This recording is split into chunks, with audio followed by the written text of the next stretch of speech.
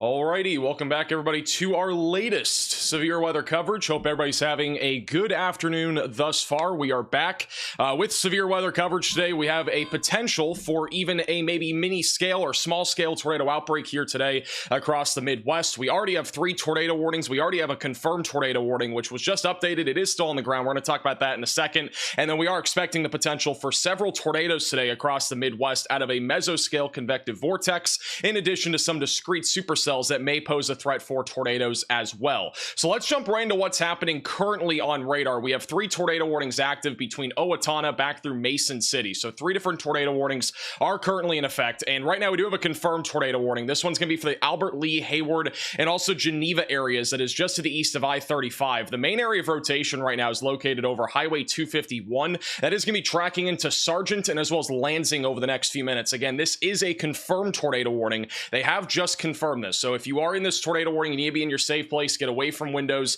get on the lowest floor possible, and get to an interior room of your home or building. This storm is currently tracking to the east-northeast. That area of rotation is also a little bit more on the rain wrap side of things. There is a storm chaser by the name, I believe, of Mike Mars, who has confirmed this at least once, if not twice. There's a large bowl lowering and then a tornado touching down. So that is currently what is happening right now, just to the south of Blooming Prairie. That'll eventually go towards Rochester. So this is, again, more than likely a rain wrap tornado just off to the northwest of Austin. Back over near Owatonna, we also have an area of rotation which has actually just exited our tornado warning, but I would expect we'll get a new tornado warning in a moment. That's going to include areas like Dodge Center, Casson, or I think it's Casson, and then eventually going towards Rochester. Main area of rotation right now is south of Claremont. You can see the red. That is your winds going away from the radar, and the green's going towards the radar. So the rotation overall is definitely there. I think a new tornado warning will be deserving for this storm as it comes up on a very populated area in southeast Minnesota, which again is Rochester. So if you're back over in Rochester, be ready to go to your safe place. We also have some rotation developing back over the town of Owatonna. This one is a little bit broader, but there is a little bit of rotation here over Clinton Falls and I-35 that will be tracking towards Highway 56 over the next several minutes. So be ready for that. We may get a tornado warning going towards Kenyon here over the next few minutes. Also near Dodge Center, there are a couple of cameras. I'm curious to see if any of these actually work, but there are a couple cameras that may have a view of this storm, so I'm keeping an eye on those.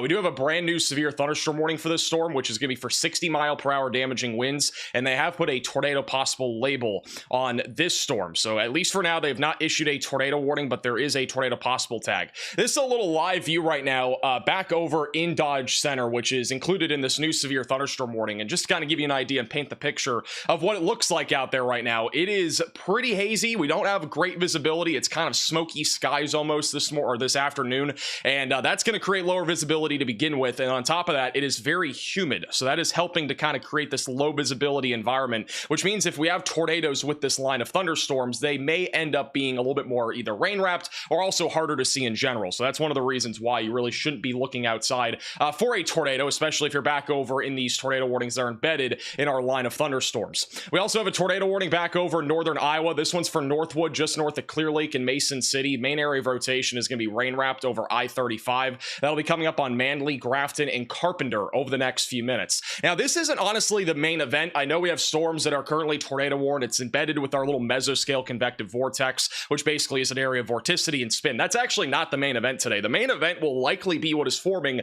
off to the east of this line of thunderstorms. We have multiple discrete supercells that have been going up here over the last 30 minutes to an hour. None of these are tornadic yet, but I would fully anticipate that we are going to get tornado warnings relatively soon, just to the south and east there of La Crosse, where we have a couple of supercells that are already beginning to organize pretty quickly. So back over near New Albion, this is in very far southeastern Minnesota, there is a very broad area of rotation, and this supercell again has just gone up. I think it's going to take another 30 minutes or so to really organize, but this will be a storm that we need to keep a very close eye on as it literally goes to the north-northeast towards the city of La Crosse in western Wisconsin. And you can see Storm Under Media and Connor Croft are both up here in this area. They are ready to intercept that storm. That one may become tornadic here again very soon. And then the other one back over to the west of Greenwood in Wisconsin has some broad rotation as well. Again, it's in the beginning stages of forming. It's going to take a little bit of time, but this one also has the potential to be a long-term problem when it comes to the potential for tornadoes. We've even had some storms going up all the way as far east as Beaver Dam and even Milwaukee. None of these currently are really that concerning. I don't really foresee there being a significant threat of severe weather with any of these storms out here to the east, but I do think later on today, as this environment becomes more ripe, we may see an increasing tornado threat back over here in central and eastern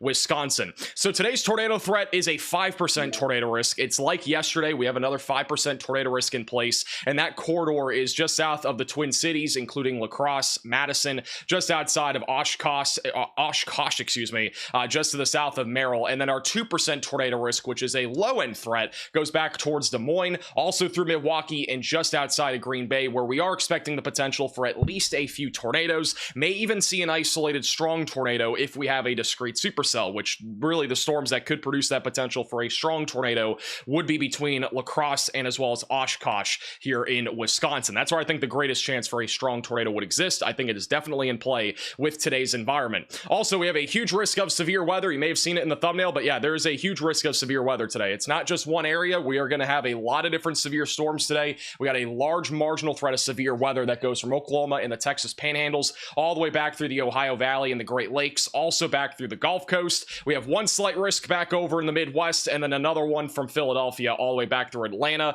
Main concern with our Midwest threat is damaging winds, hail, and a few tornadoes, maybe even a strong tornado. And then anything off to the east will be mainly just damaging winds and very isolated large hail. So that's kind of the general overview of what we're going to be talking about here throughout the afternoon. Also, the tornado warning south of Owatonna has been canceled, so if you're in Owatonna, you are fine to get out of your safe place. We still have a little bit of spin there over Owatonna. That is because of our little mesoscale convective vortex that is kind of spinning in this area. Could still see a brief tornado, but it should be primarily damaging winds around the Owatonna area. They have continued the severe thunderstorm warning, though, again for Dodge Center and Rochester. Biggest concern right now is damaging winds. We still have a little bit of rotation on the leading edge of the storm going into Dodge Center here over the next few minutes. And then the confirmed tornado warning still goes for 18 more minutes. If we have a tornado still, it will be in the northeast side of this tornado warning, crossing into Blooming Prairie over the next few minutes, and then coming up on Haywood. So it's kind of on the back side here of our line of thunderstorms, and that is a little bit of an inflow even on the back side. So that's why we have a tornado embedded on the back side here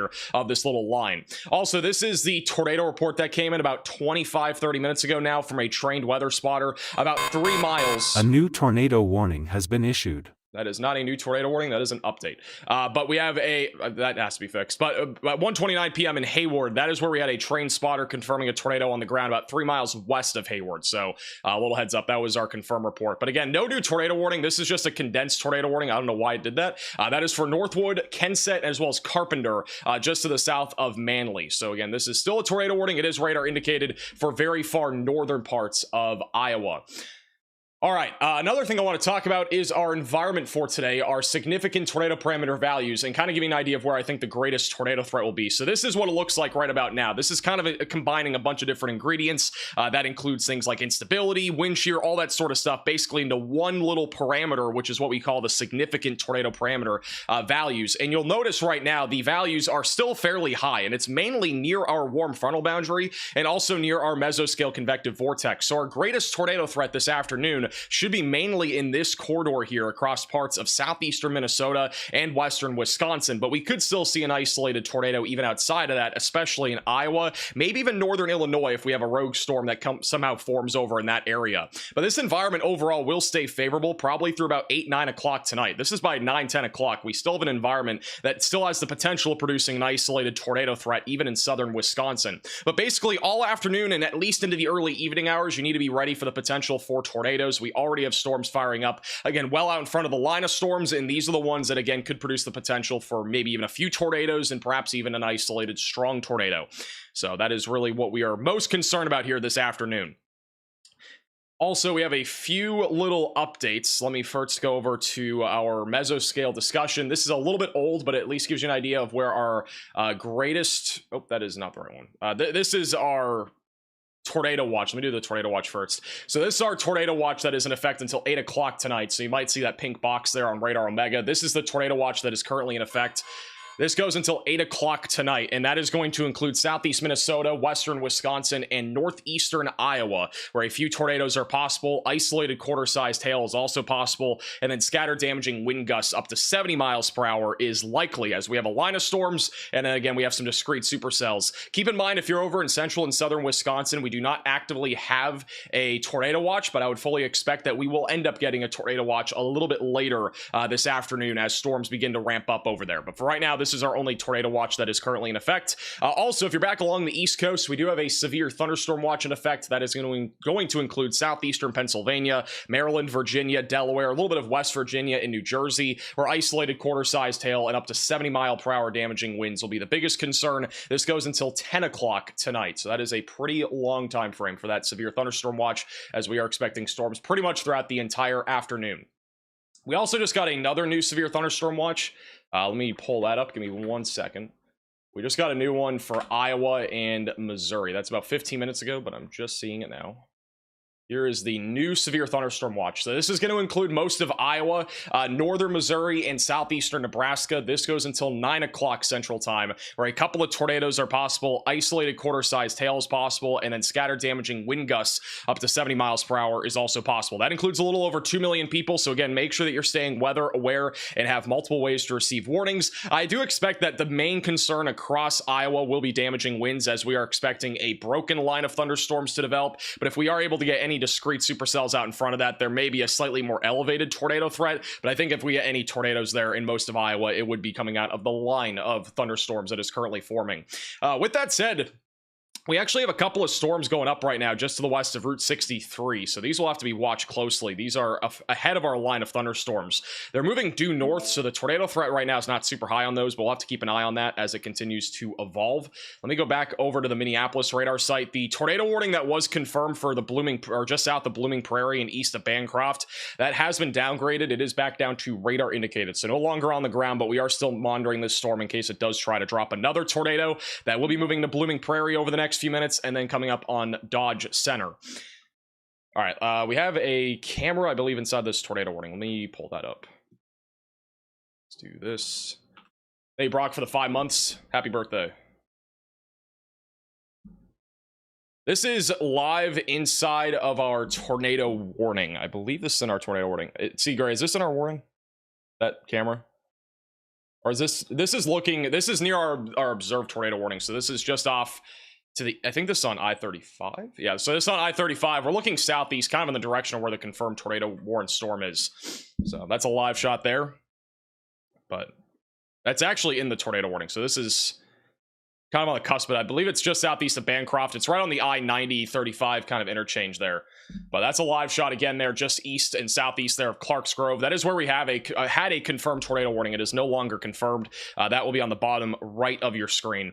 But yeah, that tornado warning I don't think is going to continue. We do still have some broad rotation over Blooming Prairie. That's now moving into our severe thunderstorm warning. So I kind of doubt they're going to continue that tornado warning. We have a little bit of broad rotation also near Austin in Minnesota. That'll be coming up on Grand Meadow and Racine over the next few minutes, and then also coming up on I-90. I still think this storm here near Rochester needs to be watched very closely. I think it's more of a damaging wind threat right now, but I wouldn't be surprised if this tornado threat starts to uptick here over the next few minutes as it continues to move east. And then just south of La Crosse, we have, again, a couple of discrete supercells that are firing up right now. Storm Intermedia and Connor Croft are both en route for those storms. This is Storm Intermedia looking to the south right now from La Crosse. And so they are currently driving down 1461 near Shelby. You can see the cumulus clouds going up. The visibility is also way higher in this area. And the reason why is because we do not have nearly as much humidity. And also it's not as hazy compared to the west. If you're anywhere in, like, you know, southeast Minnesota right now, it is super hazy. Visibility is no more than 2 or 3 miles. But you can see all the cumulonimbus clouds going up right now. Storms are again bubbling up right here out in southeast Minnesota and also western Wisconsin. We still have an area of rotation again just to the west of New Albin, and that'll be coming up on Genoa. It is not enough for a tornado warning by any means yet, but I think in the next 20 to 30 minutes it could become tornadic. There was a storm merger that just happened with this storm, so it may just take a little bit of time, but this storm is in a pretty favorable environment for tornadoes right now. We can go over to the significant tornado parameter values and kind of line it up with the storms that we have right now. Just kind of gives you an idea of the environment, and this is what it looks like right now. So again, our kind of boundary, our warm frontal boundary, is sitting essentially right here right now. So all the storms that are forming around and just south of La Crosse are entering into a favorable environment for the potential for tornadoes. So we need to keep an eye again on this basically corridor here over the next hour or two. Hey, Tracy for the $10 super chat. Greetings from West Texas, everybody. Please be careful out there. Northern neighbors. Thank you, Max. You're the best. I appreciate that. By the way, if you guys are wondering and you guys did not tune into yesterday's stream and you don't know what happened, I did not have internet pretty much. So we have internet right now. Hopefully it stays like that. But yesterday, we literally with like 3 hours before I even went live, we were setting up a Starlink. We were, literally doing anything we could to literally have internet. And unfortunately, it was not enough. This problem will not occur once I'm in my new studio, which will probably be in the next week. But yeah, just throwing that out there again. We do have internet now, and hopefully it stays like that. Also, Connor's coming up on this new storm that just bubbled up south of La Crosse. This is near Coon Valley. Help this one out, I think. See the ominous skies out there in the background, which we'll see again in a second. But this storm's starting to go up pretty quickly. You can see that bottom right of your screen. It's a brand new storm that just went up.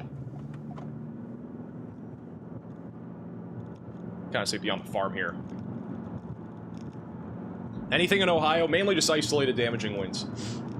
Will the new studio be in Florida? It will be. I'm not leaving Florida.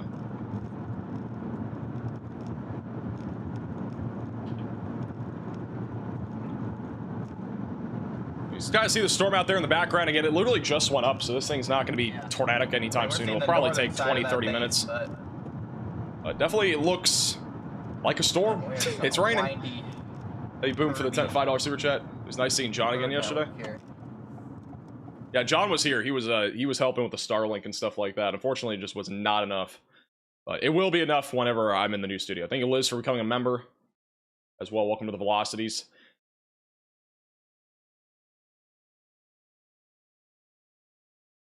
Also, thank you, Taz, for the $10 super chat. Please don't forget to protect your pets. They need protection too. 100% agree.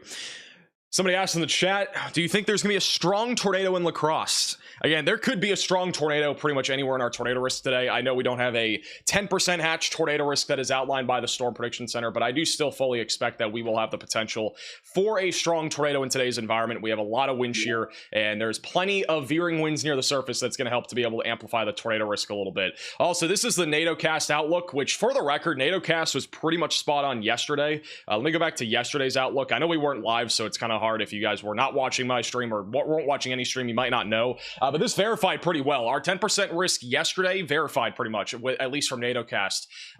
And so there were multiple tornadoes in this area. Riley will talk a little bit more about those in a little bit, but we had multiple tornadoes in that 5% tornado risk. And so for today, the NATOcast outlook is not very different. It's honestly basically the same area. We have a 10% risk in place right now for like southeast Minnesota and northern Iowa, and then a little sliver there of western Wisconsin. And then that 2% tornado risk goes all the way back over towards Milwaukee, also into southwestern Iowa. So I fully expect that we will see a few tornadoes today with today's environment. We've already had one, and we will probably see more here over the next few hours as these storms continue to organize. But again, it's only going to be a matter of time until we really start to see more tornado warnings. I think yesterday we peaked at 6 or 7 tornado warnings, so I don't think that's going to be hard to match today with today's environment. It's not super different from yesterday.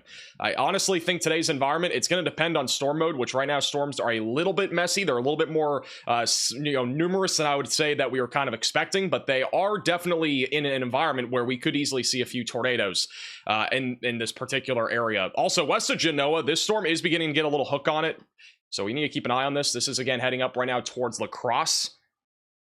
So that's near Highway 26. A little bit of rotation starting to ramp up on that storm. It's going up again towards La Crosse over the next few minutes. And then the other storm right now near 1461 roadway is currently moving over that road and going towards Bangor and eventually going towards Sparta. So we are keeping an eye on this storm. It's mostly a wind threat as of right now, just to the southeast of Shelby, but tornado threat should be increasing here over the next hour. Also, we got our first damage report of the day back over near Albert Lee, Minnesota. That is from our initial tornado. Down trees and power lines in Freeborn County. Once again, about a couple miles to the southeast of Albert Lee. That is from possible tornado damage. That was around 1:20 p.m. So that is the latest there. We can kind of see the storm just a little bit too. That one that did produce a tornado, which no longer is tornado warned. You can kind of see the storm though. This is looking southeast on I-35 from the Albert Lee area, but it's now moving off to the east. Gusty winds are coming in from behind it as this little mesoscale convective vortex continues to push to the east. Let me find our mesoscale discussion for this area too. Anything in Delaware? Delaware will be mainly a threat of damaging winds and hail. Tornado risk is pretty low. This is actually a time lapse from Albert Lee. This is actually pretty cool. This is from Live Camp Chaser on Twitter. They time lapse this. This is when we had a tornado on this storm. So you can kind of see, it's hard to tell where the tornado would be. It would probably be back in here a little bit more rain wrapped. But this is when this was going through Albert Lee. But that's almost undoubtedly the tornado in here. It's somewhere in there. The tornado video / photo I saw from one of the storm chasers in this area, it did not look super large. Like, it wasn't this large. It looked pretty small, but it's probably rain wrapped back in there somewhere.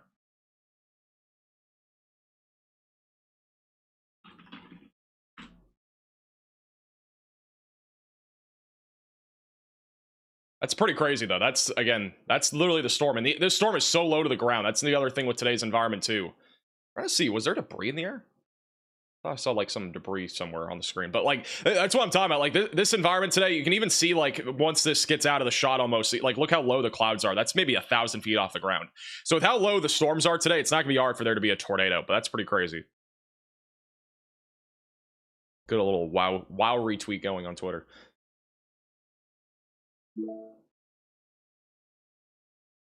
Also, thank you, Richard, for the $10 super chat. A bit off topic, but what kind of forecasting ability that we'll use, or will we lose now that we won't have microwave data? Yeah, the one, like, that's gonna be more for hurricanes. The microwave data is really like that type of satellite is used. I'm not talking about a microwave in your kitchen, by the way. It's a type of satellite. It's just kind of preface that, but there is a satellite, unfortunately, called the microwave satellite that will not be used essentially, I believe, after July 1st, and that is definitely going to affect our forecasting ability a little bit, or at least our researching ability more than anything for hurricanes. It's more to do with research. There is definitely some forecasting to it, but research is really the biggest thing with that. All right, Riley has an update. Go ahead, Riley.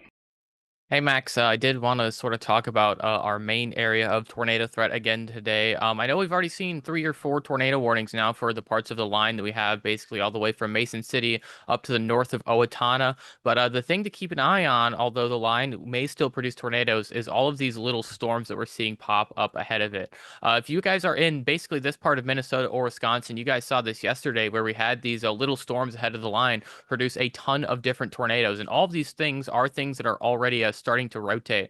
There's no velocity couplets on it yet, but I mean, you can just go through here and circle all the areas of rotation that we're starting to see on all of these little storms that are popping up. This is something that's going to continue, and they're only going to get stronger rotational couplets as the storms themselves strengthen. The one that I have my eye on the most is this storm here to the north or the southeast of Caledonia. It's quite messy right now. It needs to organize, but this is something that's already indicating that it could try and wrap up a pretty decent velocity couplet. Anything in this region, though, all the way over outside of our tornado watch does actually have the possibility to do it as well. It's just a lot less significant than the stuff that is in our tornado watch. Our most favorable tornado environment is sort of right up here against the line where we do see that elevated wind shear. That's just how the system kind of plays out. So these are going to be the storms to keep an eye on, but don't forget anything over here could still possibly produce a tornado or a landspout. Alrighty, thank you, Riley, for the update. We just got a brand new tornado warning. This is going to be for Dodge, Olmsted, and Mower counties in Minnesota, which should pop up here in a moment. I believe that's going to be the one here near Rochester, and that is. So it's going to be just southwest of Rochester. This one did produce a tornado earlier, so keep that in mind. This has already produced a tornado, and it may try to do so again just north of I-90. That is tracking up towards Rochester, Minnesota. So seek shelter, get away from windows, get on the lowest floor possible, and get to an interior room of your home or building if you are in this tornado warning. Once again, Dodge, Olmsted, and Mower counties in Minnesota, you guys are included in this tornado warning. Main area of rotation right now is near Lansing and Brownsdale, going to Sargent over the next few minutes. If we have any cameras, by the way, here, just let me know. I think there are a couple on I-90 that may be looking up that way. Or no, that would be actually further north, I think. Maybe. No. I have no clue. Why is this broken? Let me do this. We may have cameras looking in this area. If there's any, just let me know. This is just north of Austin. Once again, this is going to be going up towards Rochester. I'm going to track out this storm as well. It is moving northeast at about 40 miles per hour. We'll do a little tracking little thing here. So again, you can actually do this inside of the Radar Omega app if you download it with the top link in the description below. We do this little like tracking thing, gives you an idea of when you could be seeing a particular storm. So we're tracking out at about 40 miles per hour, which is about the speed of this storm. So it's going to be going into Rockdale at about 2:30, Shantytown at about 2:35, Golden Hill at 2:45, and then Rochester Rochester, Minnesota. This will be knocking on your doorstep around 2:45 p.m. So that's again an ETA. If you are under the tornado warning, you should not be waiting until this impact time that is listed on here. You should be getting there well ahead of time. There's no reason to wait if you're in a tornado warning. We could see a tornado legitimately drop at any time with any of these tornado warnings that we end up seeing. By the way, this is our only active tornado warning as of right now. The other one that was in Iowa has been allowed to expire, and the same thing with the other one that was back over near Albert Lee. We got another mesoscale discussion from the Storm Prediction Center. This one's back over in Oklahoma. So this is going to be for central and western Oklahoma. Storms with the potential for strong to severe damaging winds is possible this afternoon. So nothing too out of the ordinary down there, but we do have a little bit of severe weather in store if you're back over in Oklahoma, maybe extreme northern Texas as well. Also, the severe thunderstorm warning for Rochester, Marion, and Dodge City still continues. We do have a threat of damaging winds over Casson right now, going into Byron, and then eventually going into the town of Rochester. So again, that is just off to the west right now of Rochester. All right, let me see here. I think we have a couple of cameras that are going to be near this. I'm just trying to see if any of them have a view of anything. By the way, this if we do get a tornado, or even if we just get damaging winds, but even if we do get a tornado, this is going to be approaching the Rochester International Airport, which for reference is barely outside of our tornado warning. That's right about here. So this particular storm is going in that direction right now. We're going to put bottom right of your screen a camera that is near that airport, which is barely outside of the tornado warning, but at least is looking south, which would be kind of looking in the direction of this storm. So that'll be bottom right of your screen. And then back off to the east near La Crosse, we have multiple storms that are currently going up. We actually have some broad rotation developing west of Greenwood. It's not really much yet, but this storm is entering a favorable environment where a tornado would be a possibility. We got a lot of little discrete supercells that are currently going up right now between Rochester and Sun Prairie and Madison. And so again, any of these that develop in this environment will be capable of producing a threat of a tornado. Greatest threat over the next hour or two will be in this region, and then it will probably increase at least a little bit later this afternoon, back over around and just off to the north of Madison. But Storm Intermediate and Connor Croft are both coming up on the supercell that is near Genoa that is beginning to rotate. It is, again, just outside of Reno, and that'll be coming up on Stoddard here over the next few minutes. And once again, this is a live shot of that storm, which we'll have a much better view of here in about 2 minutes probably. But you can see it right there off to the middle right. Wouldn't be surprised if it's already rotating, at least with some sort of lowering or wall cloud.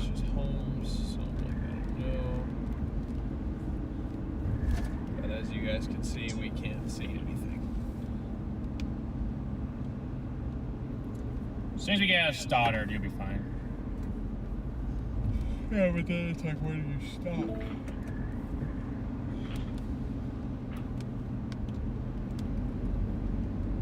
For all we know, it may actually be a road in Stoddard that you can see. There's a lot of homes in this town. This is again Stoddard in Wisconsin.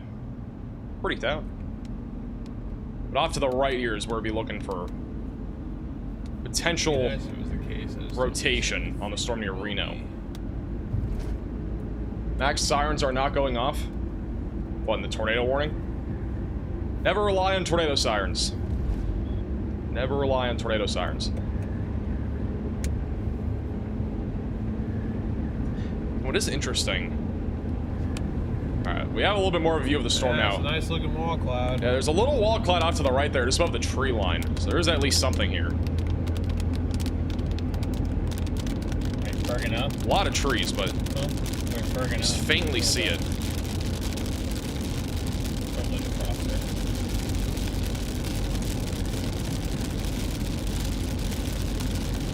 It's just beyond the tree line.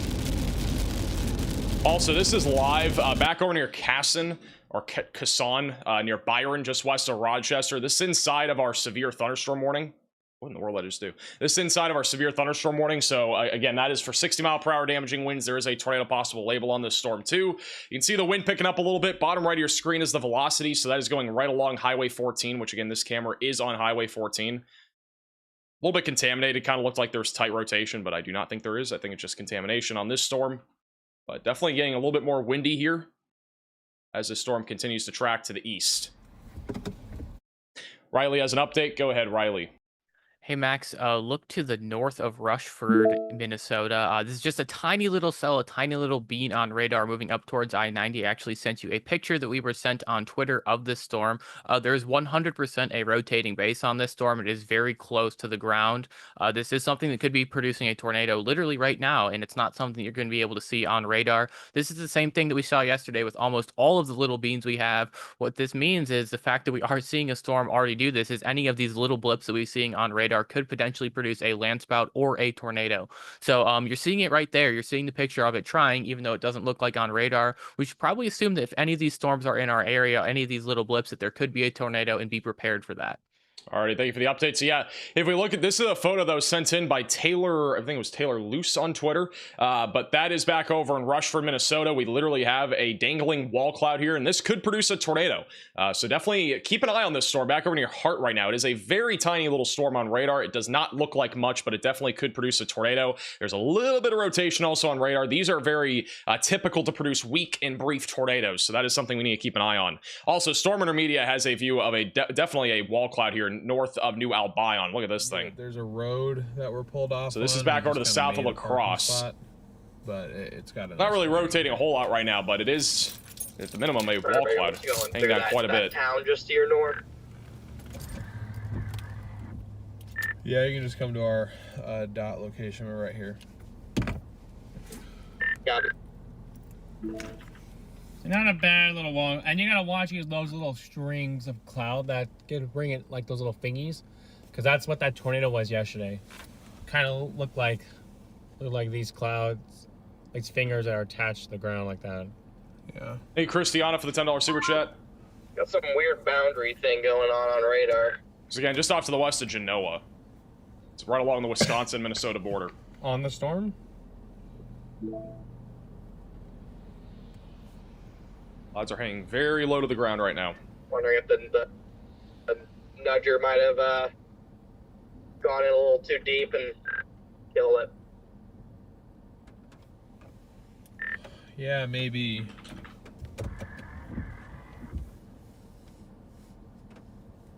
Yeah, this is actually giving me more shelf cloud vibes.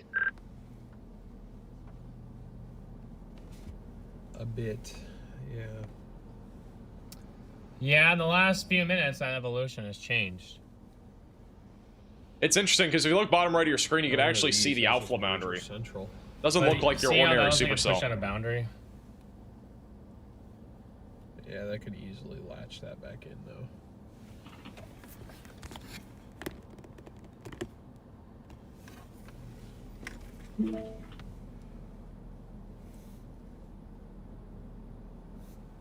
Yeah, but ours can pull the boundary back in too. I didn't know it shot one out. Lisa, thank you so much for your $20 super chat. We really appreciate the support. Hey, Unreasonable for the $5 super chat. Is Madison Sun Prairie going to be at risk later today? You guys are in the risk today. Damaging wind should be the main concern, but there is a chance for a tornado depending on where our warm frontal boundary is set up over there. And the greatest tornado threat will be basically within 30 miles of our warm front.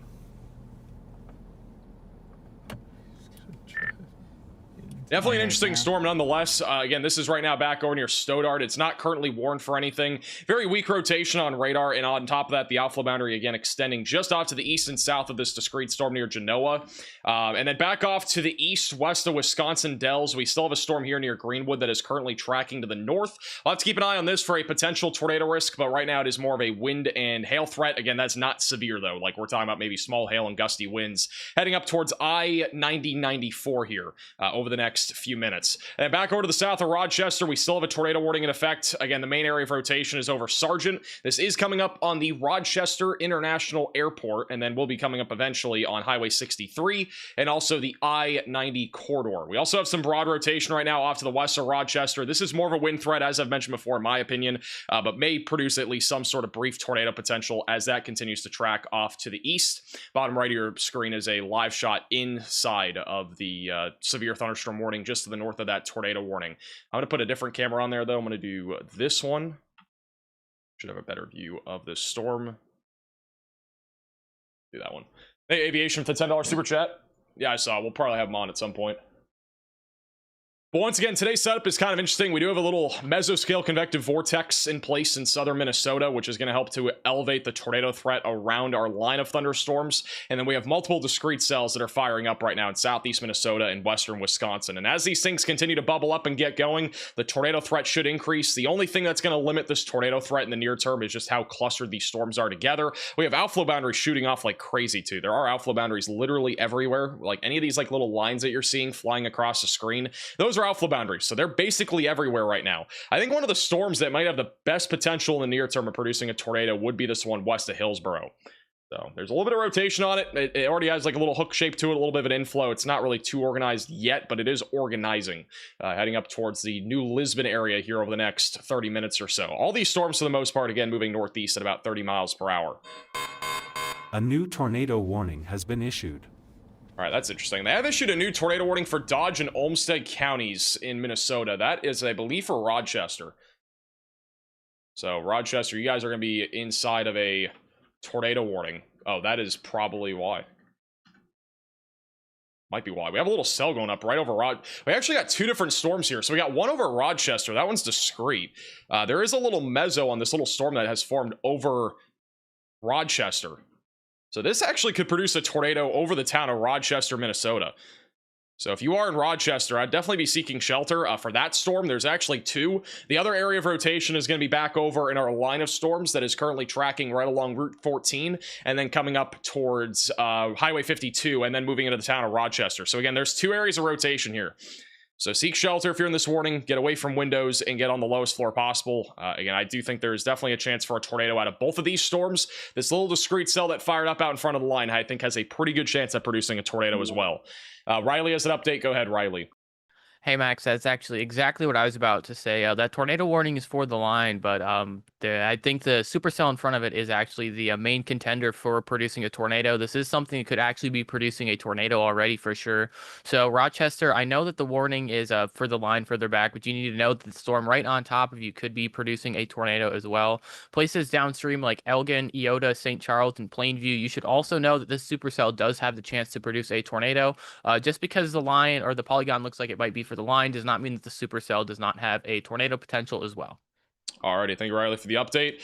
And so, yeah, again, this storm right over Rochester is rotating clearly on radar. If we have a tornado on the storm in Rochester, it would be going up 5263 roadway and then coming up on highway or State Route 22 and then that is 55th Street northwest, and then a few other locations. Again, there's a lot of homes and as well as commercial buildings on the north side of Rochester. So this tornado would be tracking right up into that direction if we have one on the ground. Again, that is our strongest area of rotation. Further back to the west, I still think this is more of a damaging wind threat. The camera bottom right of your screen is on Highway 14, literally where we would probably have a tornado, and it does not appear to be much more than just wind right now. I've not really seen anything radar-wise either that indicates that that is imminent to produce a tornado. I'm still more concerned about the storm that is literally over Rochester right now.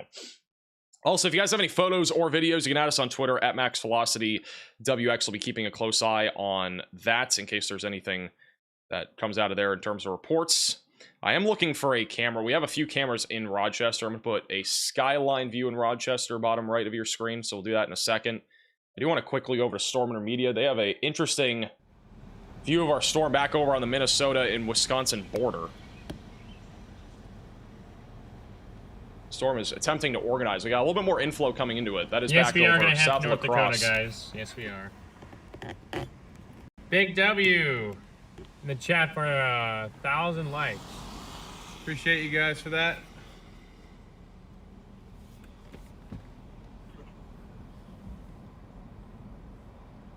Bit more rising motion. It's twisting right here good now.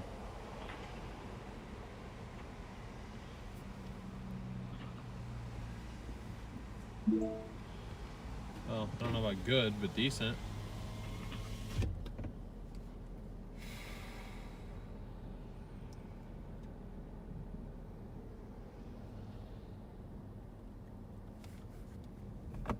Thank you, Golder, for the $20 super chat. Also, thank you, Michael, for the $10 super chat. Known to man about 45 seconds ago. So, but there was a vortice? I said it'd be the weakest vortice known to man about 45 seconds ago, right? That little rotating portion right there passed over that hill there was a little bit of just upward condensation, and then now it's gone. Yeah, I mean, those little condensation spots, yeah, I wouldn't even rule it out. Maybe we'll see a little foresee over the water. Well, I see those off to the right. Those have been sitting there. It was more like directly in my line of sight. It was there for like 30 seconds, and then it was gone. So It's also Connor's view. They're both looking at the same storm. certainly not going to count. You can kind of see the structure a little bit better from Connor's POV. Yeah, all the clouds are pretty low hanging here. This is pretty much with any storm that we have today. Like if you go outside, for example, or even just look out your window, literally any of these storms in Wisconsin that are not warned, they are going to look probably similar to this, where we have scud hanging down. They look like they might be about to drop something. This isn't really rotating a whole lot right now. It's just kind of scuddy. And also we have an outflow boundary that is probably hindering its imminent tornado threat, but I think the tornado threat will increase as this moves east. You can still see there's a little bit of weak rotation there near 26 going up towards Stoddard. But the outflow boundary is still out in front of that, so it's going to take, I think, still a little bit of time. Needs an RFD surge. But it is attempting to organize. Again, that is bottom left of your screen is where we are currently looking at for a potential tornado. Again, I think it's still going to take some time, though. That is south of La Crosse. This will eventually be going towards 1461. Shelby, Pleasant Valley, and Coon Valley will eventually be in the path of that. We also got a storm merger back over to the northwest of Greenwood. This actually may get tornado warned back over to the west of Hillsboro. The velocity's just upticked a lot over the last scan in Wisconsin. We got a storm merger happening. We may get a brief tornado near White City or Dilley, and that'll eventually go towards Elroy and eventually New Lisbon. But this is currently buried back over in south or kind of western Wisconsin here. And again, we got a little storm merger that's going to help to potentially produce a tornado here in the next minute or two. But it's going to be a very short window, and the latest scan's already kind of weakening that. No CC drop by the looks of it, but there may be a tornado at some point here in the next minute or two near White City or Dilley, just outside of Hillsboro. Let me go back over to Rochester, Minnesota.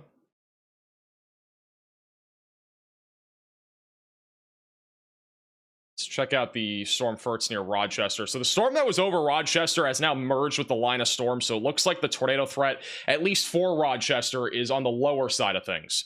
So that storm that is now just merged with our line of storms is not nearly as concerning. It is discrete, but it is not producing as much of a tornado threat because of it merging with our line.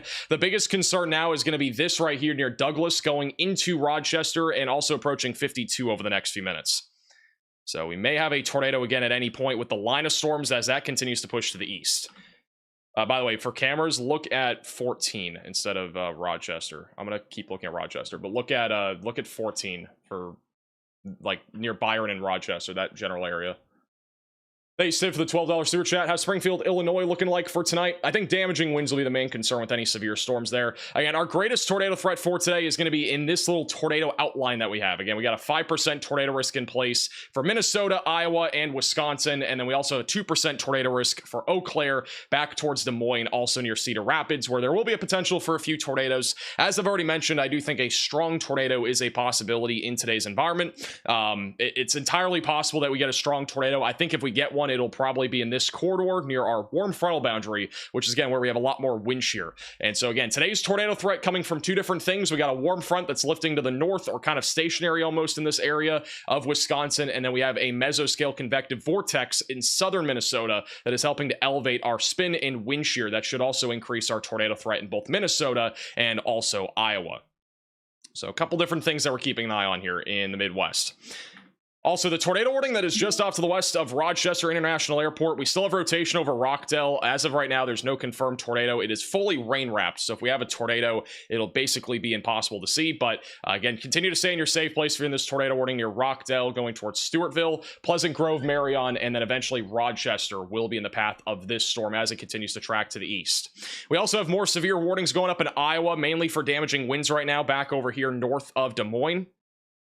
So if you are anywhere in this severe thunderstorm warned area, continue to stay in your safe place. Mainly for 60-mile-per-hour damaging winds, we do have a tornado possible label on our northern severe warning, which the storms for the most part are now moving outside of that warning. If we were to get a tornado, it'd be coming up on Osage, Charles City, and then eventually going towards Creso and Decorah in northeastern Iowa. You'll also notice this little outflow boundary north of Des Moines. You can see it right here. So we got a little outflow boundary that is out in front of our cluster of storms. So this should be mostly a damaging wind threat for the time being. seeing. If any storms can catch up to this outflow boundary, we may see a tornado threat, but for right now, it's mainly damaging winds around and just north of Des Moines. Also, a ton of little pop-up storms are now forming west of Des Moines.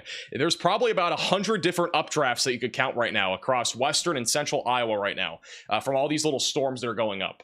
So there's a ton of storms going up right now across Iowa. None of them are really severe off to the west, but these are eventually going to kind of mingle and kind of transition to a line of thunderstorms that'll be producing an elevated threat of damaging winds. So that'll be something to keep an eye on. All right, let me go back over to here. Do we have the... Is... There's center. Trying to find a mesoscale discussion. Why do you have Kentucky in your red pick? This is why. Our risk is huge today. This is literally the risk outlined by the Storm Prediction Center today. It literally encompasses pretty much half the country. It's almost like yesterday. It's very similar. We have, again, a large marginal threat from Texas and Oklahoma all the way back to the Gulf Coast, and then two slight risks, one of which is in the Midwest, and another one from Atlanta, Georgia, back up towards Philadelphia. So again, basically a huge area that's all combined into one. But we have two different modes. We got, again, this being our more organized threat with a mesoscale convective vortex / a surface low back over near Minneapolis, and then this here is just going to be a bunch of sporadic storms that pop up this afternoon, which we are already starting to see severe thunderstorm warnings, especially back over in our severe thunderstorm watch in the mid-Atlantic. Biggest concern with these storms will be damaging winds and hail. There is a very, very, very low and off chance that a brief tornado happens. We actually end up having a brief tornado last night in Georgia, believe it or not. I'm going to talk more about that here in a moment, but there was actually a brief tornado last night back over in Georgia. That was like at 2 in the morning. That was well after the fact of our severe threat. This is a live shot right now from the Rochester area. So we are currently keeping an eye on Rochester, where we currently have an active tornado warning in southeastern Minnesota. This is still radar indicated rotation, nothing confirmed as of right now. And if we have a tornado, it would be located near Rochester, just off to the west of Rochester. We'll be coming up into town here over the next few minutes. But very ominous skies. Clouds are very low back off here to the, this is looking southeast, but you can see how low the clouds are there. It's on US 52. Hey, Midwest for the $10 super chat. Anything going to hit Minneapolis? I don't think so. I do not think Minneapolis is going to be hit. I think Minneapolis will be chilling today.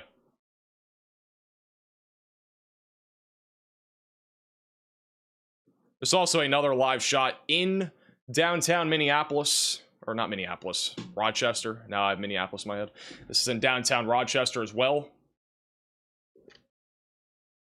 Again, the skies are very ominous out here. Very low clouds.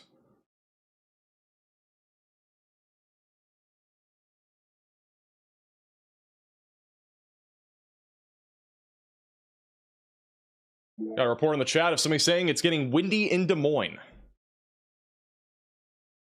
Likely because of our outflow boundary that's moving through the area right now.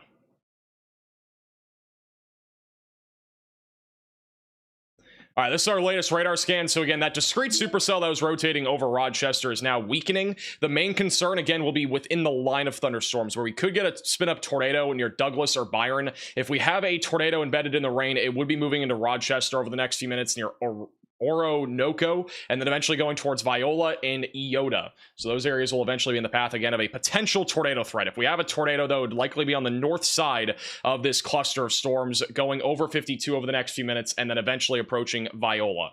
So again, if you are in Viola, be ready to, or you should already be in your safe place, but be ready for a possible tornado moving into your area here over the next few minutes. Let me go back over to here. Let me see if we have another camera here. This is also live. This is on the west side of Rochester. This is facing east. There's literally almost no visibility. It's not even really raining yet here on the west side of Rochester, but there's almost no visibility here.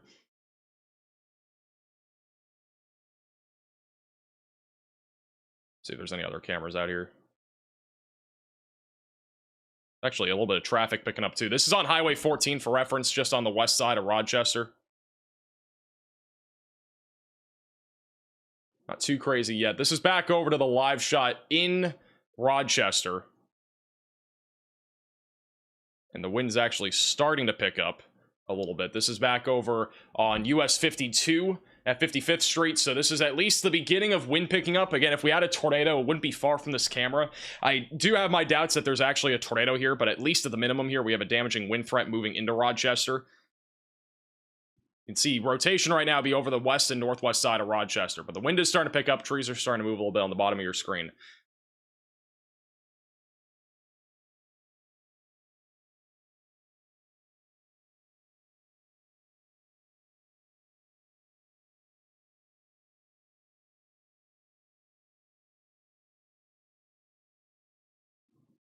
Hey, Lotus for the $20 super chat.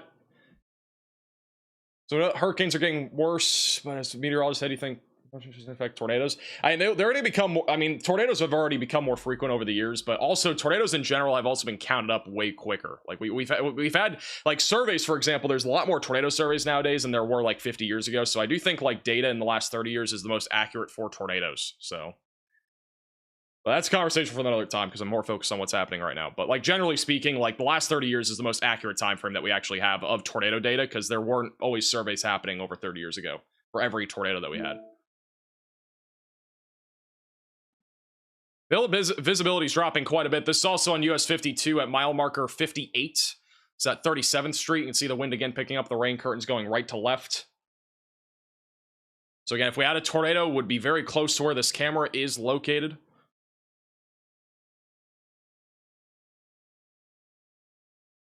So far, mostly just gusty winds.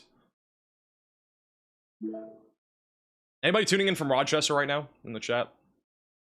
Out of curiosity, let me know in the chat if you guys are tuning in from Rochester. Got a lot of people that live in Rochester.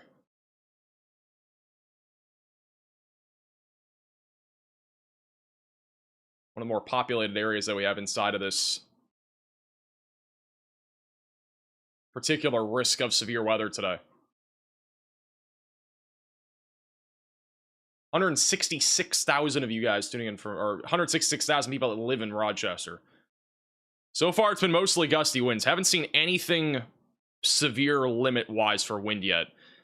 Once again, visibility has dropped a ton across the board. If we had a tornado, it'd again be basically rain-wrapped. It'll be hard to see. If we had any big surge of wind, there could be a tornado or even maybe a microburst. But if we have a tornado, again, it would be within proximity of Rochester right now. It would be on the northwest side of town. We are in a little bit of a radar hole. From what I'm seeing on radar, the best chance of there being a tornado would likely be just north of Rochester, going towards the 63 route just south of South Troy. So another live shot also. This is on US 52 as well at mile marker 55. You can see the wind picking up. Wind looks a little bit stronger here than the other cameras, so it's definitely interesting. See the wind picking up a little bit more. This may be closer where our rotation is.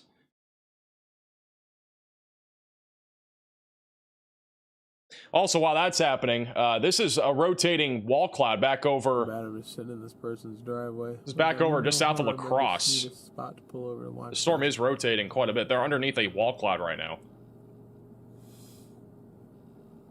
Also, bottom right of your screen, the storm near Greenwood's also rotating. Just north of Greenwood, going up towards the New Lisbon and Mauston.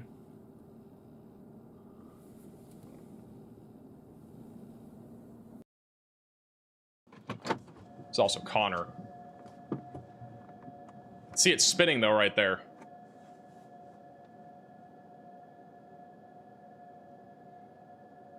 Got a little funky there for a second. Still rotating up there.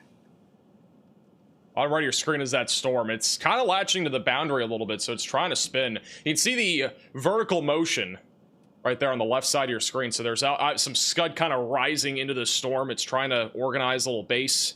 Oh yeah, wind's picking up. Come on, let's dance. Let's Definitely dance, trying. Tornado. It's right near Stoddard, Wisconsin. Why don't you drop down right here? Let's play a little game. While that's happening, this back over in Rochester, which is where, again, we may have a tornado on the ground. Again, if we have one, it's going to be rain-wrapped. Bottom right of your screen are the velocities in Rochester right now. Looks more like a wind threat, but if we were to have a tornado, it'd likely be over the north side of town. Still see this tree swaying there at the top right of your screen. There he is. I could have swore I just heard trees cracking. Wow, look at this. Storm intermediate back on the storm again near La Crosse. Wouldn't be surprised if we at least get a severe warning on this here soon. All right.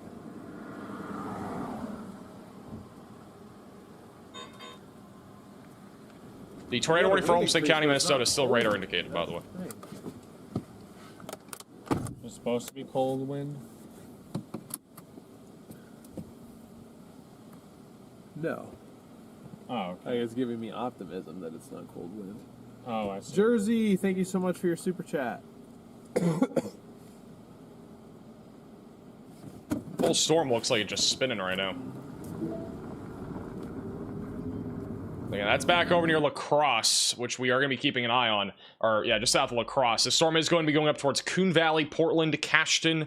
Again, we have a little bit of weak rotation. It's been weekly rotating for quite some time now. That'll eventually be going towards Toma, and as well as I-90 over the next few minutes. The storm also near Greenwood right now is rotating. This is back over to the south of Mauston and south of New Lisbon. This storm just underwent a storm merger, so it is attempting to organize. We do have a hook and as well as an inflow on radar, and the velocities are beginning to pick up. So there is a chance that we get a tornado warning at some point here in the near future, heading up towards the New Lisbon area, also going towards I-90-94. So be ready for that. We may get a tornado warning here soon on this storm as it continues to track to the northeast.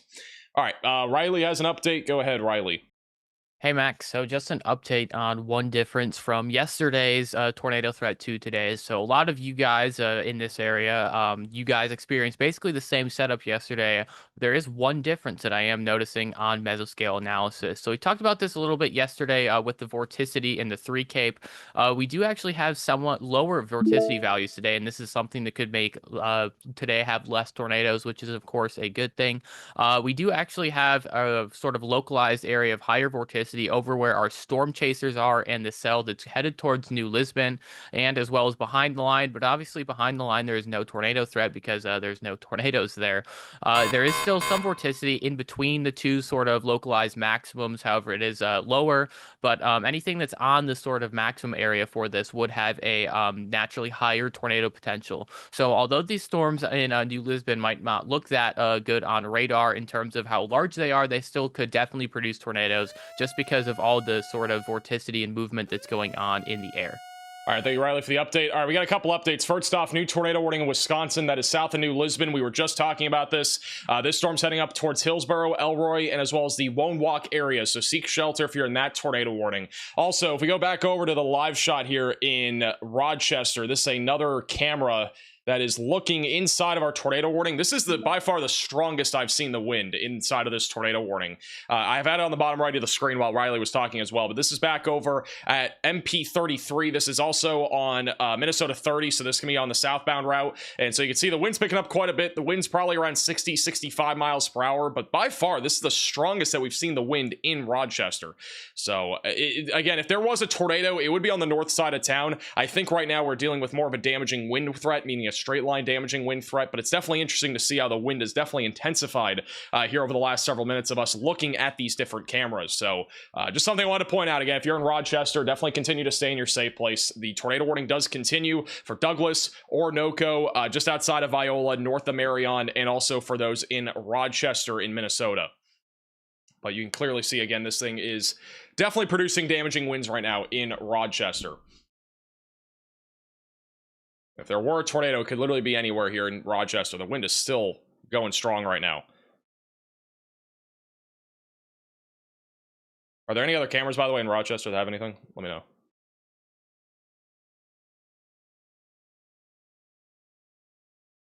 Also, we got another mesoscale discussion from the Storm Prediction Center. We're going to talk about that in a second. Man, the wind has been strong here for like 2-3 minutes now.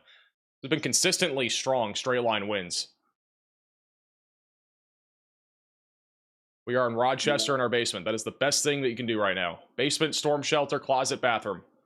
That's where you got to be right now if you're in Rochester.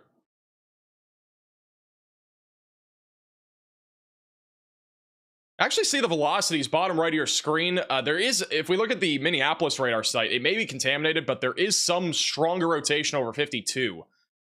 And so this is located back over near Marion Woods. So that might be trying to produce a tornado. The wind's gotten at least slightly calmer.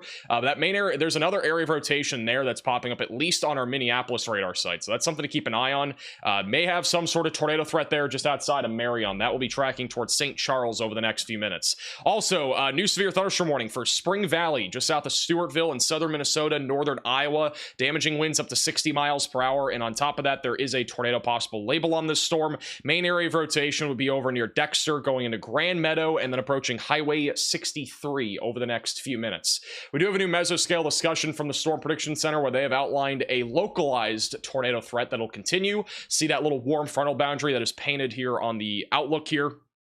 That is where we have a lot more wind shear in place, so any storms that are near or just south of that warm frontal boundary will have an elevated threat at producing tornadoes, and then damaging winds up to 70 miles per hour is also a possibility.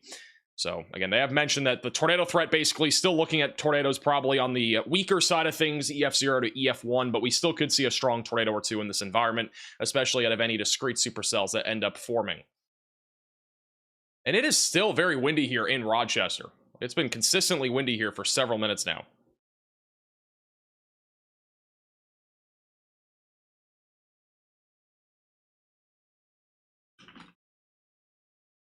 It is still windy. This is the same camera that we were just looking at like 2 minutes ago.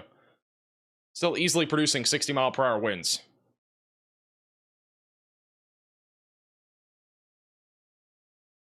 Maybe a little bit higher.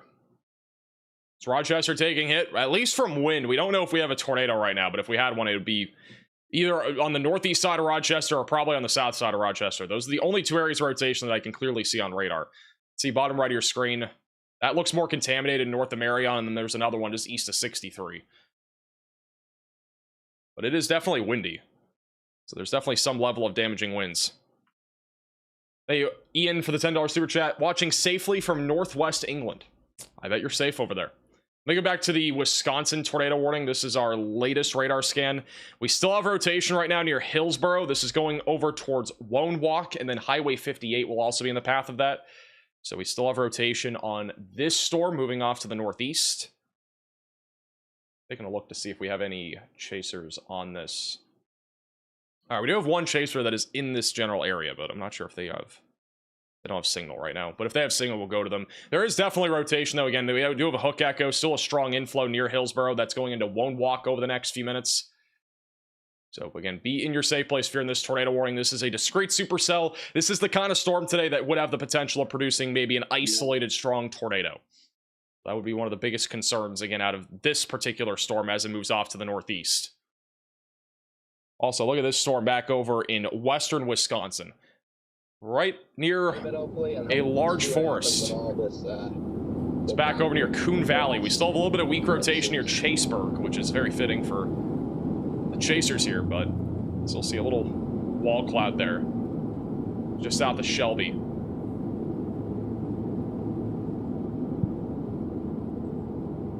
What about Florida today? Just isolated damaging winds. We actually had a tornado, I think, near Largo, I think it was Florida yesterday, which is pretty crazy. Like remotely serviceable out of Coon Valley.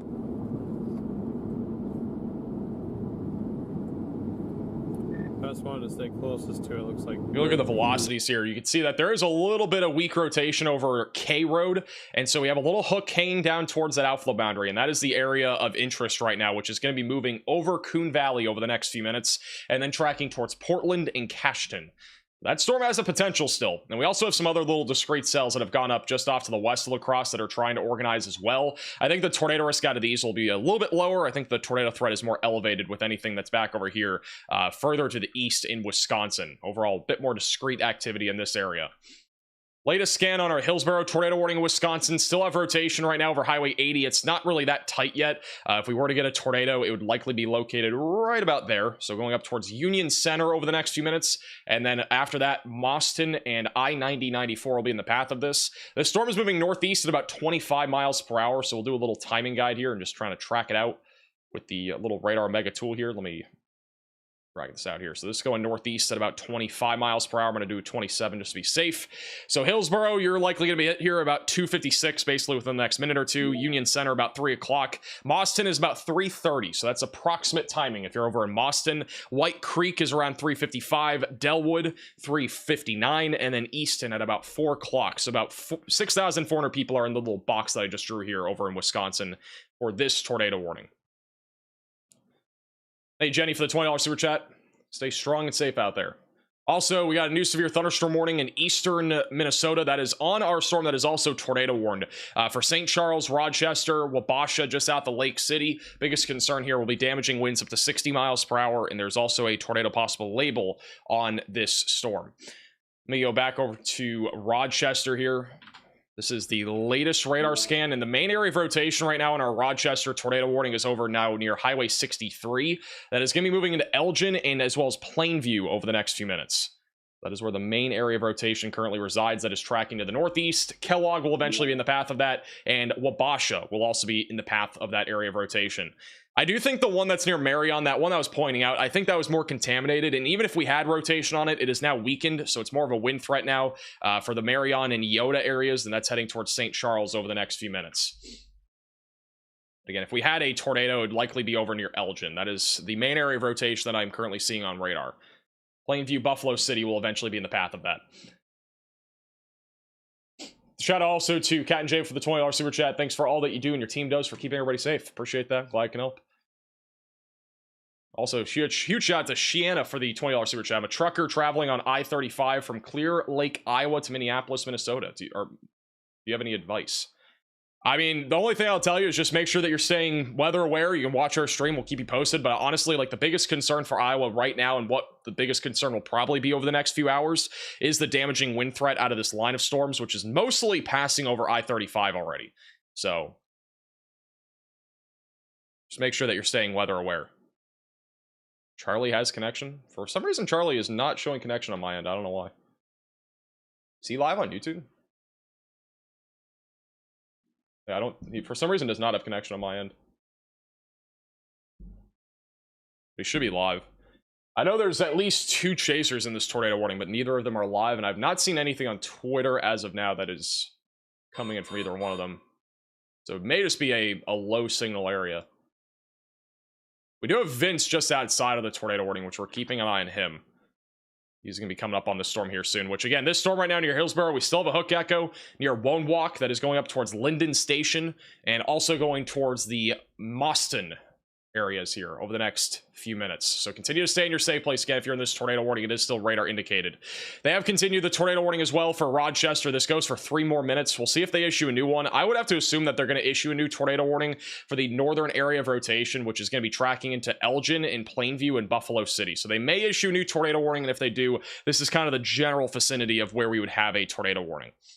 That is currently moving east-northeast. But most of Rochester, you guys have like a couple more minutes, but for the most part, you guys are clearing out. I would just stay in your safe place for at least 2 or 3 more minutes until the storm fully passes your area. I also wouldn't be surprised in the near future if we were to get a tornado warning near Grand Meadow and Spring Valley. There is a little bit of rotation developing here, going over 63 Fillmore and then approaching Preston in southern Minnesota. And then down the road, that'll be going towards Rushford, Caledonia, Spring Grove, and Mabel. This is once again the storm back over near La Crosse right now that has had a wall cloud. It is difficult to know, chat. No idea, really. A little bit of connection, but you can still see the ominous skies. It's hard to see if we have a wall cloud just purely because of the position that they are currently in, but you can see on the radar here just southeast of La Crosse, this is what the storm looks like right now. So again, we got a little outflow boundary here. If we had a tornado, it'd be near 1461 heading towards Portland and Leon. It has been broadly rotating for quite some time, so we're still keeping an eye on that. By the way, we were obviously not live yesterday, but this is just a little update from yesterday. We had 16 tornado reports, almost all of which were in southeastern Minnesota, and then over 400 wind reports, which is pretty crazy. So a little over a dozen tornado reports, and again, almost all of those were in southeastern Minnesota yesterday, which is basically where we're currently looking at one of the greatest threats of severe weather actively. Riley has an update. Go ahead, Riley. Hey Max, we are looking at a clear microburst signature near the La Crosse radar site. So what we're looking at right here is on the velocities. We can see that there are stuff moving towards the radar as well as away from the radar. So there's actually wind moving basically away from the center of the storm. This will probably be producing localized winds gusting to 60, maybe even 70 miles per hour in this storm that's in between Shelby and St. Joseph. Alrighty, thank you, Riley, for the update. So this is a microburst, and for those that don't know what a microburst is, it is basically a localized area of damaging winds. Usually doesn't stretch out more than 5 miles from its origin point, and typically it produces in a very localized area, usually within like the first mile. So that'd basically be here, upwards of 70 to 80 mile per hour winds. We had a microburst actually near Abilene, Texas, a couple weeks back that produced damaging winds at upwards of 120 miles per hour. So that is something that you want to keep in mind here. Like, there is actually a microburst ongoing here, and then on top of that, the winds are now spreading out, so we are likely going to continue to see damaging winds somewhere between 50 to 65, maybe upwards of 70 miles per hour near St. Joseph and just south of Bear Mills. So this is spreading out now. Damaging winds likely occurring right now. There is no warning on this, but there should be for those near Shelby and just off to the east of Shelby. And again, that is all currently spreading out. Also, bottom right of your screen will be Vince. He is currently on, or coming up on our tornado warning now, back over to the northwest, or northeast, excuse me, of Greenwood. We still have a hook echo on this storm and still an inflow. It is not imminent of a tornado, but there is still some rotation, and that'll be going into Woonwalk over the next few minutes, and then approaching Mauston. So Mauston will be in the path of this.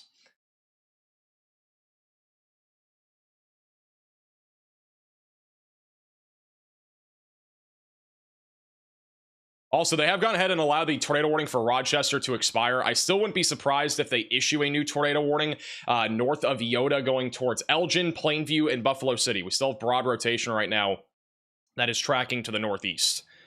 So still a potential for a tornado with this storm. It would likely be a QLCS tornado, meaning a tornado embedded in our line of thunderstorms. This is a photo that was just sent in by Autumn out of Eldora, Iowa, over on Twitter. So very ominous skies here, back over in Eldora, Iowa. If you guys have any photos or videos, you can again add us on Twitter at MaxVelocityWX. And back over in Iowa, once again, big threat of damaging winds really for most of the state. Not really much of a tornado risk. We still have an outflow boundary, again, that is well out in front of our storms. So it should be mainly a damaging wind risk, again, between Des Moines all the way through Mason City. Also, just south of Rochester, I was about to point this out, but we still have some rotation back over near Spring Valley. We may see a tornado threat ramp up here going towards Fillmore, Fountain, Preston, and Lanesboro. So tornado warning still remains possible there. Riley has an update. Go ahead, Riley. Hey Max, we are starting to receive damage reports in Pennsylvania. We do actually have a very large marginal risk of severe weather today, and I believe these storms are some of the storms that are in there across Ohio and Pennsylvania. There are reports of power lines down with our 60-mile-per-hour severe thunderstorm warning near Portersville, Pennsylvania. All right, thank you, Riley, for the update. And again, most of the storms that are ongoing in the mid-Atlantic today are going to be mostly damaging winds. There's not much of a tornado risk with almost every storm being outflow dominant and the wind shear being very weak in this area, but we are still fully anticipating that we will be seeing at least some scattered to numerous damaging winds across this region. Regardless of there being only a marginal threat for most of this area, I would still expect damaging winds to be a bit more scattered to numerous at times.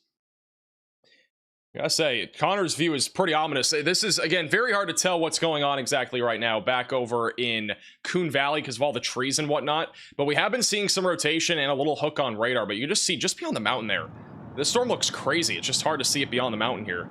And also all the trees. Storm Intermediate and Connor are both in the same area, but might get a better view here in a minute. The storm looks crazy. On radar, again, if we had a tornado, it would likely be a non-precip tornado. This is also where we have just had a microburst happen.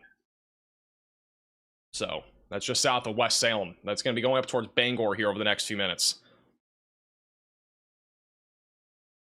Back over to our tornado warning near Union Center and Woonwalk. Main area of rotation right now is near Highway 33. That is going to be tracking up towards Mauston, Lemon, Wire, and then eventually going towards 9094. So again, continue to stay in your safe place if you are in this tornado warning. Could have a tornado still at any time, and actually the latest scan is strengthening the rotation. So there could be a tornado down at any moment here near Union Center. And this will be eventually tracking to the northeast. It'll be heading up in the direction of Mauston and Lemonweir. Riley has an update. Go ahead, Riley. Hey Max, so there are chaser reports of a tornado on the ground, or that was on the ground on our Hillsboro, Wisconsin tornado warning. Storm chaser Vince Welty is on the storm. We're not like completely able to confirm whether or not it was just a WISI base or a tornado on the ground. However, it is tornado warned, and it is possible that there was a tornado on the ground. So let's be in shelter if we are in Hillsboro, Wanawak, or Elroy in Wisconsin. All right, thank you, Riley, for the update. So again, there's likely a tornado, or we at least just had a tornado near Union Center. That is going to be tracking up towards the Lindina area, just outside of Elroy. And so if you're in Elroy or Lindina, seek shelter immediately. It's going to eventually go towards Mauston. It is not a super fast-moving supercell. It's moving northeast at about 25 miles per hour. It's one of the slower-moving storms that we have out there today. But this will likely continue to produce a tornado as it moves to the northeast. You can see Vince Welty inside of the Radar Mega app. He's right there. He's going to be coming up into this tornado warning here in a few minutes. And again, if we have a tornado, it would be right over Union Center and then going towards Lindina, which again seems likely that we have one, or at least have had one. And again, that is moving to the northeast right now. Let me go back off to the west. And so again, right now, no tornado warnings back over Minnesota or Iowa. The biggest concern across the board is damaging winds. A little bit more of a zoomed out view here of our broken line of thunderstorms producing damaging winds. The tornado threat again for right now remains fairly low, at least for the time being. We've had some rotation again in the line, but nothing that is looking imminent. Still have some broad rotation near Racine and Fillmore that is going towards Preston. And then another area of rotation near Elgin that is going to be tracking towards Buffalo City here over the next few minutes. So there are still two areas of distinct rotation on the line, but neither of them, again, are actively producing a tornado. Also, the Storm Prediction Center has just released the latest outlook for today. It is still a slight risk of severe weather across the Midwest, including northwest Missouri back into central and southwestern Wisconsin, and then the other slight risk currently from southeast Pennsylvania back into northern Georgia. So it is still a very large area that is in the risk here for severe weather today. Again, be ready for all hazards of severe weather. The greatest concern being damaging winds and hail across the board. Tornado threat a little bit more elevated, though, back over in the Midwest. This is Storminer Media. They have a slightly better view now of that storm. Look at that shelf cloud. Holy crap. That is a massive shelf cloud. This back over near... This is definitely shelfy. That's near La Crosse. That is huge. Yeah. I mean, I got to get back up to 162 regardless. So. No, I know. We only had a brief view of it, but that thing is literally huge. We broke out of it. I think Connor's gonna have a view in a second. Maybe. One of the largest shelf clouds that you'll see. We have broken out.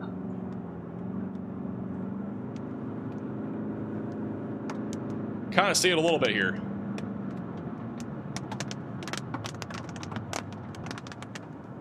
That is low to the ground over there. My goodness.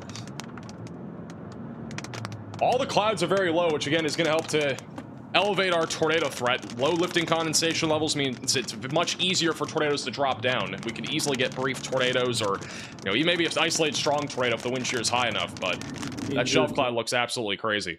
Riley has an update. Go ahead, Riley.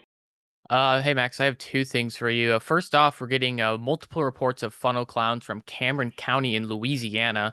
There's a growing thunderstorm there near, it says Little Cheniere, probably said that wrong, but there are reports of funnel cloud from that. Also, we just have a textbook microburst in Indiana near the Benton, Indiana Azaz station. We had a 66.8 mile per hour wind gust reported on a storm with a special weather statement on it. So this is kind of goes to show how strong these microbursts can be. You don't really have any time to get a warning out for that. However, they are still considerable storms and can do considerable damage. All right, thank you, Riley, for the update. So yeah, this back over near Bantertown, Benton, and Millersburg. Definitely a microburst there just moments ago. That is tracking towards Cromwell and Topeka. It has already weakened, though, so there's really not much damaging wind potential left with this thing, but that's literally the power of today's event. I mean, we could easily see microbursts, and this was very similar to yesterday, too. And I think we actually have another microburst likely ongoing right now near Wilmont and also just outside of Washington Center. So you can see the velocities right now picking up on at least 59, 60 mile per hour winds. So this is already meeting severe limits. And so we could see the potential here for damaging winds over the next few minutes just north of Columbia City in Indiana. It's back over to Stormrunner Media, who's looking at that massive shelf cloud. And there's maybe a little bowl there in the middle. It's hard to tell for sure. Man, getting up here though, these LCLs are so low. If that cloud was above us, I could pick up a rock and throw it into the cloud. We're just gonna throw a rock into the storm. Like rising stuff behind us, and like it's technically scud rising from the ground, but like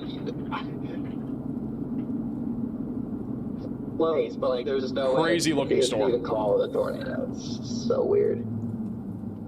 I need to see Storm Runner Media throw a rock into the cloud and see what happens. See if he can get that there. Definitely a weird looking LCL. Yeah, look at that. That's funny. Yeah, I see what you're talking about.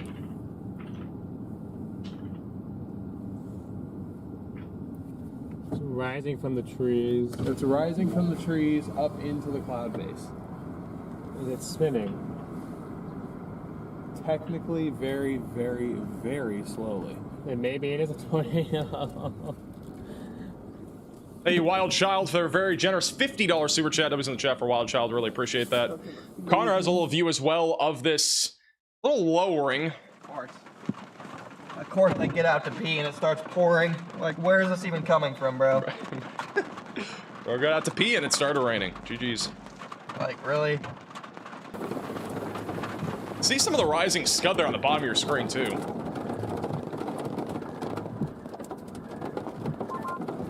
I mean, I'm honestly probably gonna get to 90 and just start blasting towards that line. Yeah, that's our plan. I was just stopping for a second to zoom in on this scud that isn't scud.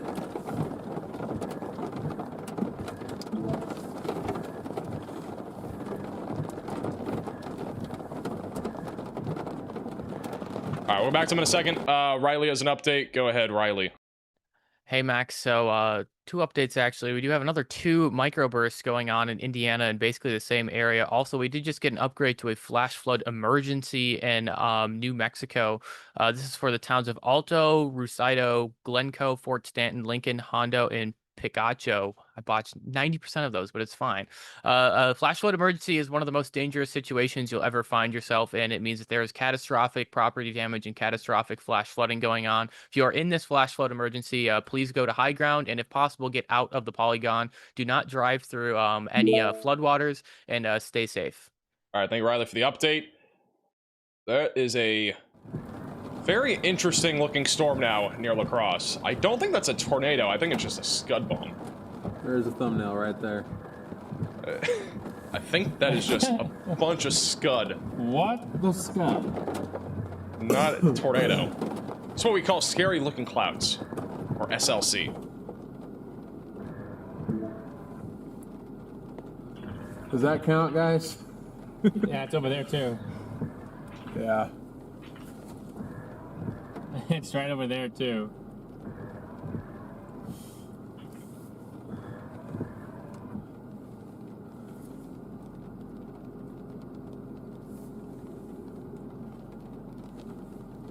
Hey, Melissa, for the $10 super chat. Thanks for all you. Glad things are working better for you today. So far. It stays that way. You're not going to see anything with this small line there following the big parts are yet to come. I just checked my live radar feed. Temps behind this line are mid-80s.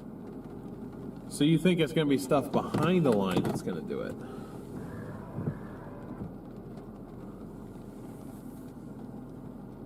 Really just a scud bomb again here near Portland. There's a chance down the road that we could get I'm a... not gonna say that. I'm not gonna lie. That does look really weird. It's just not rotating. Still a chance that we could get a tornado, but it's literally just a big scud bomb right now. Back over here again.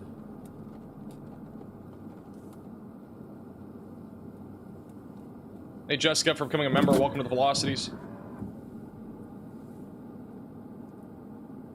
There's definitely a lot of motion, just not anything spinning quite yet on this. This is what happens when your LCLs are like basically at the ground. These you can't classify these as tornadoes. It's just ground scraping scud. It looks Hey, Debbie, for becoming a member. suspicious and kind of cool, and yeah, that's basically all it is.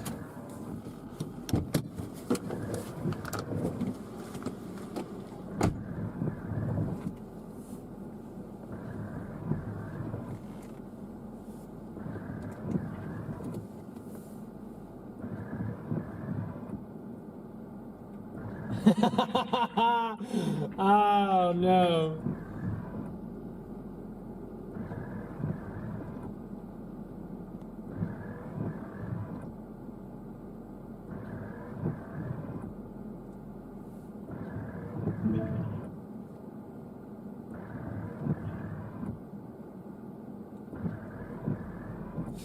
Sorry, Jeff.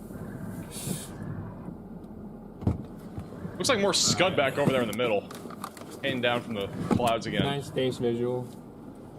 You. I don't know what's I going heard on. you laughing. I was like, did you? Something happened? You did not point the camera all the way down. Dog, no, you did not. And we're gonna get banned for that. You can't do that. I didn't do that. Okay. What? They didn't see you. Okay. You can see Oh. the top of my head. I think I know what happened. You know we're gonna try and get to tonight, Stormbringer? It wasn't a joke. making It was, let's just say, you know, you can make your assumptions. All right, come back to radar. So the storm looks like right now north of Coon Valley.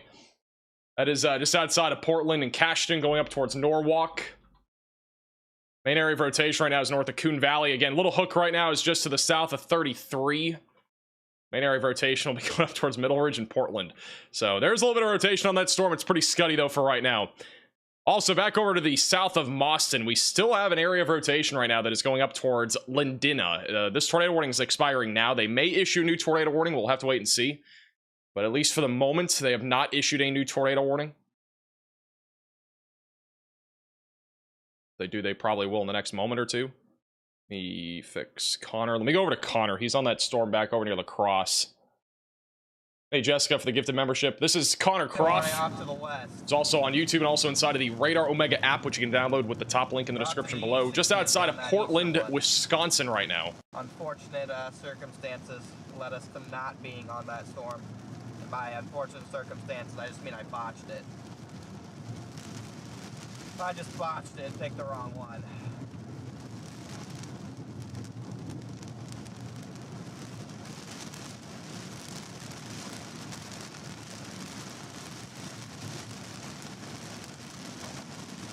There's still some, like, spin. It's just, again, non-precip areas. Also, we no longer have any tornado warnings, so the one in Wisconsin has been allowed to expire. They may issue a new one, though. We'll have to wait and see. I know Vince is coming up on that right now. We still have some broad rotation just to the southwest of Mauston, going towards Lemonweir or Wire. Also, I-90-94 will be in the path of that. Back over to the south and east of Rochester. The biggest concern right now is damaging winds, but we are still keeping an eye on a potential tornado threat. Still some broad rotation right now near Fillmore, and that is going to be tracking into Chatfield, Arundel, and Rushford over the next few minutes. So be ready for that as that continues to push to the east. And then also we got a new severe thunderstorm warning back over in Creston in Iowa. That is going to be for 60-mile-per-hour damaging winds. That is currently moving off to the northeast. Just to the south of Greenfield, which obviously those that are in Greenfield, that is where we had an EF4 tornado last year. Now, we're not expecting an EF4 tornado by any means in that area today, but damaging winds are a possibility down there here over the next couple of hours. Back over to Connor, just south of Bangor.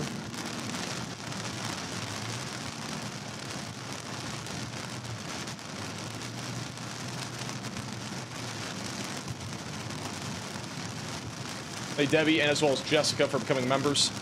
Connor's driving through rain, by the way. Might shock you.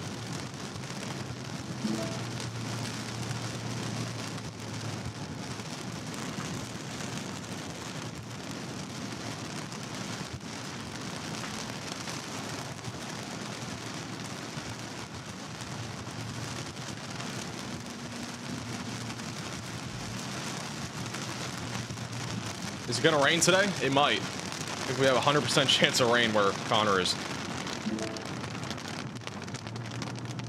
You can see bottom right of your screen. I mean, like, there's a little hook shape to this thing. It's just, again, just behind the outflow boundary, so there isn't a whole lot of spin yet. Hey, Shiana, for becoming a member. Hey, also Richard for the $10 super chat. My niece Scarlett and daughter Addie say hello. Good luck on pronunciation of Wisconsin cities today. That's why Riley is here today. He's here just for the pronunciations, nothing else.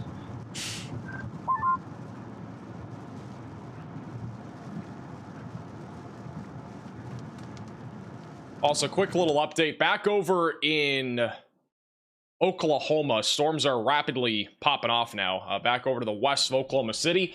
Once again, Oklahoma, we're not looking at really a tornado risk or anything beyond wind. It's literally just gonna be a wind threat today across the Oklahoma state here, so anywhere west of Oklahoma City, damaging winds being the biggest concern. We don't have any severe thunderstorm warnings yet, but I would anticipate that we'll probably get some here soon as these storms continue to intensify. So just be ready for an isolated damaging wind threat. We're not expecting anything, though, beyond damaging winds for most of Oklahoma today. Also, back over near Fort Wayne, Indiana, we got some storms that are popping up just to the northwest of Fort Wayne. We got one storm producing damaging winds up to 60 miles per hour, and then another one just south of Defiance that's doing the same exact thing. And we actually have a live shot this in Van Wert, the emergency management camera. You can watch this camera also inside of the Radar Omega app. But right now, just very overall, the cloud tops or the cloud bases here are much higher than what we're dealing with over in the Midwest, which is why we have a tornado risk in the Midwest. The overall moisture in this area is a lot lower the closer to the surface you get, which is why it is so high off the ground here. I mean, this is at least 2,000 to 3,000 feet off the ground compared to what we're talking about over the Midwest, where most of these storms are barely 1,000 feet off the ground. So pretty drastic difference there. All right, Riley has an update. Go ahead, Riley. Hey Max, so we did just get an update on that tornado that occurred yesterday in Florida, in Largo, Florida. They did confirm a tornado, an EF1 tornado with 90-mile-per-hour wind speeds. It was on the ground for 2.1 miles and had a maximum wind speed of 90 miles per hour and a peak width of 100 yards. Also, we did just receive confirmation earlier today, actually, from the National Weather Service that in 2026, the RRFS will be permanently replacing the NAM. So in 2026, we are no longer going to have the NAM as a weather forecast model, and we are just going to have the RRFS. There are going to be other models that are going to be discontinued as well, but that's just a little interesting update in the world of weather. Alrighty, thank you, Riley, for the update. Also, we just got another wind report. This back over in our line of storms northeast of Rochester near Elgin. A home anemometer has reported a 55-mile-per-hour wind gust. Also, Vince is on that storm that was tornado warned. This is Vince back over to the north of Reedsburg. It was tornado warned. It may get a new tornado warning. We'll have to wait and see. This is Vince. This just south of Mauston. Velocities bottom right of your screen aren't super strong. They were stronger earlier. But again, the cloud base is very low. Would not take much for there to be a tornado. Thank you, Tony, for the $75 super chat. That was in the chat for Tony. Really appreciate that. Also, thank you, Shanna, for the $10 super chat. Any worries about the storms near Floyd, Iowa? I think the biggest concern, again, for Iowa will be damaging winds. There's a low tornado risk, especially in northeast Iowa.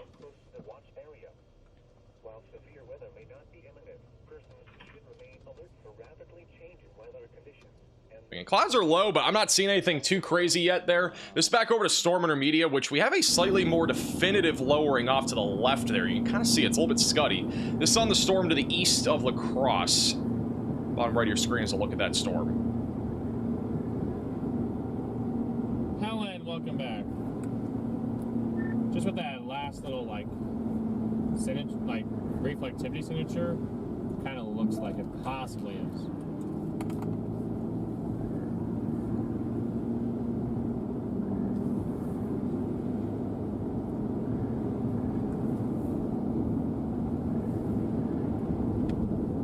Certainly doesn't hurt to keep following it a little bit. This storm is going to be going towards Angelo, Sparta, and Norwalk in western Wisconsin.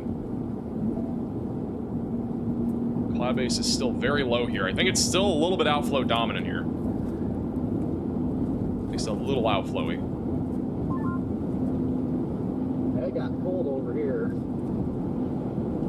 So see the clouds very low again out in the distance. My issues with this base, I mean, maybe that's just the type of thing we're dealing with here, but it just looks really smooth.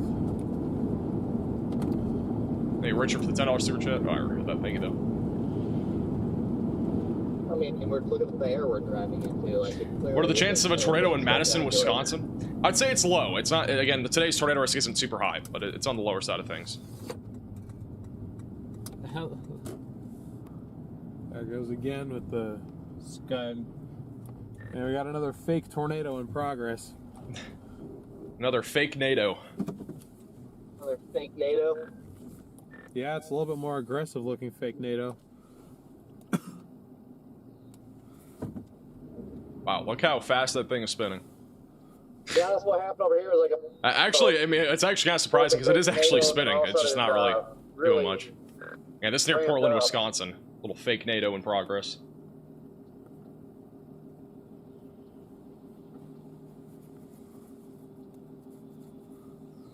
That looked a lot better a few minutes ago. Cloud base is literally within 1,000 feet of the ground. It is super now you low. got here and it disappeared.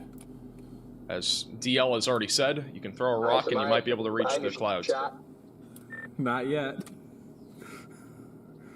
Now you're in it. Thanks. Okay, got it. All this spark right here. Move, bus. Go report that license plate, chat.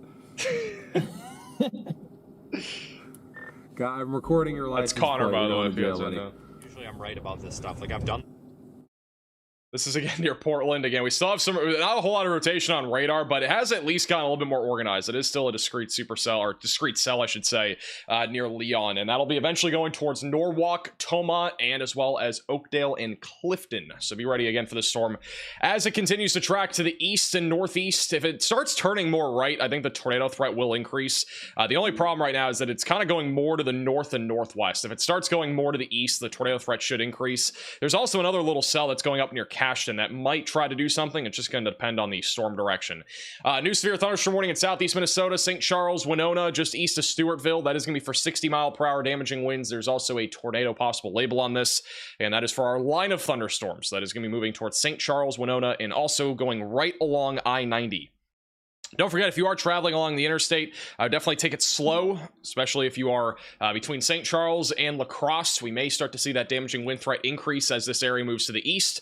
We do have an area of velocities that are showing winds as high as 70 miles per hour north of Preston, so I would not be surprised if our damaging wind threat is actually a bit higher with this area of storms going towards Rushford, which may knock down more trees, more power lines may fall as well. So that is something to keep an eye on back over in southeastern Minnesota. Riley has an update. Go ahead, Riley. Hey Max, I was actually just going to point out that as well, that I do think we should see an upgrade to a considerable severe thunderstorm warning here for the town of Rushford for 70-mile-per-hour winds. Also, back over in Risotto, New Mexico, we are seeing roads being closed within our flash flood emergency. The wildfire burn scar is for like the 20th time in the last year. Capable and is producing very significant flash flooding. So a majority of the roads in the town will be closed down for that. All right, thank you, Riley, for the update. So flash flood emergency there. That goes for at least 2 hours or approximately 2 hours. And then again, I do think we should have a considerable 70-mile-per-hour severe warning for this area of wind that is moving to the east. And it looks like we got another fake NATO. It's back over east of La Crosse. Borderline violent. Just beyond the field here, just south of Leon. Holy condensing. Oh my goodness. It's a fully condensed fake NATO. My goodness. Literally not moving at all. This is the definition of a fake tornado or scary looking clouds, whatever you want to call it. Hey, Scat for the super chat. What are the chances of tornadic storms in central Wisconsin? I think it's going to be slightly higher. Stevens Point I want one of these maybe to a bit happen too far to the over north, the though. road so I can drive into it and just like start freaking out.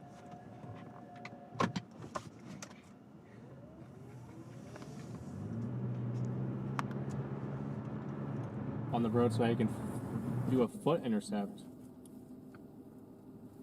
Foot That'd intercept. probably be awesome. Yeah, live on foot. Tornado. It'd be crazy if they went into the middle of the fake NATO on foot. Alright, we need to keep going. It is actually crazy how It is crazy it literally looks. Interesting over there, though, for sure. Looks crazy. Velocities haven't really been that strong on radar, so I don't think it's like imminent for a tornado, but it's definitely it's That is trying. where that motion, that is where the rotation supposedly would be. If you look at it on there, kind of. I'll go back to them in a second. I do want to point out that there is a storm that is broadly rotating east of Rochester. This is a little discrete cell that is about to merge with our line, so it has a very short window to actually produce a tornado, but there is very weak rotation near Fremont that's going to be crossing over I-90 and then going into Lewiston. So again, if we were to get a tornado, likely going to be on the very brief and weak side of things, and that would eventually go towards Stockton. But again, I don't think it's going to make it very far. It has like maybe 5-10 minutes to actually do something. Winona and Fountain City, long-term tracks of that. Also to the south of Rochester near Preston. Again, our highest wind threat right now is near Fountain and Chatfield. That is where 70-mile-per-hour damaging winds are possible. That is heading towards Rushford. This is not really anything that's too concerning. It's a little discrete cell, but I'm not seeing really any visible rotation on radar with that cell.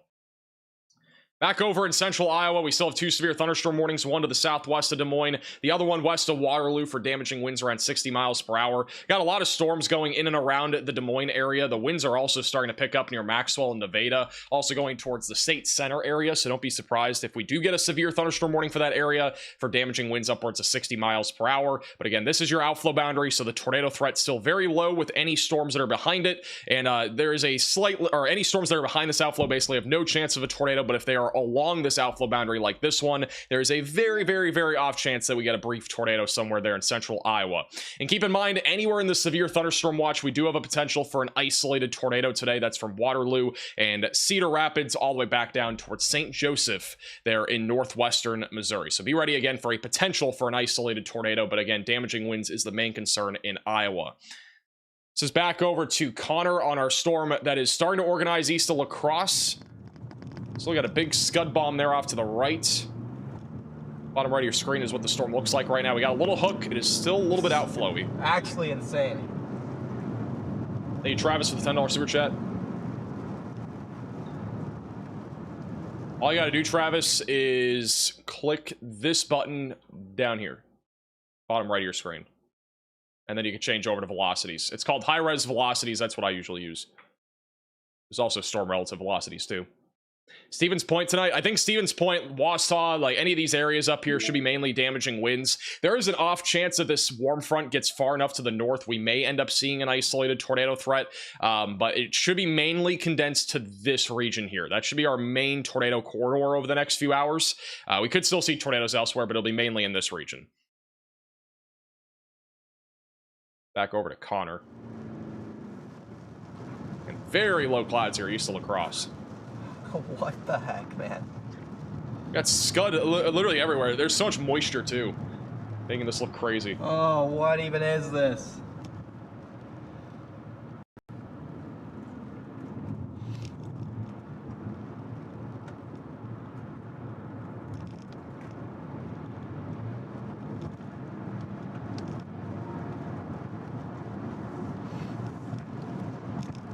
I mean, it just has to be like literally 70 over 70 or something crazy. Yeah, the dew point and temperature are very close together, which is why we have all these crazy looking clouds. This is from Easton on Twitter, back over in Nasha, Iowa. Look at this storm. Got a decent little shelf cloud here back over in, I think it was Nasha or Nashua, maybe Nashua, Iowa. And again, if you have any photos or videos, you can add us on Twitter at MaxVelocityWX. A pretty cool looking storm here. Hey, Travis, for the super chat. No problem at all. Glad I can help. But once again, the storm near Sparta is a discrete supercell. If this thing can organize, there is definitely a chance for a tornado in the long term. The one near Mauston has really fallen apart. The rotation is on the weaker side of things, not seeing as much here anymore. Vince is still on this bottom right of your screen. Doesn't look like anything is imminent right now, but that'll be moving into Mauston and Lemon Wire over the next few minutes. And then back over near Caston, this is the storm that I think has the best chance long term of producing a tornado out of any of the storms that we have. It is beginning to move more to the right, meaning it's moving more to the east now, and it should be coming up on I-90 here over the next few minutes, and then Toma will be in the path of that. This is back over to Storm Runner with, again, a very ominous look of these of this particular storm. There's a lot of moisture, which is why we have so much scud kind of in the trees and along the mountains. By the way, let me know where you guys are all tuning in from in the chat. We're going to do a heat map. Let me know where you guys are all tuning in from. It's on Mallard Road. Mallards can't be out here, right? They're similar to ducks, aren't they? Oh, yeah, man. I thought those are some of the ocean. 90, crazy road here. We got another slowly rotating mountain fake NATO over here. Hey, Freddie, for the $10 super chat. I'm not sure what you mean by that, Freddie. I mean, some of these little like ground scrapers have like 1 mile an hour gate to gate, left to right. So do we just count it? I mean, personally, when I'm doing my stream, I'm going to title it Wisconsin Tornado Outbreak, so yeah. Nice. Wisconsin Tornado Outbreak, and just put one of the times that look fully condensed and just bump the contrast times 10. Hell yeah. That dude, I forget, I can't remember who it was, but he posted that he had 4 tornadoes, and it was just pictures of just clouds that obviously weren't tornadoes. Hit him out here, he'd be like, I intercepted 28 tornadoes today. Talking about the guy in Colorado. Go back to live radar. So yeah, that storm is still attempting to produce. It's not done so yet, but it is still trying. It's trying to move more to the east. Has a chance as it goes towards Tomah in Wisconsin. Once again, put your location in the chat. We're going to do a little map again here. A little heat map if you haven't already done that. I'll say you, Zippy for the $5 super chat. Was on my way home from work in South Central Pennsylvania, and I think I drove through an EF0. Well, that's interesting. I'm guessing you probably drove through wind, but never know. May have had a tornado. The severe thunderstorm warning southeast of Rochester, still mainly for damaging winds. Not really seeing a whole lot of rotation in this line right now. I'm still surprised we did not get a severe warning for the Rushford area for 70-mile-per-hour winds. Velocities were measuring upwards of 70. Now it's closer to 65. But the highest wind out of this entire line appears to be right now going into Rushford, Minnesota. That'll eventually be tracking towards La Crosse. So if you're back over in La Crosse, be ready for damaging winds as this line of storms continues to track to the east. But as of now, we have no tornado warnings. We have 20 severe thunderstorm warnings. Keep in mind, again, we have severe weather happening literally everywhere pretty much today. Anywhere from Oklahoma in the Midwest back into the Ohio Valley, also up and down the East Coast. It almost looks like an Among Us character. That is how large our area is today. We have a lot of severe weather upcoming, with damaging winds being the biggest concern across the board. We've had already several microbursts, including Indiana and as well as Ohio, and we are expecting that the microburst potential will stay elevated over the next several hours across Ohio, Indiana, back into the Mid-Atlantic, and also across the Southeast. We are also beginning to see at least some wind damage reports outside of areas like Charlotte in North Carolina, and that is mainly going to be for trees down and power lines down, but we are keeping an eye again on these other storms as well, and if there's anything that looks crazy, we will definitely let you know. Actually, more cameras back over in the Dayton area. It's a live shot right now from Dayton. Again, these storms are fairly elevated, but they are going to be producing damaging winds. The cloud base obviously not going to be nearly as low as what we have in the Midwest. If there's anything else here. Thank you, Ian, for becoming a member.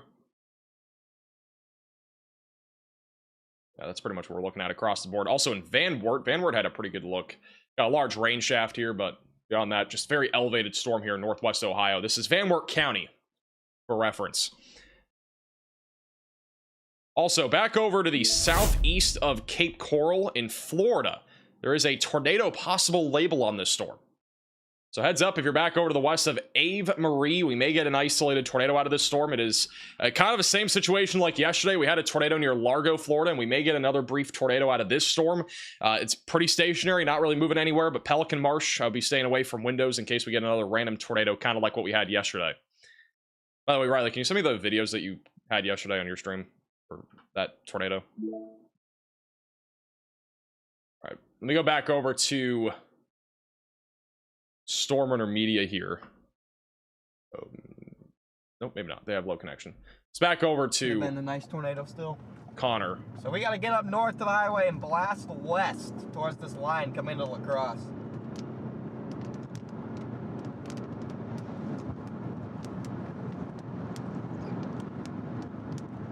Hey, Scat for the super chat. Your video today was very bold. What does that even mean? What does that actually mean? Need two off the $5 super chat. Hit this line. Hopefully there's a big old shelf cloud on it. Redoso and Redoso Canyon, New Mexico, under a flash flood emergency, had rain falling in the same areas, including the burn scar from last year's wildfire. Dakota. Yeah, we were just talking about that a few minutes ago. Unfortunately, that is an area that has been under, I think, at least 24 flash flood emergencies over the last year. It's been insane. We've had a ton in that area. Something I want to keep an eye on here in Wisconsin is that this little storm near Fountain City is rotating. This is just out in front of our line. Again, this storm also has a short window to produce a tornado. The rotation was actually stronger when it was over Fountain City. It's gotten a little bit weaker over the last few scans, but this is something that could produce a brief tornado going towards Arcadia in western Wisconsin. So be ready if you're in Arcadia for that. Rotation's also starting to intensify just a little bit near Rushford. We're starting to see more of a RFD surge and a little bit more of an inflow now coming into the storm. And this will be going literally towards La Crosse. So we need to be ready if you're in La Crosse, Onalaska, or Holman for a potential threat for not just damaging winds, but maybe even a tornado if this storm's able to organize a bit more. And as this line continues to push east, I do think it's going to organize at least somewhat as it comes up on the river and then eventually goes towards Toma and as well as Black River Falls in western Wisconsin. Also, the storm near Mauston has fully fallen apart. The one west of Toma is still broadly rotating, but I think the chance of this producing is really going to come down to it staying discreet and also moving more to the east. It's been more of a left-moving storm. It has been trying to turn to the east. We got a little storm merger that is coming out of the south, so this may help to organize this storm a little bit as it continues to track to the east, but so far it has been struggling. All right, here is a little heat map of where everybody's tuning in from right now. So most of you guys that are tuning in right now are from the Midwest or in the Ohio Valley. We also got another map that will show you more of the where people are tuning in from in the Midwest. So a lot of you guys are tuning in from La Crosse, Des Moines, Waterloo, Eau Claire, Appleton, Milwaukee, and even some of you from Chicago. We got also a little bit of a hot spot down there near Columbus and Dayton and Hamilton. So again, we have this like heat map thing where basically if you put your location in the chat, we can basically see where most of the people that are watching are tuning in from, but the majority of you guys are currently tuning in from the Midwest today. So pretty cool stuff. It's basically everybody that's in our risk area.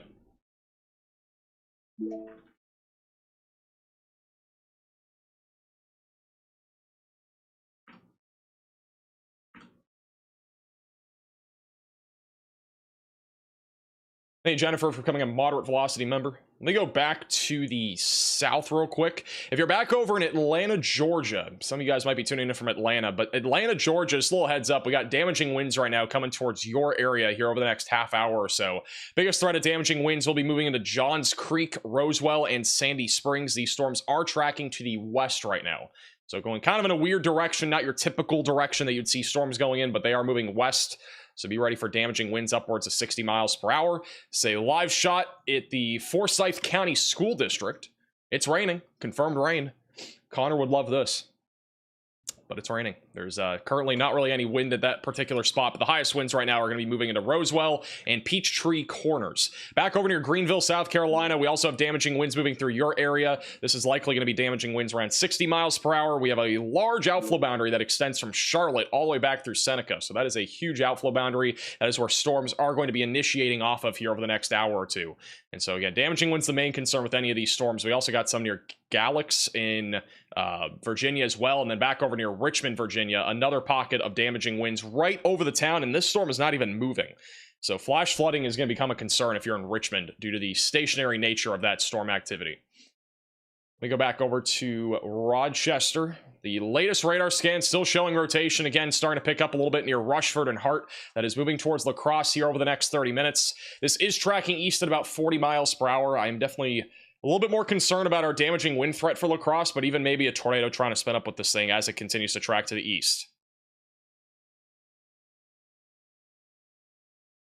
This is a photo from Cedar Falls in Iowa. A little whale's mouth action back over in Cedar Falls. This is from Erica on Twitter.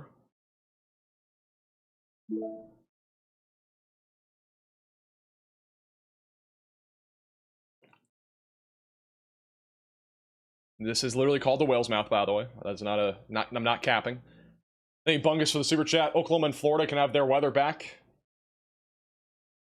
Pennsylvania, blistering heat and tornado warnings. Yeah, it's been really hot the last couple weeks. Really, the last week. And I don't really see that heat coming down anytime soon.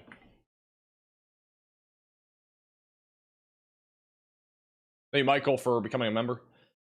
Yeah, unfortunately, this heat wave is going to continue, and there's no signs of that heat wave ending. Like, we're going to be dealing with this heat probably for the next week or two, maybe even longer than that.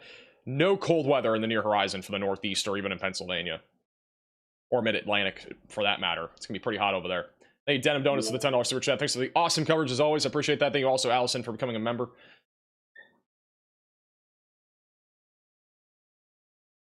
You plan on streaming North Dakota tomorrow? I think we are going to be live again tomorrow. Yeah, it looks like another stream day tomorrow. On top of today. I mean, today's still pretty far away, ways from done right now. Again, we got a lot of storms obviously going up in Wisconsin. Let me just quickly show you guys the future radar, just kind of give you an idea of what it looks like over the next few hours. But again, our environment will be really ripe for tornadoes for the next few hours. Like it's going to continue to stay elevated with any discrete cells that we have. You can see by 5, 6, 7 o'clock tonight, again, that line of storms pushing through La Crosse, also going into central Wisconsin, and then a few discrete cells are going to try to fire up as well in southern Wisconsin. This line of storms will extend all the way back down just to the south of Lincoln, Nebraska, with damaging winds being the biggest concern, and then a potential again for a few tornadoes will exist if anything is discrete out in front of the line. We can still see tornadoes in the line of thunderstorms. It's just not nearly as likely to happen, at least after 7 o'clock tonight, but there will be a chance between now and about 7 for at least somewhat of a tornado threat. So it's generally what we're looking at. But yeah, again, the storm that's west of La Crosse, I still think this one may get tornado warned at some point. I don't think it's imminent, but we do have some rotation right now. Again, going into Wilson, eventually Homer, Nodine, and New Hartford will be in the path of this.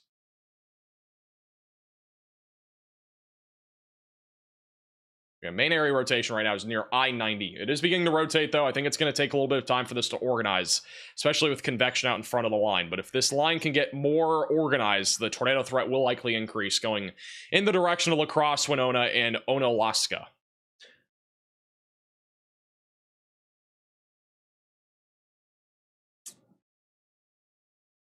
Let's see here. Let's do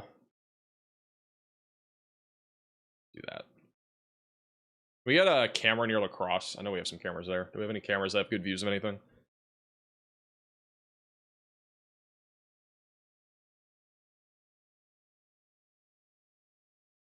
How's Fargo going to be tomorrow night? We'll talk more about it in tomorrow morning's video, but also today's video we talked about it.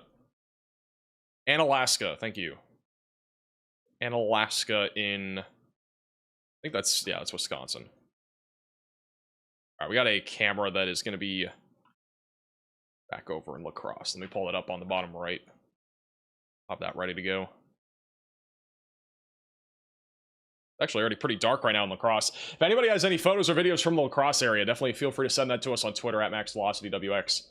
Thank you guys, VW or E for the super chat. Also Deanna for becoming a member. Major storm southeast of Conroe, Texas. There is a strong storm.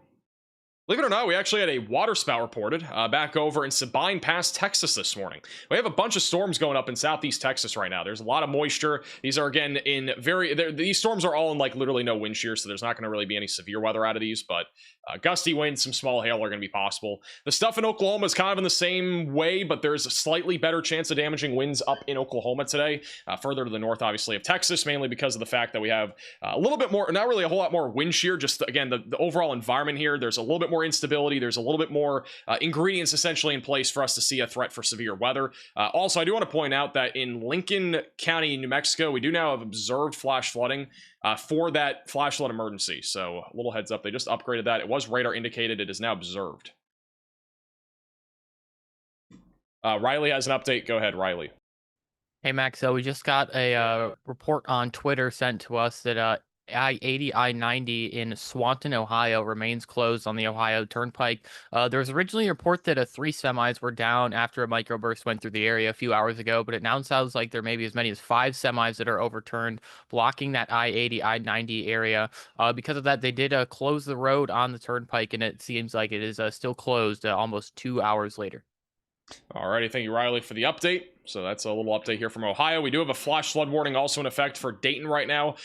So if you're in Fairborn, Dayton, or in Kettering, be ready if you're on the roadways to turn around, because there may be some flooded roadways out there. Very slow-moving storms right now in western Ohio. We also have damaging winds that are continuing back over near Ottawa, Continental, Leipsic as well, and northwest of Bluffton. Damaging winds upwards of 60 miles per hour is currently the biggest concern out of those storms. Also, if you're over in Fort Wayne, get ready. We got damaging winds up to 60 miles per hour that is going to be coming up into town here over the next few minutes. This is an outflow dominant storm, but we do have damaging winds right over Churubusco. Velocities right now are picking up on around 60 to 65 mile per hour winds. Hunterstown will be in the path of that, eventually going towards Leo Cedarville and eventually approaching I-69. And again, if you're a truck driver, if you're just driving in general and you're scared of the wind, this is definitely a storm that you're going to probably want to pull over into a gas station for, or just get off the highway and, you know, play it safe, because this storm may be producing a threat of some elevated, at least an elevated threat of damaging winds as that moves off to the east. Also, rotation's ramping up in a couple different spots, or the new spot that we're looking at. So the initial area of rotation we had west of La Crosse in Wisconsin has gotten a little bit weaker on the latest scan, but a little bit more rotation just to the southwest of Winona. Again, there's a low chance of a tornado here in the next 15 minutes. I think the better chance of a tornado with this line will probably be about 30 to 45 minutes from now. Both Connor and Storm Intermedia are going that direction towards that storm, so we're going to be keeping an eye on them. Riley has an update. Go ahead, Riley. Hey Max, we have another update from our flash flood emergency in New Mexico that is in Ruidoso. Apparently there is a debris flow that is currently traveling over the bridges that are required to enter and exit the town. They have updated the flash flood emergency with this information. In addition, they did upgrade the warnings that are downstream of this as well, as that debris flow is going to be something that continues to cause issues along the Highway 70 corridor in New Mexico. Alrighty, thank you, Riley, for the update. So we now have at least 5 flood reports in Reynosa as well. You can see them all on the map here in New Mexico. Unfortunately, significant and major flooding is currently ongoing in New Mexico. That is, again, one of dozens of times that we've had flooding in that area within the last year, unfortunately. We've had a lot of flash flood emergencies there. This is a photo from Joshua Luttrell over in Lebanon, Ohio. So, again, clouds are not super low here compared to what we have in the Midwest. Again, lifting condensation levels still about 2,000-3,000 feet off the ground, so these storms are a bit more elevated. A little bit scuddy, though. This is likely producing at least some level of gusty winds back over there in Ohio. There's once again in Lebanon. So, cool little view there.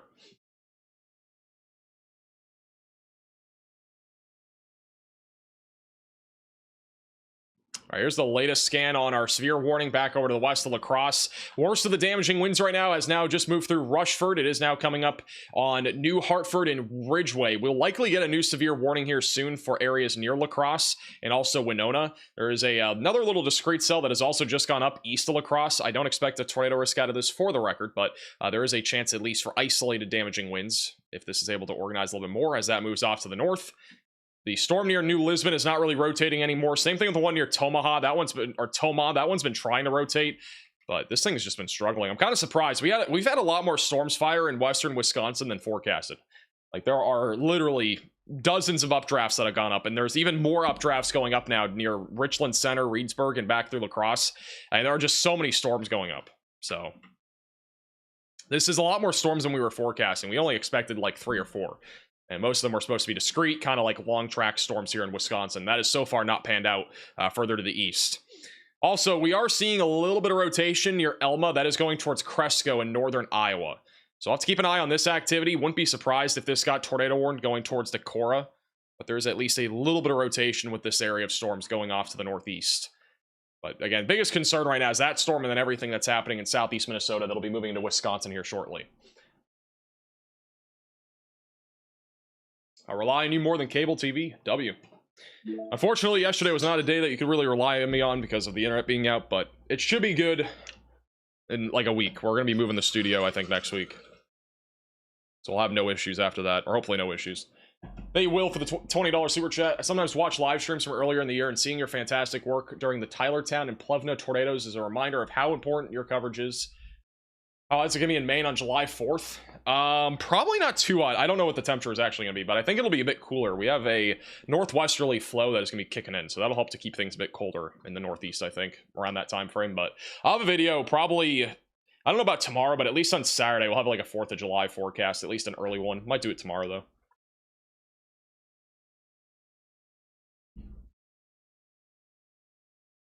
Also getting a report in the chat that storm has knocked out power in Churubusco. The report. I think that's back over in northeast Indiana, right? The sign behind him burning out? No? I don't think so. I've had that light for like 3 years. Hopefully it doesn't burn out. Getting a report in the chat also that Winona is really bad right now, which again, Winona is right along the Wisconsin-Minnesota border here.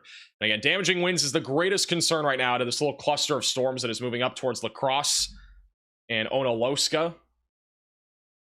Still a low chance of an isolated tornado with this as it continues to push to the east. I do think the tornado threat will increase. It's just a matter of time with this line. Again, the greatest tornado threat should come out of these storms, though, that are a bit more discreet, but so far they've not really organized very much. This is our tornado risk that is outlined by the Storm Prediction Center. Once again, 5% tornado risk encompasses northeast Iowa, southeast Minnesota, and a large chunk of central and southwestern Wisconsin, and then the 2% tornado risk, which goes just north of Des Moines, back through Waterloo, Milwaukee, and just outside of Green Bay for today.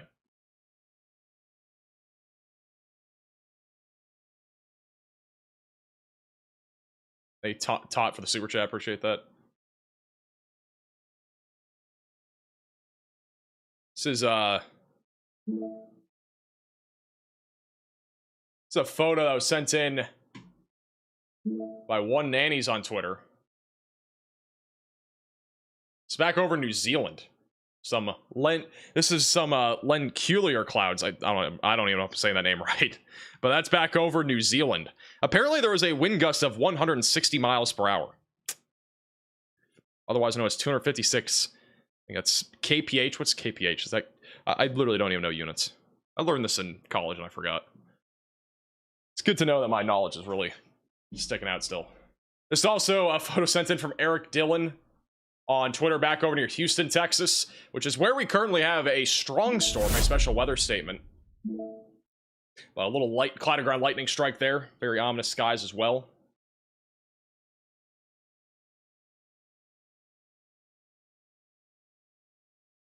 We also just got an upgrade for our storm back over in Allen, Noble, and Whitley counties in Indiana. That is going to be for 70-mile-per-hour damaging winds, which is a considerable threat. So they have upgraded this warning. If you're back over in Fort Wayne, get ready for an elevated threat of damaging winds here. This is by far the most significant severe thunderstorm warning that we've actually had today, believe it or not. That is going to be for 70-mile-per-hour damaging winds. So I'll be going into Fort Wayne, I-69. Also, the Leo-Cedarville area will be in the track of this soon. Churubusco was just hit by this, which, again, I did see a report in the chat that the power went out in that area. So get ready for the potential for power outages as this area, or this one single storm that is basically producing very high downburst winds, will be moving into Fort Wayne here over the next few minutes in northeastern Indiana. Is he lagging? I am not lagging. Also, thank you, Lotus, for the super chat, seeing some cloud buildup in the fringe of Latitz, Pennsylvania. Thank you for the report.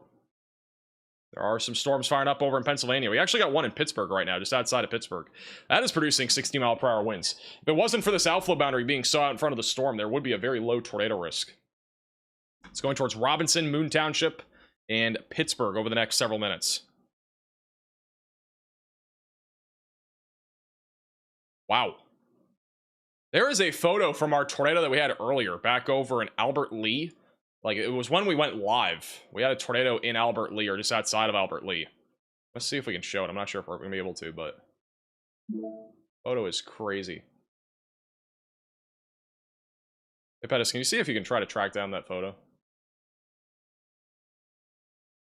I'll at least show you guys this. This was from earlier. Give me 1 second. This is crazy. This is when we had a tornado on the ground back over in Albert Lee, Minnesota. And you can see how the storm is rotating. This is like a little time lapse. So you can see how much it's rotating. The entire thing is spinning. I'm going to do 0.25 playback just so you can see it spinning a little bit better. But the tornado was buried back here on the left somewhere. It was likely crossed over the interstate or just dropped beyond the interstate. I think that's probably the tornado right there. A little bit hard to see, but it's back over in Albert Lee.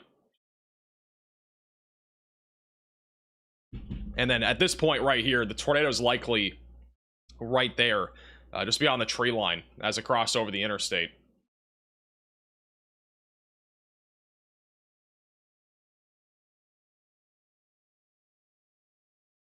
Yeah, crazy looking storm.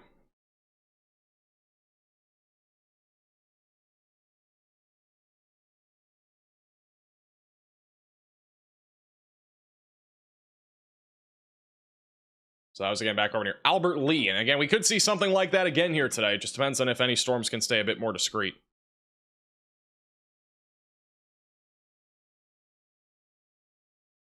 Also, we may have a photo of the actual tornado here in a minute, like a better shot of it, so stay tuned for that. We'll have it looks crazy. I'm just making sure we have permission to show it. All right, back over in Iowa. I do want to go back to this. We still have rotation going towards Cresco in northeastern Iowa right now. So again, main area of rotation is about to cross over Highway 63. That is going up towards Mabel and Harmony. So be ready for that. Again, tornado threat still exists with this storm as it continues to move off to the northeast. There's also a little bit of weak rotation just to the west of Sumner going up towards West Union. This is all moving into our tornado watch, which goes for again another 4 hours. That goes until 8 o'clock tonight, so be ready for that. My brother's in Naples. Is he's good. Naples, Florida, you guys are going to be watching for isolated damaging winds. That is the biggest concern. There's a low tornado risk, but it's very low. All right, once again, if you're back over near La Crosse, get ready for damaging winds upwards of at least 60 miles per hour. Line of storms coming in pretty quickly. Not really seeing a lot of rotation as of right now, but I think the rotation will likely uptrend a little bit as this line continues to push to the east. Back over near Arcadia, we also have a little bit of rotation, but it's mainly a wind threat across the board. And then back over near Toma, we have a little bit of rotation on this storm. It's been pretty weak for the most part. That is going to be crossing over I-90 here in a few minutes and then going into Toma, Wisconsin, and then Warrens will be in the track of this. Bottom left of your screen is Vince Walty, who's going to be going, I believe, in that direction. So I'll be keeping an eye on him as he continues to track towards that storm here over the next few minutes. This is also another photo. This is from Eric Dillon out of Houston as well. Little panoramic shot of the storm in Houston. I have to do a little scroll here, but storm again just north of Houston, Texas, producing damaging winds up to, or at least gusty winds up to 50 miles per hour. I don't think it's severe as of right now. Another cool little shot there. Huge shout, by the way, to Susan with the Venmo donation. I'll definitely check it out after the stream. I can't read it on stream. If you guys did not hear, by the way, we had a meteor this morning. A large meteor broke up over South Carolina and Georgia earlier this morning around, I think it was around 12:25 p.m. if I'm not mistaken. So it actually might have been around the afternoon hours. But the satellite was actually able to pick this up. This is the CIRA satellite. And so this happened over Atlanta. There was over 100 reports. We posted this on Twitter and Facebook. We posted about it. If you guys did not already hear about it, there was legitimately a meteor that happened. And so the satellite was actually able to pick that up on the GOES 19 satellite. So pretty crazy stuff here. It was a bit of a surprise to a lot of people, but it happened pretty much out of nowhere. And some of the shards may have actually ended up landing in South Carolina. So if you have any photos or videos of that, you can, again, send those into us on Twitter or Facebook at MaxVelocityWX. But there was a pretty clear, meteor that came literally right out of the sky.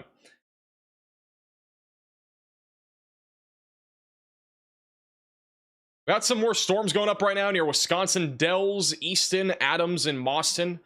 And the tornado threat will be a bit more elevated in this area over the next hour or two. If we go back over to our significant tornado parameter values, it'll kind of highlight the corridor that has the greatest chance of tornadoes. And you'll see over on the STP values, let me do the 18Z model run.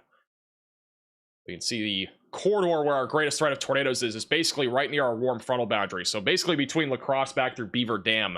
And the tornado threat may lift a bit further north or south over the next few hours. Like this warm front is pretty stationary, but it could literally go anywhere. But our greatest tornado threat, at least in the short term, is basically in this corridor. So at least for the next hour or two, that's where the greatest threat is.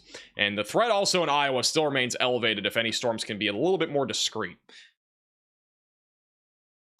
Also, we have a new severe thunderstorm warning north of St. Joseph. That is for 60-mile-per-hour damaging winds and quarter-sized hail. That'll be going towards Westboro and Burlington Junction.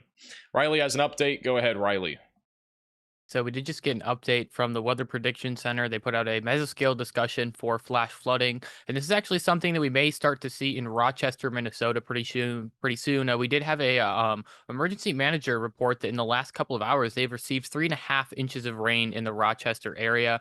Our PWAT, or our precipitable water values, was basically a measure of how much rain could actually fall out of storm, are very high today, and that's why we're seeing so much rainfall with even just a little small area of convection. So keep an eye out for flash flooding across especially central Wisconsin, sort of to the northern portion of our severe threat throughout the rest of the day, as we see rainfall rates as high as 2 inches per hour across those areas.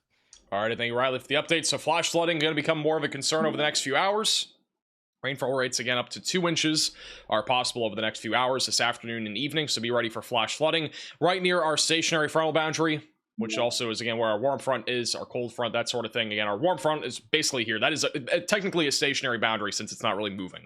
But the warmer side of that is where we're looking at more of an elevated threat of tornadoes, which should be at least over the next hour or two, mainly in this corridor, but we can still see tornadoes further to the south. It's just going to depend on these storms staying at least a little bit more discreet. We've seen the wind shear pick up quite a bit on these storms that are back over to the north and west there of Sumner, and also near Cresco in Iowa. I'm honestly surprised we have not gotten a tornado warning on any of these storms yet, but we may get a tornado warning at some point here soon as these storms continue to track off to the northeast.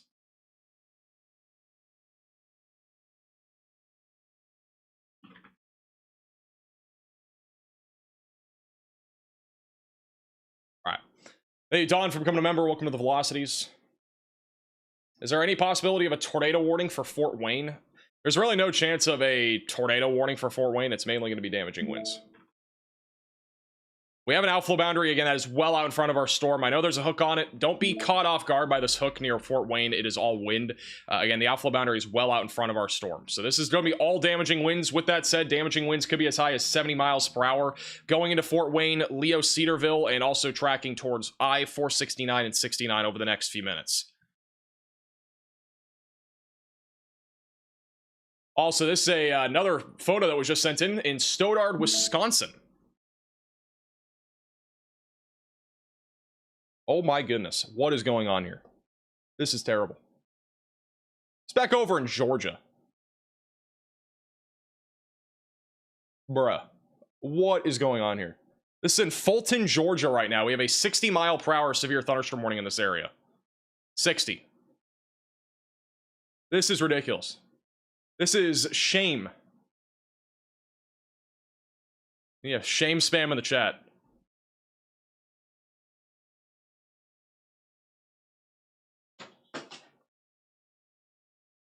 Just for this moment. Just for this moment. I'm gonna put on my shame shirt. Gotta put on the shame shirt.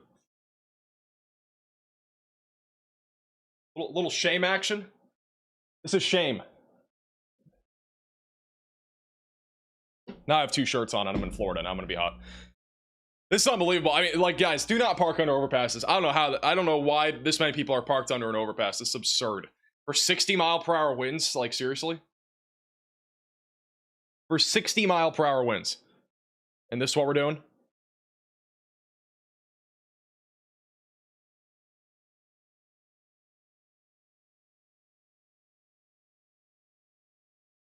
Apparently there's up to ping pong ball sized hail, but like, that's not even impacting this particular area.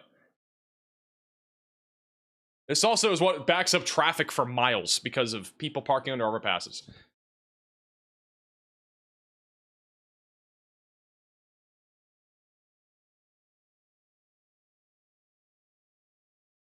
Hey, Scat for the super chat, and also Top for the super chat. Shame emergency for Fulton, Georgia. This is an extremely disgraceful and bruh moment situation. This is unbelievable, though. I can't, like, believe how many people are parked under the overpass. Like, there's like 4 or 5 lanes here.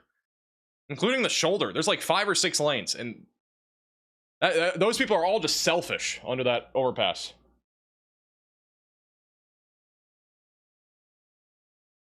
So again, near Sandy Springs and Dunwoody. Our hail core right now is on the southwest side of Johns Creek. That would be where ping pong ball sized hail is located.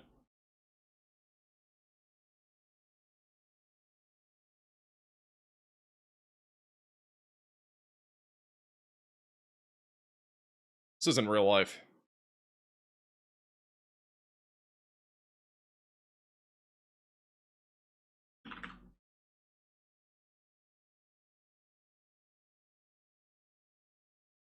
Is there another one? Apparently there's another camera. It's also another view. See the wind actually a little bit better here. I mean, it's just gusty winds, but still see all the people that are parked under this overpass. It is absurd. Do not try this at home. Yeah, do not try this at home.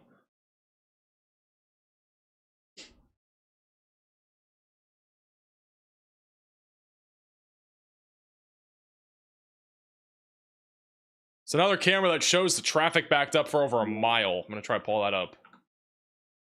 It's a good lesson, though. In case you don't already know, do not park under overpasses, because this is exactly what happens.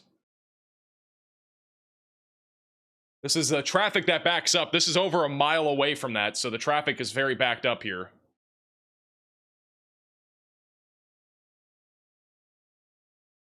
Almost nobody moving. And this is the culprit.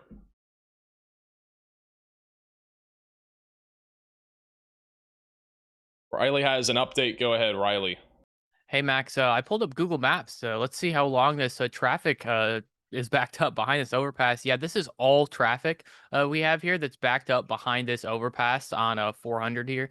This is like why you can't do this. Like Georgia or like the whole area right now, there's people parking underpasses or under overpasses everywhere, and the entire town is all backed up. I mean, we have people doing it over here as well. Of course, there is your normal rush hour traffic, but this is basically just worsening the situation. We're starting to see reports of crashes at the back of where these people are sort of parking under the overpasses. The rain is causing lower visibility, and people are literally just smashing into each other because you don't expect people to be stopped on the highway or the interstate or whatever it is. This is like max tier. This is like S tier shame right here. This is as high as it gets. So this is literally like hours and hours of traffic accidents and backups just from these few people parking under an overpass.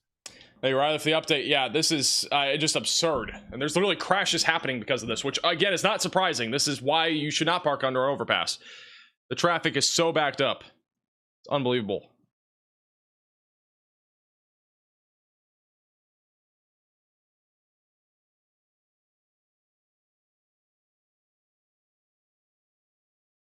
Try to get another camera up on here.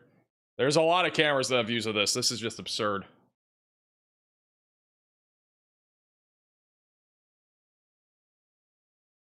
If there's any other cameras of the overpass or underpass stuff, let me know. Just ping me. This is another view of the traffic that is backed up for legitimately miles. The traffic is literally backed up for miles right now near Dunwoody, Sandy Springs, Peachtree Corners, and Johns Creek. All because people are parked under the overpass. And are scared of 60-mile-per-hour winds and a couple of quarter-sized hailstones coming down from the sky. I mean, this is just absurd. This is the ultimate level of shame. I've not seen it this bad since the St. Louis tornado. And, I mean, at least there are a couple lanes open now, because at least some of the people that were selfish are less selfish now. There's still plenty of selfish people under these overpasses for whatever reason. I literally don't understand the thought process here. Like, if I'm one of these people under this overpass, I'm like why? There's nothing happening. It's literally 60-mile-per-hour winds. That's at most. And even then, like, this is literally the most dangerous thing that you could possibly do on the roadway. I literally just, I don't know the thought process. I would love to talk to somebody that's parked under an overpass right now and what their thought process is, because this is ridiculous. It's actually insane.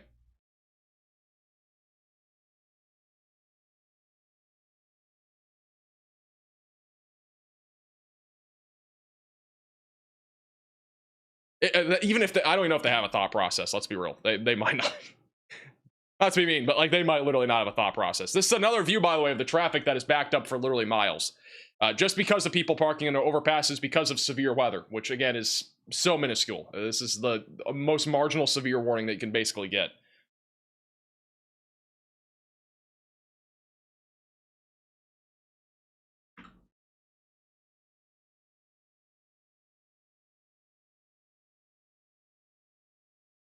Literally nobody can drive because of this.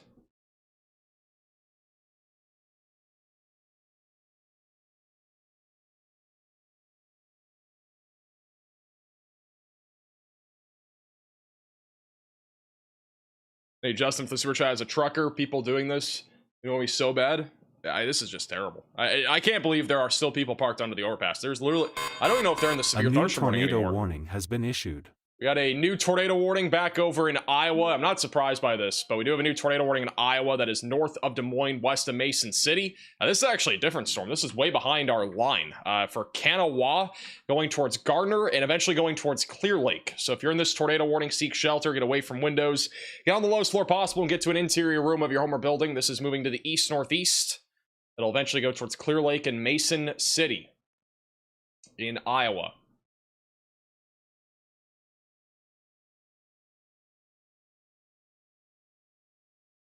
This is behind our watches, by the way. That is behind our severe thunderstorm watch.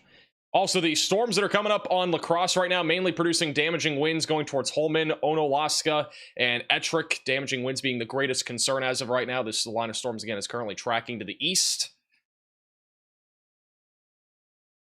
Not really seeing a whole lot of rotation along the line. We still got a little bit of rotation near Cresco that we're keeping an eye on.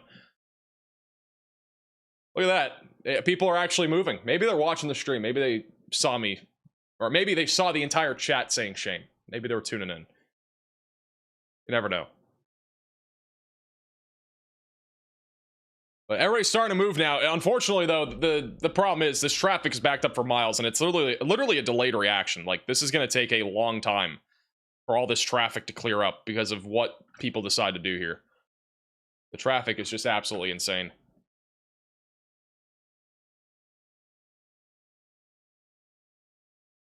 It's also another live shot from under the overpass of all the traffic.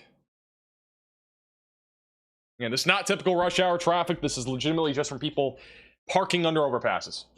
Thank you, Lotus, for the $50 super chat. Let's give some insight to what these people are at risk getting. A tornado goes over that overpass. Yeah, I mean, again, there's literally like no, you're not safe if you're under an overpass. It makes literally no sense to be there. Because you're literally in a debris filter if we were to get a tornado, which we weren't going to, but if we got one, you're basically a debris filter. If we get damaging winds, debris could easily go under there and still cause damage. You're also risking accidents for literally everybody. There's just nothing safe about, you know, there's literally just nothing safe about being under an overpass.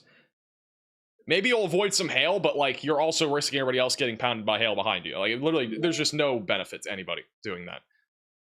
Also, as of 2:15 p.m. back over in Alden, Iowa, there is a report of branches, trees, and power lines down. That is according to the Alden Fire Department. That is a delayed report. That is from our line of thunderstorms that is still producing a potential for gusty winds. Nothing severe, though, as of right now in this line.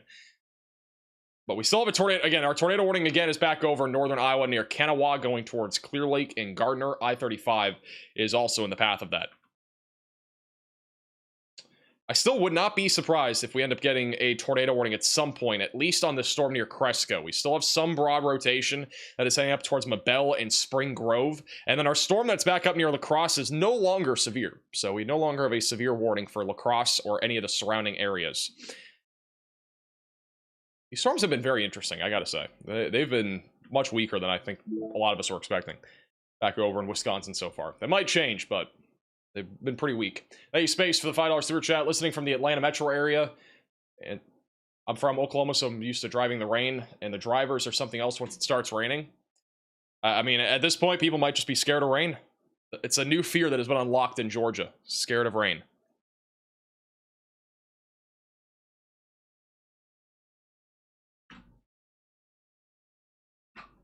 All right, let me go back over to Fort Wayne real quick. The severe warning that we had for Fort Wayne is no longer ongoing. It's mostly just gusty winds moving into Fort Wayne right now. And then back over in western Ohio, mostly gusty winds. Nothing severe as of right now across Ohio, despite us having pretty much numerous to widespread storm activity. And then back over near Pittsburgh, we do have a severe storm that'll be coming in here soon. If you're in Moon Township or Pittsburgh, get ready for damaging winds up to 60 miles per hour. Riley has an update. Go ahead, Riley. Hey, Max, I actually have two quick updates. We did just get a 57-mile-per-hour wind gust out of that storm to the north of La Crosse. That's technically 1 mile per hour beneath the requirements for a severe thunderstorm warning. Either way, I do think we should probably see another severe thunderstorm warning there for winds up to 70 or 60 miles an hour, not 70. And then over here on the second PC, I've drawn another beautiful picture of another reason you shouldn't park under an overpass. So this is obviously the underpass that we have here. You can see it, a pretty fair representation of it. The wind sort of hits the underpass and then it has to split. Some of it goes above it and some of it goes underneath the overpass, and actually creates an effect where we're squeezing the same amount of volume through a smaller area. When that happens, it means that it has to accelerate in order to do that. So we can actually see higher wind gusts basically right here. Black does not show up on black. The wind speeds right here will be higher than they are right here, just because we are seeing that air be compressed underneath the bridge. It's going to speed up when it does that before eventually exiting. So if you're under an overpass, it's actually going to be windier under that overpass if the wind's oriented in the right direction than it is not underneath that overpass.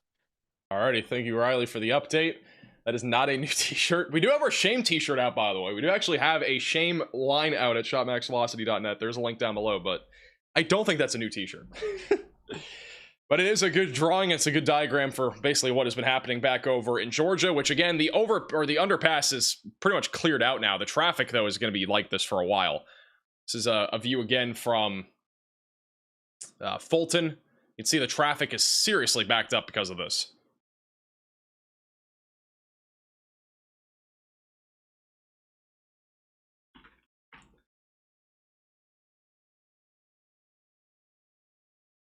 This is also back over to that overpass where people are parked underneath, which again is for the most part being cleared out. The traffic is still very backed up, but most people have at least moved. What happened to my hair, bro? My hair just went crazy.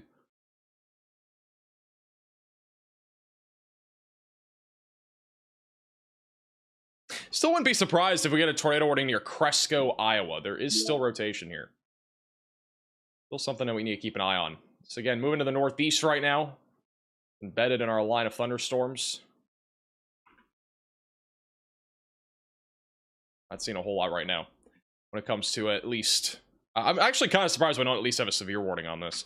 It's definitely likely producing damaging winds near Cresco. That's heading up into southeast Minnesota here over the next few minutes. As Riley mentioned as well, we really should have a severe warning, I think, for this line of storms north of La Crosse. But for right now, it's just warned for gusty winds upwards of 50 miles per hour. That's going towards Black River Falls, tracking right along I-90. So be ready for that. Also, this is back over in Fort Wayne, Indiana. Fort Wayne is where we just had just off to the northwest of Fort Wayne is where we did actually have a small little downburst area of wind happen for about 15-20 minutes, upwards of 70 miles per hour. So sent in by Shannon on Twitter.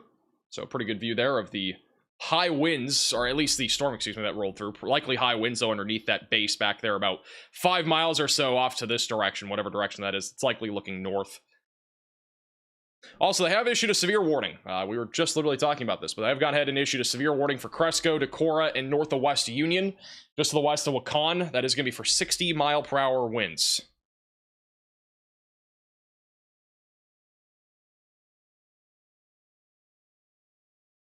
That is moving off to the east and northeast.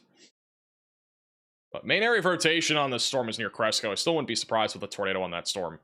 And a little update on our tornado warning. It is very hard to see the rotation because of range folding, but if we have a tornado, it'd be over near Kanawha, going towards Clemmy and Goodell, and also Gardner's in the path of that. That is, again, a discrete cell that is currently moving to the east-northeast.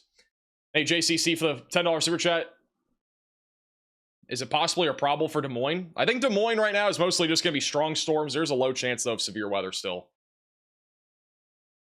The new merchandise looks good. Appreciate that. It is good. I literally have a t-shirt. It looks great. The shame merch goes hard. They burn in for the sewer chat. I avoid Atlanta if I don't live there. They can't drive.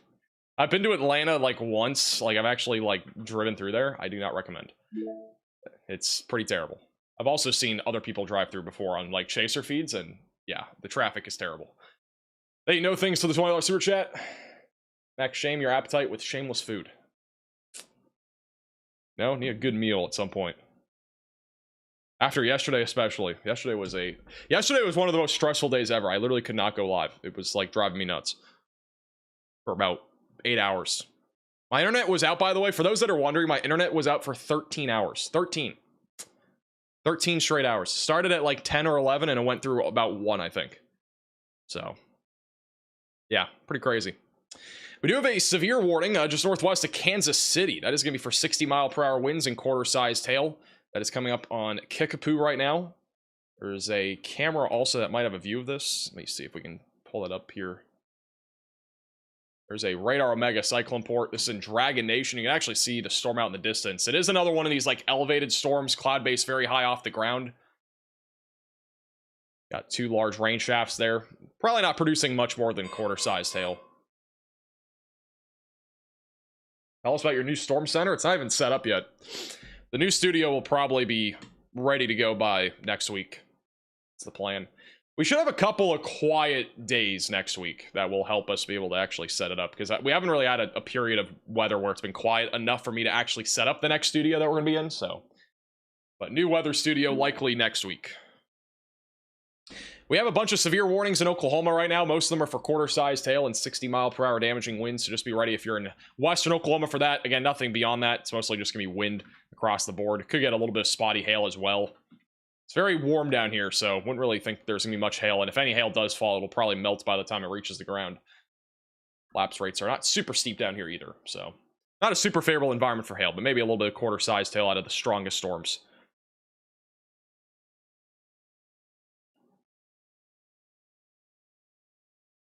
Bottom right of your screen is going to be that Dragon Nation camera that is back over in Fawcett, Missouri. It'll load there in a second. All right, I think we have another cam.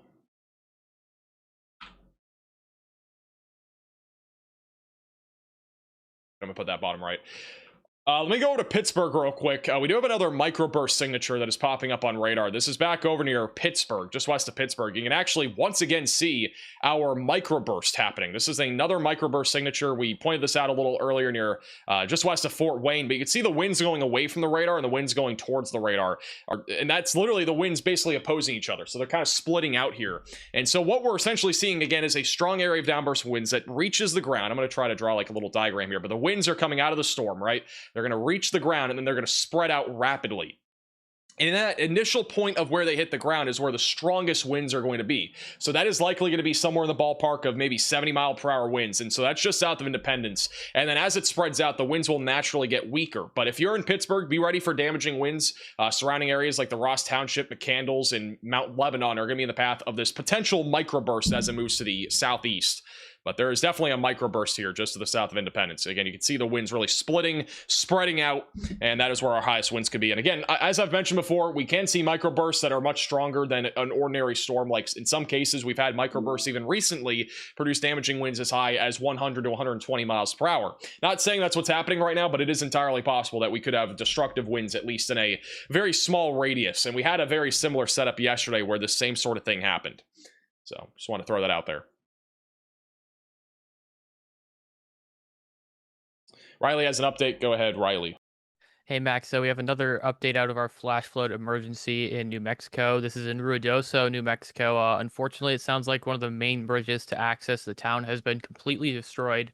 So the town is only has one way out of the flash flood emergency now. Hopefully, everyone in the area has already evacuated, but continuing to see even more just damage reports. I think we're upwards of 10 now from the area of roads being closed, roads being washed out, and now bridges being destroyed. All right, I thank you, Riley, for the update. So that's back over New Mexico. Unfortunately, there is a catastrophic flash flood emergency happening right now back over in Ruidoso in New Mexico. It has been observed. Again, we have a bunch of flood reports coming in. There's literally 8 or 9 all in this general area. And again, we'll keep you posted if anything new comes out of that. But it does not sound good by everything that we've heard here over the last couple hours. And as we've already talked about, Ruidoso is one of those areas that has been under a ton of flash flood emergencies over the last year. We had a ton last year, and we've had, at least a couple this year. I know we've at least had 2, so. Back over to the Iowa and Minnesota border. We still have a broad area of rotation just south of Harmony that's going into Mabel over the next few minutes and then going towards Spring Grove. Still keeping an eye on a potential tornado risk with this segment of storms as it continues to track to the northeast. Biggest concern right now is damaging winds up to 60 miles per hour. And then across Wisconsin, we got a bunch of these pop-up popcorn storms that have been ongoing, mainly with just a damaging wind threat, if any of these actually go severe. But so far, nothing severe actually in Wisconsin. We have literally no severe warnings. We just got a severe warning, though, for Des Moines. Des Moines, you guys are now in a severe warning. That'll be for damaging winds up to 60 miles per hour. Highest winds right now are moving into West Des Moines. They'll be moving into town over the next few minutes, and then coming up on Urbandale, Johnston, and Pleasant Hill. So stay away from windows if you are in this severe thunderstorm warning and be on the lowest floor possible. Could even see a microburst out of this area of storms, too, as it moves into Des Moines over the next few minutes. Can you guys pull cams, please, for Des Moines? I'm going to try to get some on here. I'm going to put... We got one cam on the west side of Des Moines. This is what it looks like right now. This is in West Des Moines. This isn't far from where our highest downburst winds are going to be. I'm going to get another view here. This one's a little bit better. Not too crazy yet. This is on the south side of Des Moines. This is near Highway 28. We're going to pull some better cams, though, here in a second.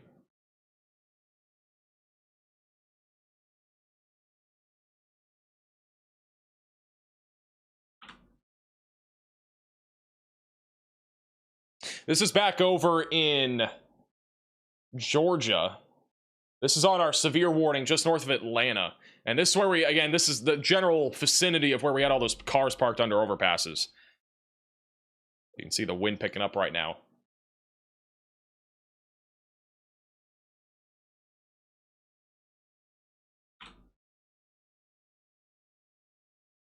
And then I'm going to put bottom right of your screen, another live shot there in Des Moines. Very ominous skies right now. Again, in Des Moines, Iowa. Damaging winds moving in right now. Tornado threat is pretty close to 0, but not ruling out a brief spin up with this area of storms as it moves into Des Moines.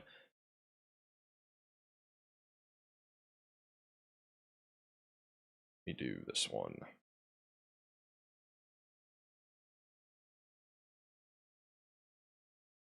It's also another live shot of the wind picking up. Back over just north of Atlanta. And again, Atlanta, Georgia is also under a severe warning for 60-mile-per-hour damaging winds, bottom right of your screen. Quarter-sized tail is also possible. Once again, do not park under overpasses if you are in the Atlanta area.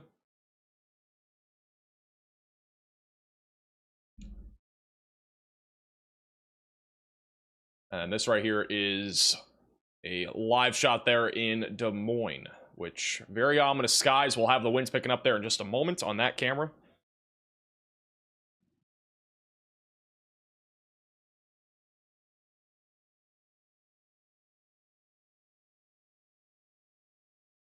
This is back to Des Moines right now. Again, the highest winds right now moving into the west side of Des Moines, going up into Urbandale, and then going to Johnston in about 5 minutes. We're likely talking about 60 to 65 mile per hour winds moving into town. So continue to stay away from windows and be on the lowest floor possible. Thank you, Jonathan, for the super chat. Chiefland, Florida, just got hit by a hailstorm about 15-20 minutes ago. Yeah, for the most part, the storms in Florida are marginal hail and wind events. There isn't a whole lot more to them. So it's the main concern up there. Our only tornado warning right now is back up near Kanawha and Goodell in northern Iowa. That's going to be going towards Thornton, Swadale, and as well as Clear Lake. Again, there's still some rotation embedded in this little supercell. Tornado warning goes for about another half an hour. We'll see if it actually lasts that long. The storm will probably move outside of the warning before then. We actually have a photo. This is from Jonathan Waldrop on Twitter of some of the hail that fell in Chiefland, Florida. Literally just speaking about that. I don't know if that was, I think you're the person that sent this in.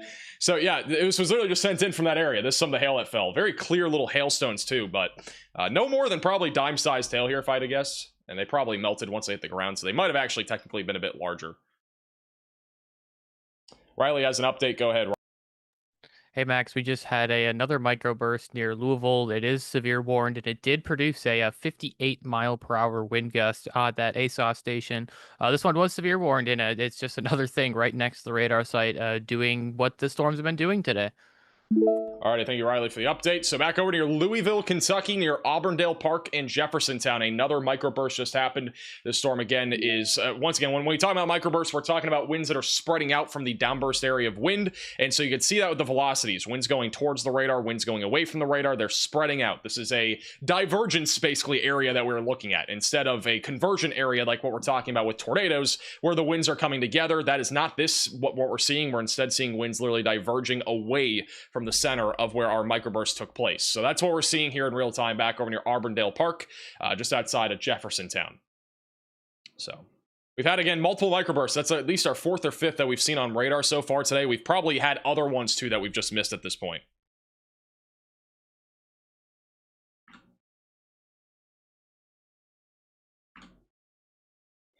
Also, we just got a new mesoscale discussion from the Storm Prediction Center. This one's going to be back over in eastern Kansas and western Missouri. A couple of strong to severe gusts are possible this afternoon.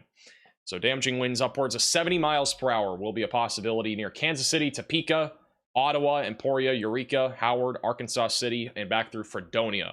Very similar story if you're in Oklahoma too. This is pretty much what we're looking at in that area as well.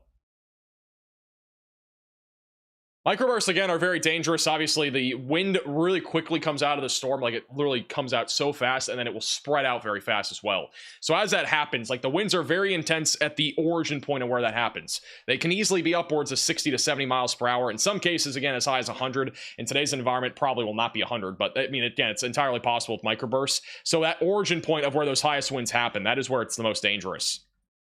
Honestly, the origin point likely happened over Auburndale, just south here of Louisville. and then the winds rapidly spread out. And we just saw something like this back up in Pittsburgh.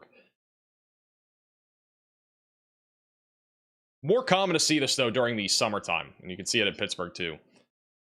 Divergent signature there on radar. And on top of that, that microburst is likely weakened. Our main threat of wind now is actually over Pittsburgh. So the different storm or cluster of storms that's moving through Pittsburgh. Lots of lightning as well. Lots of frequent lightning. Also, if you're over in Canton, Ohio, we do have a new severe warning here. That is going to be for 60-mile-per-hour damaging winds.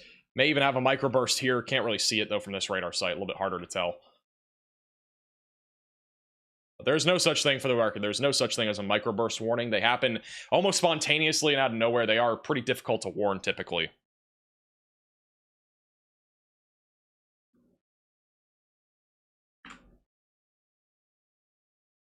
We had a microburst a few years ago that knocked down trees, killed a calf from the falling tree, flipped my grill across the yard, and ruined it.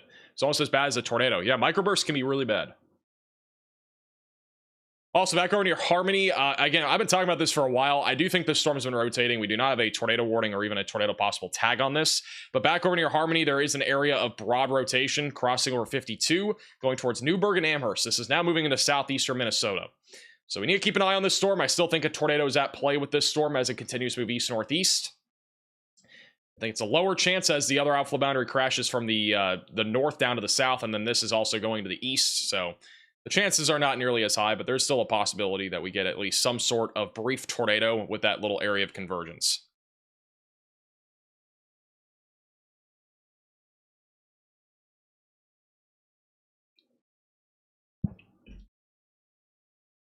All right, we had another live shot. This one's back over in the Atlanta, Georgia area. We'll go full cam to this, but this back over in Atlanta, Georgia, where we are currently looking at, not this, this one is. Damaging winds are again upwards of 60 miles per hour right now in Atlanta. See the traffic really slowing down, and obviously it's rush hour, so that doesn't help the situation.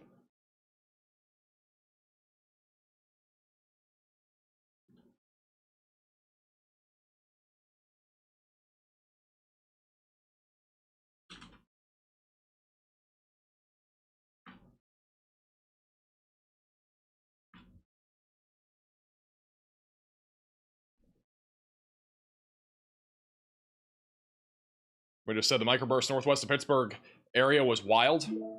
I do wonder if we have any, like, videos of that happening. I would have to assume the winds were really high for at least a couple minutes there. So he said in the chat, add an extra 3 hours to your destination. At this point, if you're in Atlanta, I know it's rush hour, and, you know, it's a... What is today? Is today Wednesday or Thursday? I think it's Thursday. Yeah, you're gonna have some troubles on the roadways. We got literally damaging winds and a severe storm moving through, and then on top of that, it's, you know... It's rush hour. It could not be much worse if you're in Atlanta. So if you're traveling to Atlanta, you're going to have some problems, unfortunately.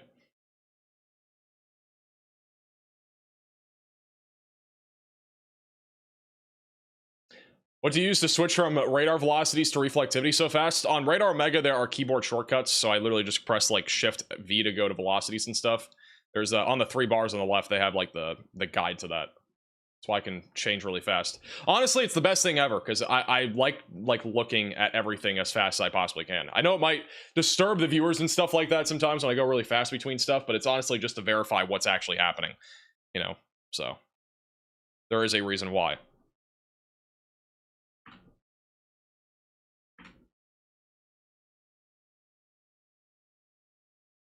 Yeah, so the traffic's gotten really backed up here over the last few minutes. Back over in the Atlanta area. This is again on the southwest side of Atlanta. There are literally hundreds of cameras I'm trying to pull up here, but it is obviously very windy over the last few minutes, and then traffic is now backed up even more. Say another live shot as well. This is a skyline view. Let me pull this one up. It's a skyline view. This is on I-285. You can see the traffic backed up. The winds are beginning to pick up a little bit. Trees are starting to sway just a little bit. That is our outflow boundary that is pushing through now, and then we should start to see the damaging winds come through over the next minute or two.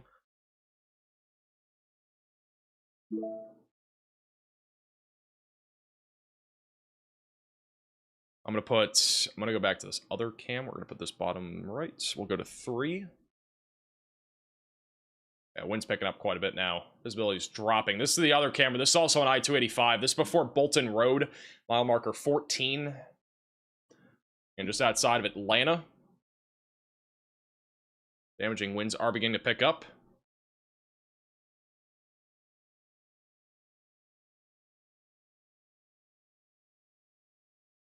See the tree swaying there on the right. One of the concerns, obviously, these trees are pretty tall, so it'd take a lot for these to fall down, but definitely something that has happened in the past where trees do fall down from high winds, and this is a busy interstate.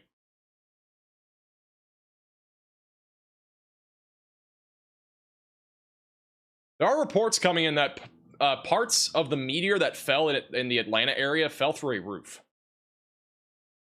The odds are roughly 1 in 100 trillion per year for an individual home to be hit by a meteor. You're approximately 740 million times more likely to be struck by lightning. That's according to Noah Berggren, who's a meteorologist at Fox 35 in Orlando. That's pretty crazy.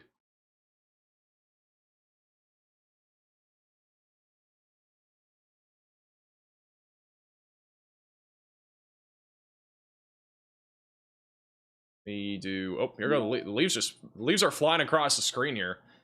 So these downburst winds are definitely sending leaves flying. Got a little bit of flying debris.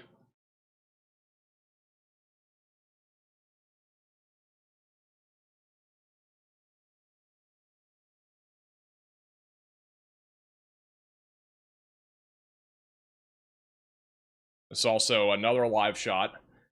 Traffic is again very backed up in Atlanta. Go figure.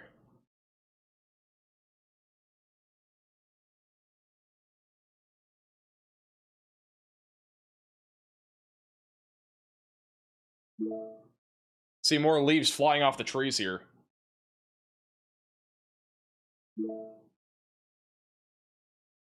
Traffic is pretty much a standstill here, though, on the southwest side of Atlanta. Also, we got a little hail core over the northwest side of town that is right now near Ellen and Rockdale. So a little hail core there that is going to be tracking right along I-285 going down towards Highway 6. Ben Hill's also in the path of that. So we got a little hail core that just literally formed over Atlanta.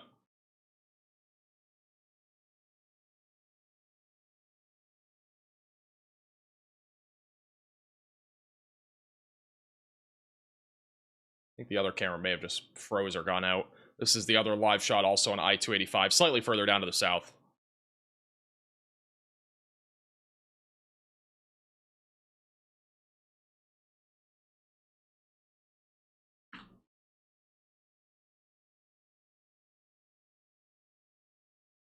This is pretty crazy. It's back over in... Holy crap! Holy crap! It's back over in Las Vegas. Let me do this. This is from Unity for You on Twitter. This is over in Las Vegas. Debris. This literally Las Vegas at 2:10 p.m. Let me put the audio on here. They were just picking stuff up in the air. Look at how far it's going up in the air. Holy crap. Apparently this was picking up trampolines too.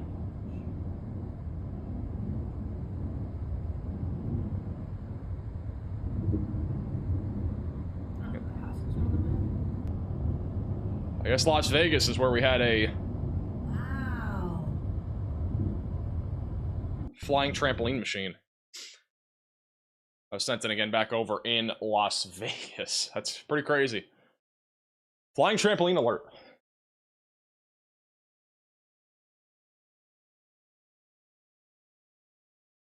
All right, back over to Atlanta. Again, we got a big damaging wind event currently coming through the west side of town. Outflow boundary as well out in front of our storm. Our highest winds are, again, going to be inside of our storm. Got a little hail core as well over the northwest side of Atlanta, in addition to some frequent lightning on 285 that is tracking to the southwest right now.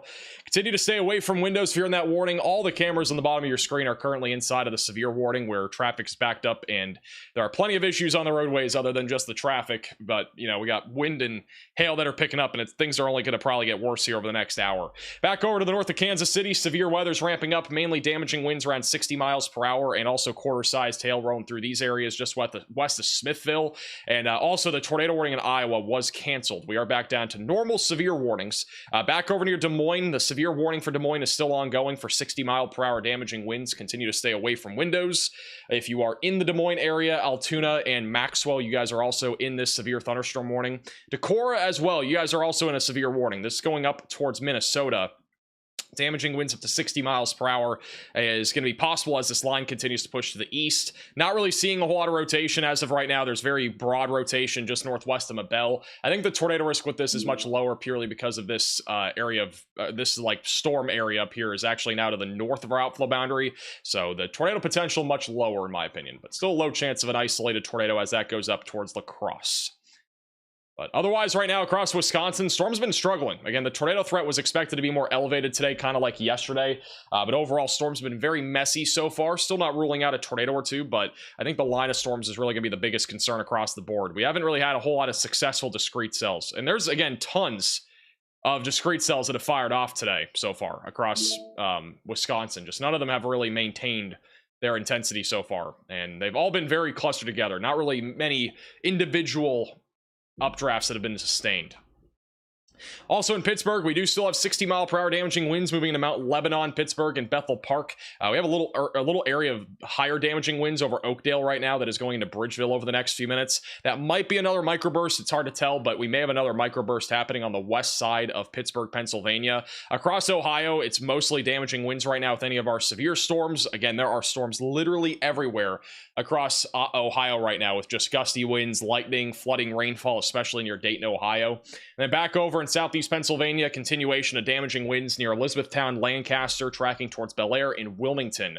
Back over in Delaware and also northern Maryland, just outside of Baltimore. Keep in mind that we do have a severe thunderstorm watch in place that goes up until 10 o'clock tonight Eastern time. That's for Harrisonburg all the way back up towards Williamsport, back over in Pennsylvania. We have a bunch of other storms in and around, North Carolina as well. A lot of these, again, just downburst damaging winds around 60 miles per hour. Not really much more beyond that happening right now. This is actually a view right now from Bank of America Stadium back over in North Carolina. So pretty cool view there of the storm out in the distance. That is one of the storms that is producing downburst damaging winds. You can see all the little updrafts that are going up as well. This is obviously our main updraft that has been sustained.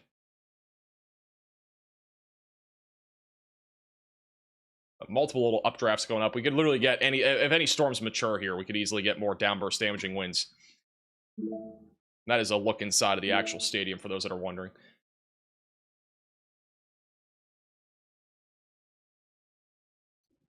Look back over here. Hey, Jack's Premium for the $20 super chat. Appreciate that. By the way, I'll get back to your email. I forgot to respond. Appreciate the super chat. Forecast for Omaha, Nebraska. Omaha's probably not going to see much today. Just maybe a pop-up storm. That's really about it.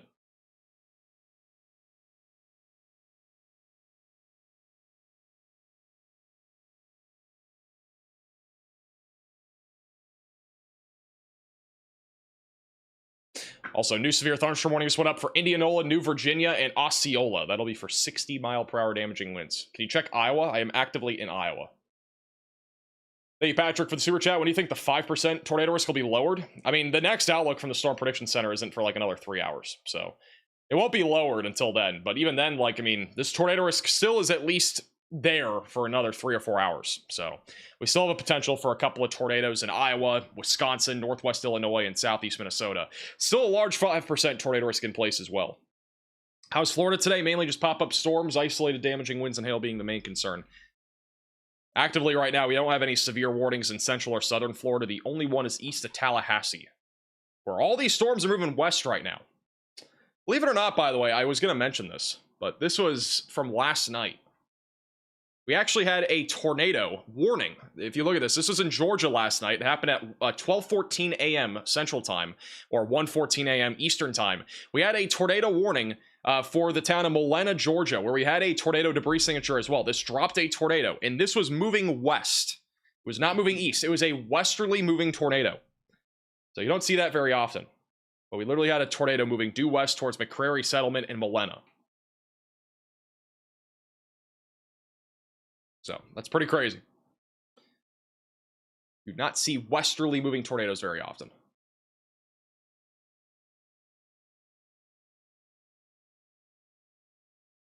You're back over in Atlanta, Georgia. Damaging winds continuing to impact the downtown area and on the west side of Atlanta.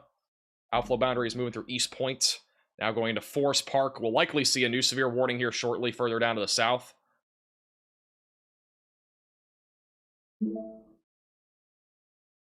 Large tornado as well. I don't know about it being large. I mean, it picked up a lot of trees probably, which is why it had such a big debris signature. So I wouldn't necessarily say it was a large tornado, but it was a tornado. I don't think we have a rating on that one yet either, but we'll probably have one at some point later today or tomorrow as the National Weather Service surveys that. Also, new severe thunderstorm warning for Lexington, Kentucky, just south of Georgetown. That'll be for damaging winds around 60 miles per hour. That is basically a stationary storm right over town. So stay away from windows and be on the lowest floor possible if you are in this severe thunderstorm warning.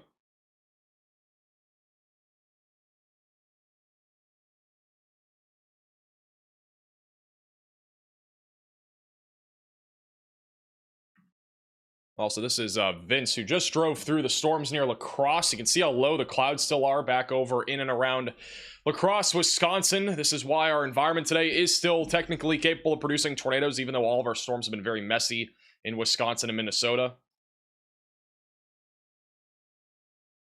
You can see how low the clouds are there, just beyond on the right side there near the trees.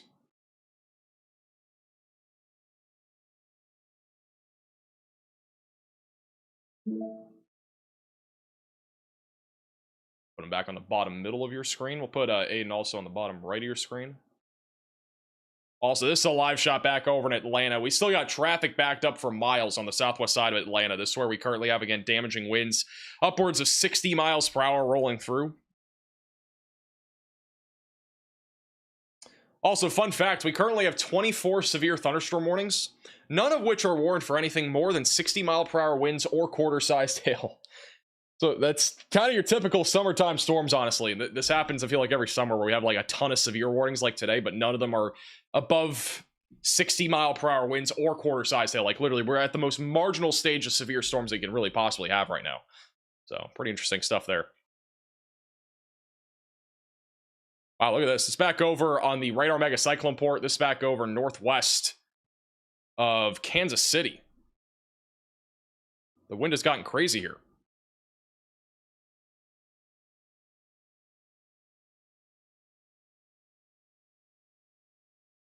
It's actually really windy here. This is definitely downburst damaging winds around 60 mile per hour winds. I'm going to try to full cam it in a second. As a full cam shot again, just north of Kansas City.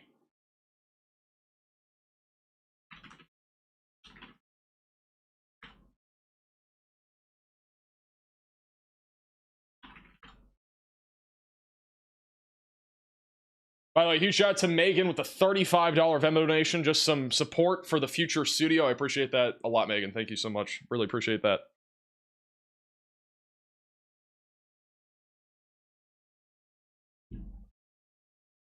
Yeah, this again, definitely producing damaging winds around 60 miles per hour.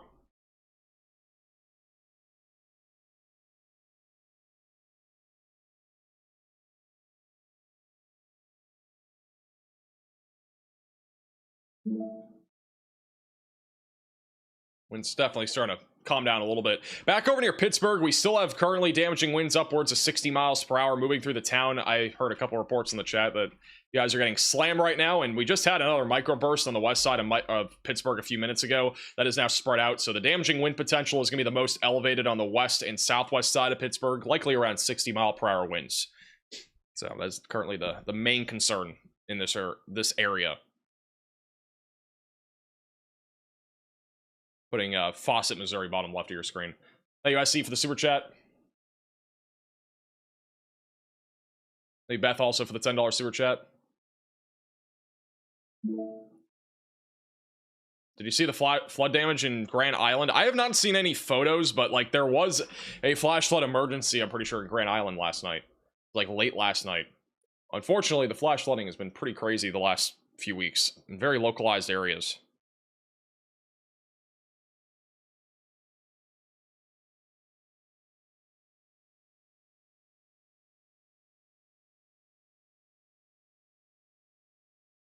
Hey, Wayne, for the $10 super chat. Just a little help towards the new studio. I appreciate that, Wayne. Thank you. The wind is still going strong right now north of Kansas City. The camera is still shaking quite a bit. And this is in Fawcett, Missouri, just to the north of Kansas City. Bottom right of your screen. And you can watch this camera also inside of the Radar Omega app. You can download that with the top link in the description below on iOS and Android. Hey, Michael, also for the $10 super chat. How's Northwest Missouri looking like for the rest of tonight? Also, Riley should make another shirt.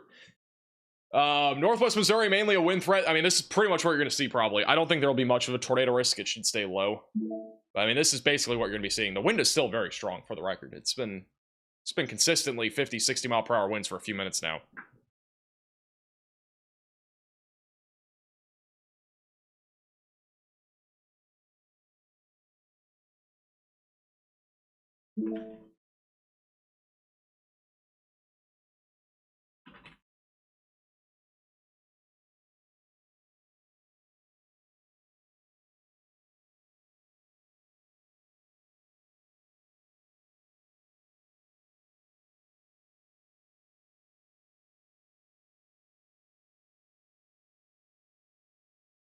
Hey, Kathy, for the $10 super chat, how's Reedsville tonight? Reedsville, Georgia. It should be mainly damaging winds. Again, not really looking at any tornado risk. Hail risk is pretty low, too. Riley has an update. Go ahead, Riley. Hey, Max, so we did just receive confirmation that apparently Hancock County, Iowa, did have a tornado earlier. That is where we saw the tornado warning. It was remained radar indicated the entire time, but there's a delayed report of a tornado that did occur with that storm. Alrighty, thank you for the update. So this is a storm that was tornado warned literally not even like 30 minutes ago. So they have confirmed that there was a tornado with this storm. I'll have that report probably pop up here in a few minutes, but just off to the west of Mason City is where we had a tornado. There's still very weak rotation, probably not going to produce another tornado, but that's about to cross over I-35.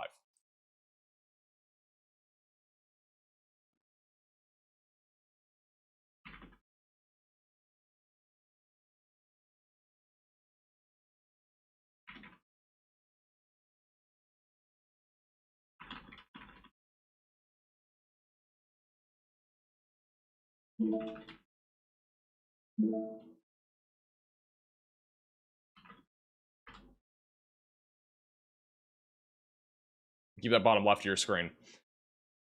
So once again, north of Kansas City. We also just got a new severe thunderstorm warning back over in Tallahassee, Florida. Pretty populated area here. If you're back over in Tallahassee, Florida, be ready for damaging winds upwards of 60 miles per hour. Again, we got an outflow boundary that is moving to the west. On top of that, downburst winds coming from these storms that could go literally either direction. So be ready for damaging winds over near Tallahassee, Florida, Thomasville in southern Georgia. Also, this is near Perry, Florida, which isn't far from where Hurricane Helene made landfall about a year ago. Fun fact, by the way, about a year ago today, we had the 60% area of interest back over in the Atlantic Ocean. That was the beginning of Hurricane Beryl. So that was about a year ago today. Also, south of Louisville, we are getting some new damage reports out of Louisville. Currently 2 miles south of Louisville, power lines down. Report is from media as of 426. And then just northwest of Hillview, we have another report of a tree on a car in Fairdale. That is also another report via the media. So back over near Louisville, that is where we just had a microburst happen. This is no longer severe. It's just now rain.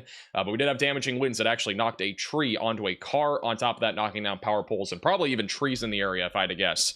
We may have something similar happening in Lexington as well. Lexington, Kentucky, damaging winds up to 60 miles per hour is a possibility. So be ready for that. Also got a new flash flood warning for this area as that storm is basically not moving right now. It's very stationary. We also just got a new 63 mile per hour wind gust out of Cumming, Iowa. That is from a personal weather station. So on the southwest side of Des Moines.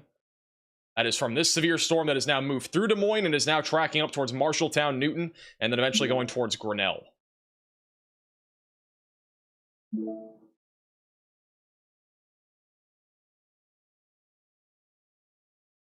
Also, we just got a new mesoscale discussion from the Storm Prediction Center. This is going to be back over in southern Wisconsin and southeastern Minnesota and northeast Iowa near Decorah, Iowa, and then basically all of southern Wisconsin, including Madison. A threat of severe gusts and tornadoes will continue. The severe threat may extend downstream of the current watch. A new tornado watch is possible. I would expect if they do issue a watch, it'll probably be a tornado watch, so we'll have to wait and see.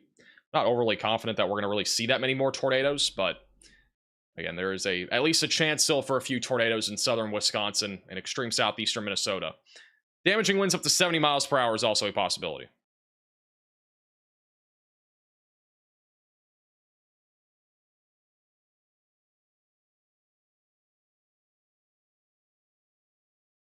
They actually did outline that there is a merging sea breeze boundary. Actually, let's look at that. This is from the lake. This would almost be like a lake breeze, but it's technically a sea breeze.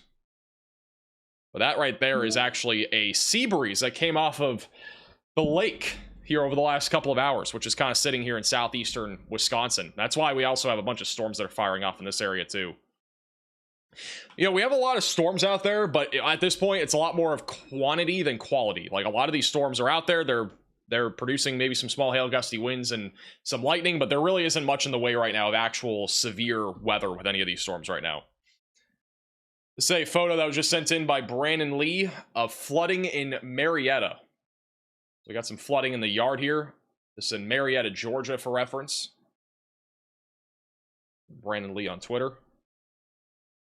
Definitely expect scenes like this, especially in areas that have stationary storms, like the one that's back over in Lexington, Kentucky.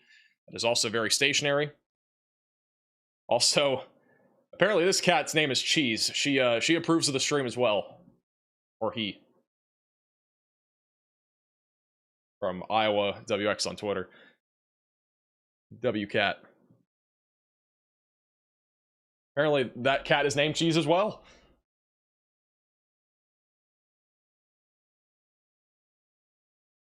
Hey, Tammy for the $10 super chat. Severe warnings up in northern Montana. Yeah, we have some severe weather up here. There's actually no warnings in Montana right now, but there is a chance for isolated hail and wind. Not really expecting much of a tornado risk. Tomorrow will be interesting. Northern Plains, we definitely could see some really big storms tomorrow.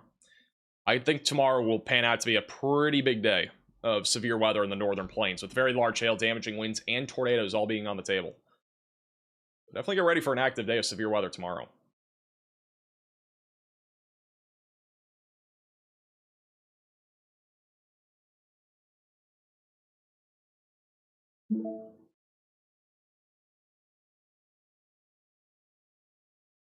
Riley has an update. Go ahead, Riley.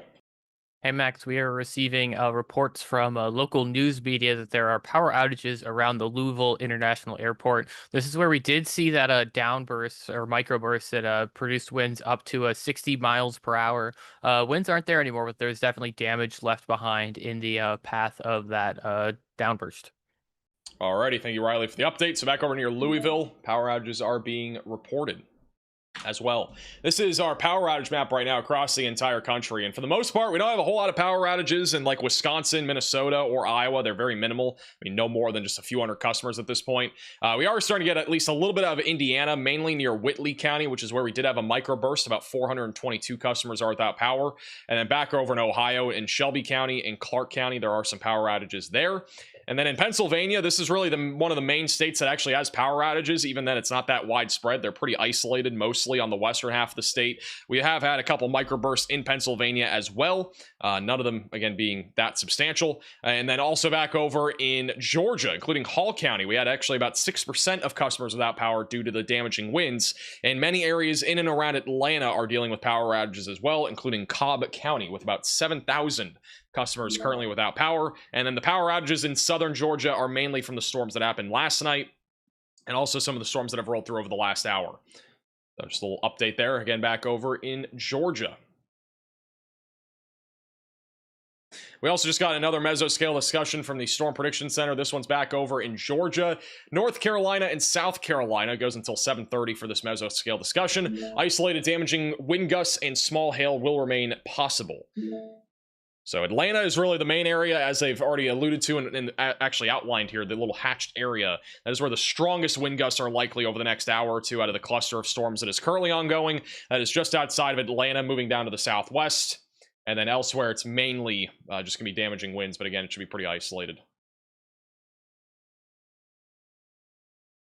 Yeah, still we have a severe warning for Atlanta. This is still for 60-mile-per-hour damaging winds and quarter-sized hail that is moving down to the south right now.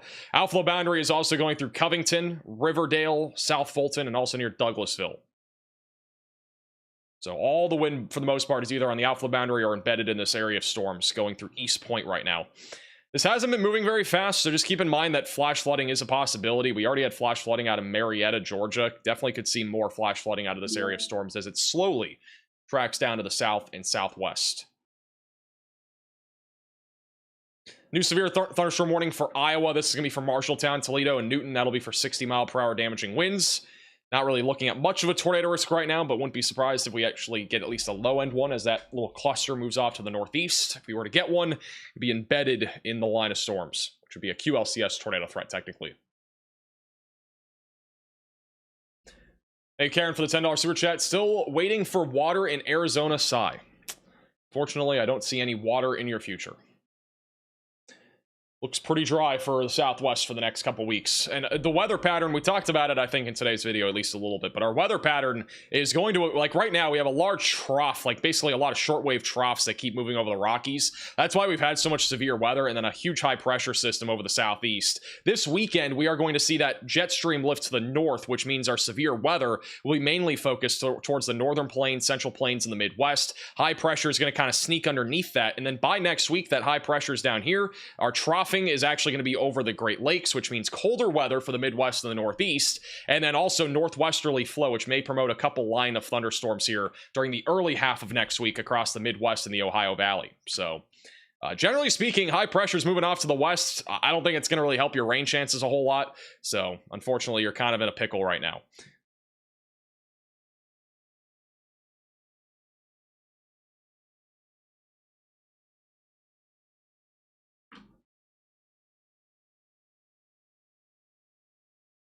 All right, Riley has an update. Go ahead, Riley.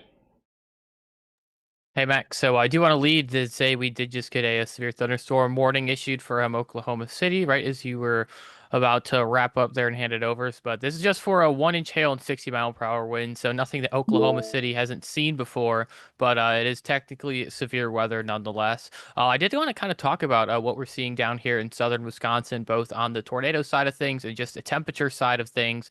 This weird line that we have here right now, this is most likely the stationary front that we are dealing with. We can see it really close to the radar there just because, well, it's on the ground, and that is something that's a lot easier to see when the beam height is low. But if you look at our METAR observations, just in Sauk County, Wisconsin, this one down here is almost at 90 degrees Fahrenheit. And in the northern portion of the county, we are at 74 and 76. That is like a 12 to 14 degree temperature difference just across the county. And these stations aren't that all far like apart from each other. We can use the measure tool here and see that 2 of them are 23 miles apart from each other and 2 of them are 30 miles apart from each other. So there's like a 1.5 degree change for every mile you go to the north. And that is part of the reason why we're seeing weather that is severe today, is we just have that considerable and quick change in temperatures. I see people in chat saying it's hot in Wisconsin. Yeah, it might be hot in southern Wisconsin, but it's not really that hot up here in northern Wisconsin. I mean, we're mid 60s, lower 60s. That is how different the temperatures are across the state when we deal with our stationary front. In terms of the tornado threat for the day, it is going to continue over here. We're starting to see more pop-up showers along our front. We do once again have an area of increased vorticity that is starting to overlap more with our 3 Cape. This is where we did see a few tornadoes happen earlier, and this is something that's almost certainly going to happen again. Once again, these are low-top thunderstorms. It's really, really hard to see if they're rotating on the lower levels on radar. This is something that we really need spotters for, but basically any one of these storms over here could potentially try to drop a potentially and hopefully weak tornado. Anything north of this front, I don't think it really has a tornado chance. However, there is still a very slim possibility. I haven't seen anything from the Storm Prediction Center saying that we're going to get a new tornado watch for this region as of yet, but it is possible, so keep an eye out for that. All right, thank you, Riley, for the update. They have actually issued a mesoscale discussion for Wisconsin. They may issue a tornado watch. We'll have to wait and see, but that is... Wow. Riley, you're muted. Oh, never mind.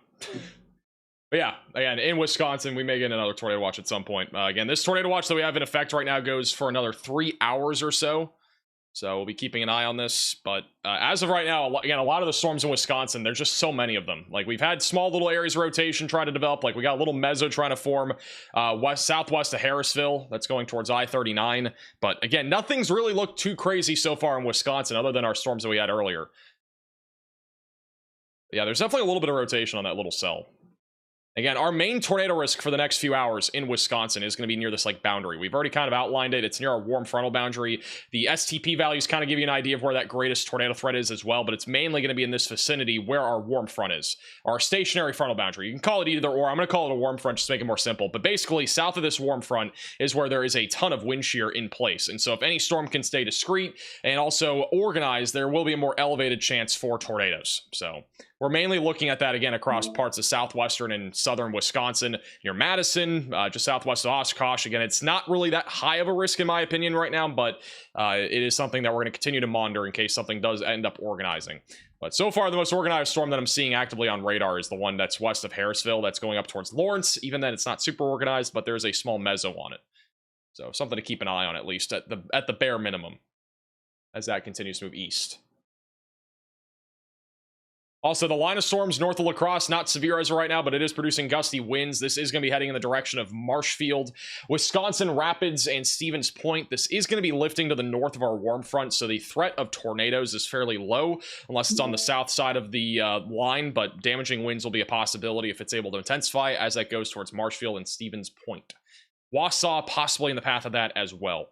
Further down to the south into northeast Iowa and southeast Minnesota, mainly damaging winds with any of these storms. None of them are severe right now, but if we were to see severe warnings, damaging winds would be the greatest concern out of those storms. And then in and around Des Moines, we have a bunch of storms right now, all of which are mainly damaging wind producers. Not looking at any tornado risk out of any of those storms as of right now. This is back over in Atlanta. Atlanta still has a crazy amount of traffic at this hour. We go full cam to this shot. This is back over in the southwest side of Atlanta, which is also in our severe thunderstorm warning still. And traffic is obviously backed up as it is rush hour, but on top of that, the wind that we've been seeing is another reason why, or the severe weather that we've been seeing is another reason why things just are so backed up right now. Hey, Storm Hunters, for the $10 super chat. Keep your stream up while we chase. We'll be live as long as we're needed to be live.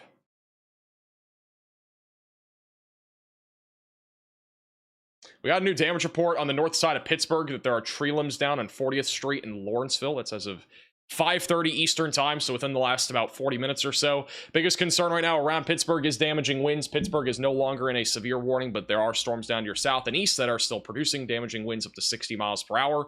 Back over near New Philadelphia and Ericksville in Newcomerstown, we still have severe weather over here as well, mainly for a threat of damaging winds around 60 miles per hour. Not currently seeing any crazy hail threat out of any of those storms. And then the severe thunderstorm warning for Lexington, Kentucky continues for 6 more minutes. If I had to guess, they'll probably issue a new severe warning for Lexington. The storm is pretty much stationary, moving very slowly to the southwest right now.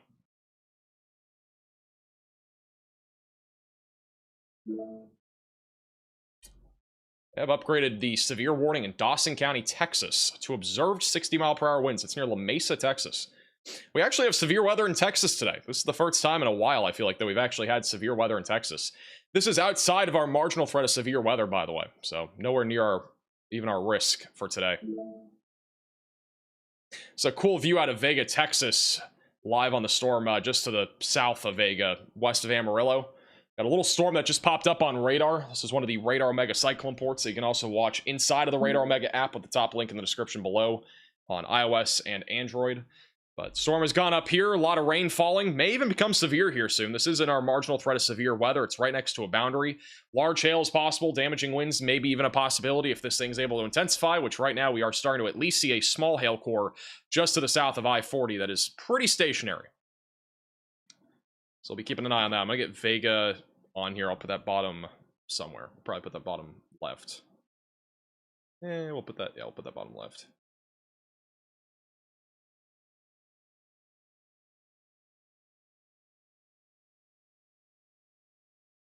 We go back to Kansas City. Atlanta rush hour starts at 3 p.m. until 8 p.m. in the evening. Yeah, I mean, that's literally... It's literally Georgia for you. Why is the camera not working? I'll put Bank of America Stadium bottom left instead for now, because the other camera isn't loading. You check the storm south of Austin. Anything in South Texas today is just gusty winds and small hail. Not really expecting much severe weather out of that activity. Back over in, let's go first to Kansas City because we just got a severe warning for Kansas City. So if you're in Kansas City, Smithville, or Lawson, brand new severe warning here for 60 mile per hour damaging winds. Nickel-sized hail is also a possibility, again, between Kansas City, Kearney, and Cameron, just south of Maysville. So be ready for that if you are in Kansas City. I'm going to see if we have any live shots in Kansas City of this storm moving in, but probably going to see some high winds here over the next few minutes. We have a few cameras in this area. All right, looks like the Kansas ones do not work. I guess we'll have to rely on Missouri. Almost 30 severe thunderstorm warnings. That's a lot. I think we peaked at like 40 yesterday. Does anybody know how many we got to yesterday? I think we're at least around 40 at one point.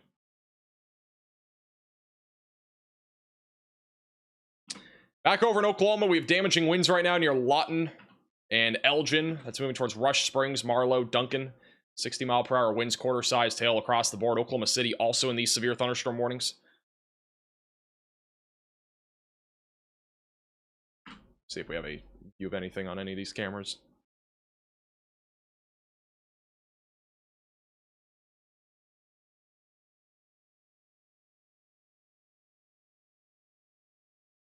You know, yesterday we had a lot of warnings. We were at, I think, 6 or 7 tornado warnings, and on top of that, we also had a bunch of severe warnings. I think we got up to 40, though, at one point. So, live shot in Lawton. Some gusty winds moving through right now. Possibly some damaging winds in the area. One of the Oklahoma traffic cams. Visibility isn't too terrible. It's probably about a mile, unless you get into some of the higher winds.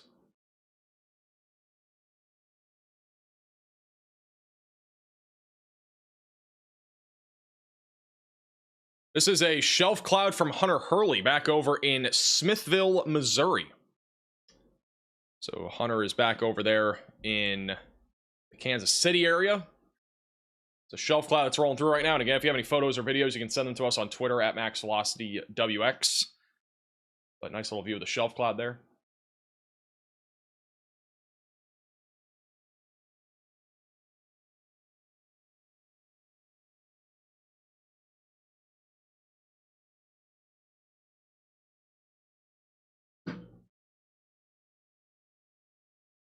Going back to Kansas City, once again, we got damaging winds that'll be rolling in here over the next few minutes.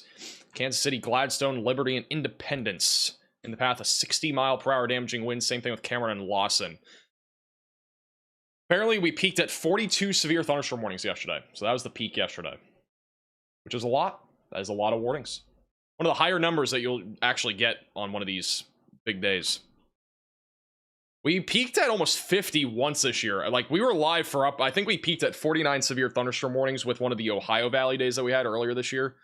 There have been some big days with, like, tons of warnings. Like, and that's, again, just severe warnings. That does not include tornado warnings. So, what do you do in the off season? It's a good question. We haven't had an off season yet where I'm not in college, so, or at least in some level of schooling. So I have literally no clue. We're going to find out probably in the next couple weeks. Maybe. I don't know if the weather's going to quiet down anytime soon. We haven't had like a quiet period of weather. It's been very active for literally a long period of time. There hasn't really been many breaks. I mean, if you look at like the weather pattern that we've been in, like we've had shortwave trough after shortwave trough, and like there's just been literally no breaks. We had like a 3 or 4 day period where it was at least somewhat quiet, but I think the longest that we've gone over the last 4 months without going live was 6 days. I think one of those days I wasn't able to go live because of internet being out. Go figure. So, you know, who knows? Who knows how it's going to go? Literally could not tell you. I'll probably be golfing, though, whenever the weather actually gets quiet. Do you go live for Montana winter storms? Typically not Montana winter storms unless it's more of a widespread event. Bro's already talking about winter, and we literally just started summer. That's crazy. I sent you a view looking over Sentinel Park in Atlanta for my work on X. All right, we'll check that out here in a second.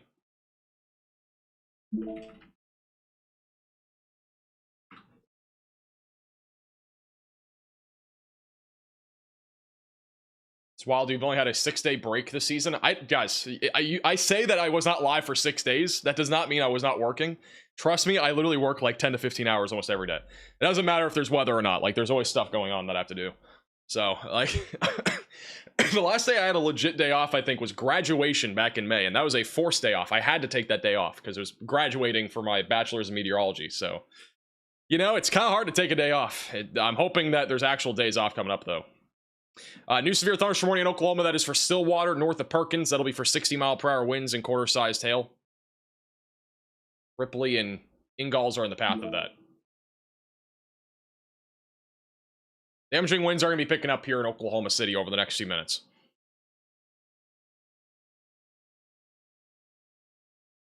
Yeah, I wasn't on air technically, but I was still working. Connor titled today's stream, Fake Tornadoes Plague Wisconsin. They were pretty much all fake tornadoes. There was not a single tornado, I think, that's happened in Wisconsin today.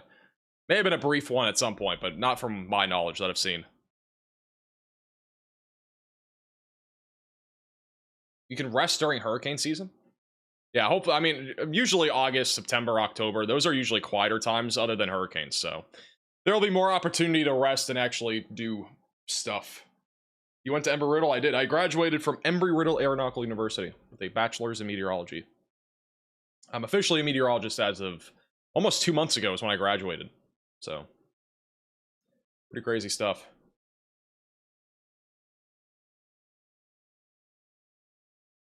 You can get a day off when you retire. That is true. Yeah, there's really no day, like, I really can't take days off. Like, it's hard. Like, I technically, like, as you guys probably know, like, I run this channel, like, it's literally, like, I run a bunch of other social media platforms, too, with, like, the Max Velocity stuff, North Texas Weather Center. It's very hard to take days off. Like, it's literally, I am working almost all the time, so. We just got a tornado warning in Canada, by the way. Just want to throw that out there. I just saw that pop up. We got a new tornado warning for Ogima in Canada. The rotation right now is moving over Highway 13 going towards Amulet and eventually towards Pengman. So seek shelter if you are in this tornado warning. I don't think we have any storm chasers up here, but if we do for some reason, I'll pull them up, but I doubt we do. We do not go to the tornado warning thing unless it's in the United States, by the way. But I'm just a little heads up if you're in Canada.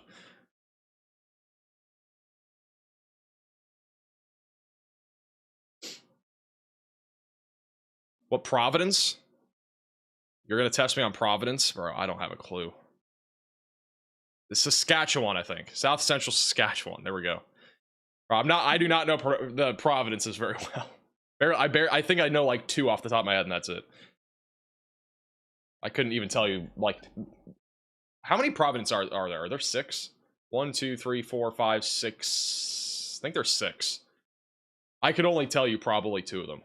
Ontario and Saskatchewan. I think that's it. After that, it's literally chalked.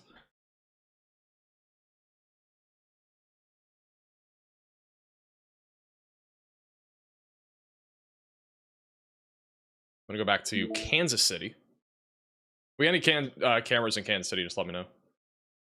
10 Providences? Where are the other 4 that I did not find? What? There's 11? Where are the other ones? I see 1, 2, 3, 4, 5, 6, 7, 8. Right? I see 8. Unless this is 9. That might be 9. Okay. 1, 2, 3, 4, 5, 6, 7, and then 8. Where'd the other one go? Is that 9? Look up? Bro, I'm so confused. Are these Providences? 1, 2, 3, 4. 5, 6, 7, 8, 9, 10. Is that it? Did I get it? Right there? I'm gonna lose so many I'm gonna literally lose all my Canadian followers now because I can't freaking figure out the Providences. It's literally chalked. So much for school. We do not learn this in school, for the record. That's 21. That was not 21.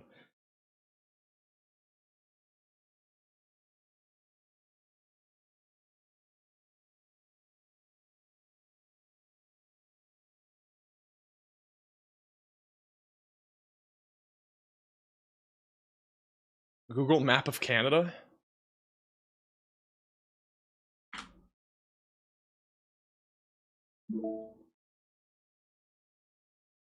Bro, it looks like there's like 15 Providences. What?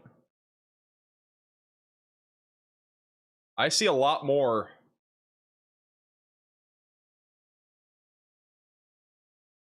That looks like a lot of provinces. 1, 2, 3, 4, 5, 6, 7, 8, 9, 10, 11, 12, 13. It looks like 13 provinces. I'm convinced that there's more than just 10.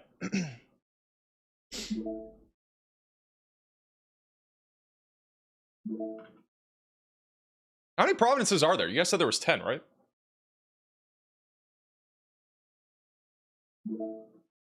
By the way, this is inside of our severe thunderstorm warning just east of Des Moines. Wind is starting to pick up here. 10 provinces and 3 territories. What does that even mean?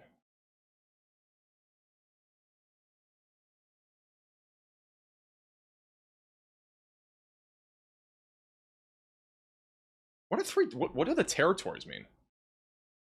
Why am I so uneducated? That's what I want to know. Like I failed school. How do I not know anything about Canada? Thank you, Evander, for the super chat. New Brunswick, Nova Scotia, PIE. What is PIE? PEI? What is that? Newfoundland, Quebec, Ontario, Manitoba, Saskatchewan, Alberta, British Columbia, then Yukon, Nunavut, and then NWT. I don't know what 2 of those meant, but okay. Canada has 3 Puerto Ricos. What does that mean? Bro, I am so lost. I literally... I'm not even trolling. I literally don't know what you guys... I'm not kidding. I know, like, nothing about Canada. I thought I knew more, but apparently not.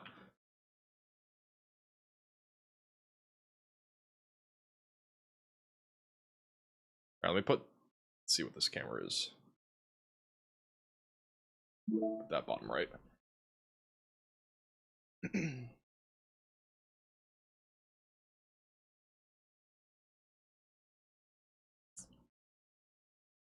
Riley has an update. Go ahead, Riley.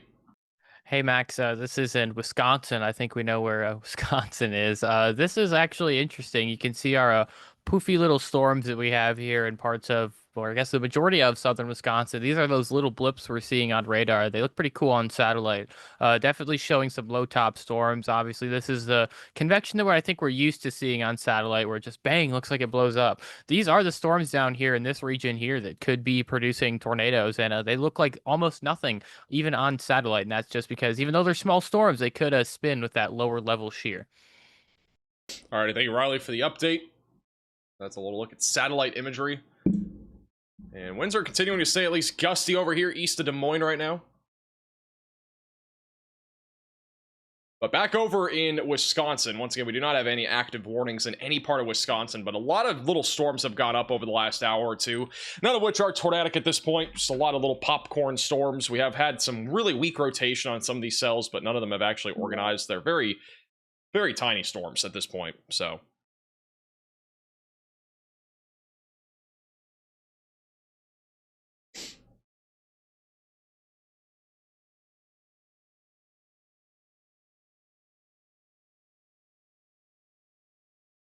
Storms a moment, then sun comes out, and then storms again in Wisconsin Dells. There have been a lot of storms, again, just so many pop-up storms. This Wisconsin Dells, we've had, again, storm after storm after storm. Really not a whole lot of lightning with any of these, but lots of little cells that have been kind of going across the board here in Wisconsin. We also got a line of storms back off to the west. At this point, I think this line of storms will probably be what's more significant. So far, all the storms that are over in central and southern Wisconsin, again, just not really growing very much. They've been very small little cells. They've been there's been a lot more storms again than forecasted, so that's one of the reasons why today's tornado threat has not been as high as what it could have been. And again, it could change in the next hour or two. Our tornado threat still will stay elevated until about 7, 8 o'clock tonight, and then after that, it's pretty much not zero, but it's definitely gonna be lower. Thank you, Eric, for the $20 super chat. Oh, Canada. Okay, thank you for the super chat. I still don't know, like, anything about Canada, apparently. It's kind of how it be sometimes.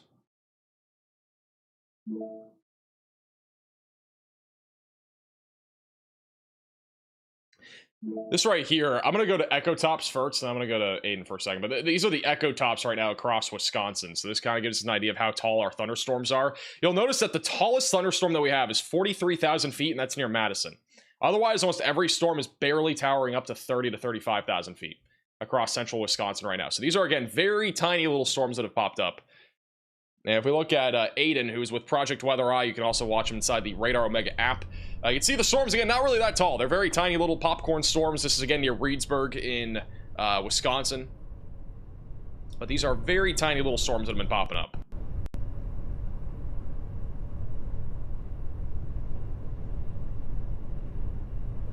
Baraboo has the Circus World Museum. Well, the more you know. That is not a wisdom nugget that I thought I would learn today.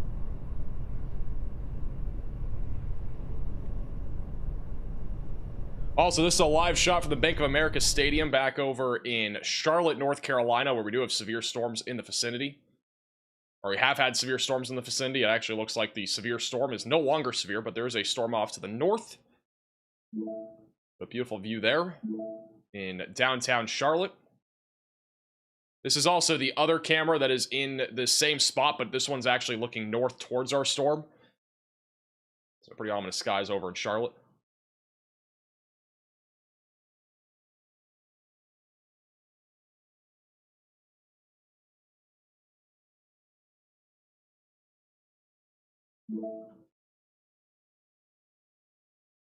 Say a live shot back over in Georgia in our severe thunderstorm warning. Just to the southwest of Atlanta. And, you know, this is just, it's time. You guys already know. It's shame. Time to spam shame in the chat. Thank you, Lanissa, for becoming a member. Welcome to the Velocities. We only have 2 cars or 3 cars parked under the overpass, but once again, this is the beginning of potentially having more than just 2 or 3 cars parked under the overpass. This is a very dangerous situation whenever this stuff happens. Hopefully nobody else parks under this overpass.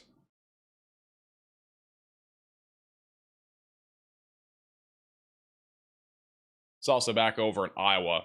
This is also another live shot at Roosevelt Highway. What's going on right there? I can't tell what happened there. I don't know if that's a crash or something. There's an ambulance and a police car. So, also in this severe thunderstorm warning.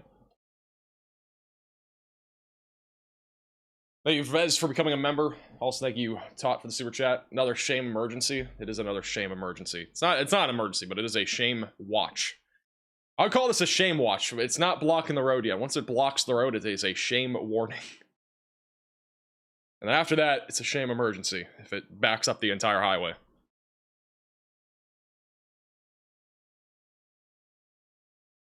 Beautiful rainbow. This was sent in from Bailey B on Twitter back over in Dodgeville, Wisconsin. It's a very low-hanging rainbow. Pretty cool stuff here.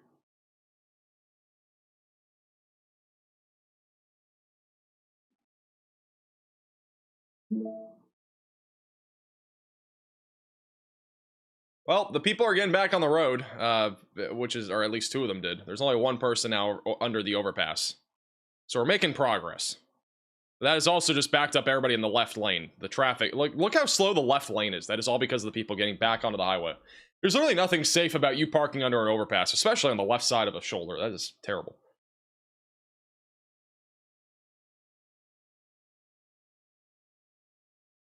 No way, that's I-85 in Charlotte. This is not I-85 in Charlotte. This is southwest of Atlanta.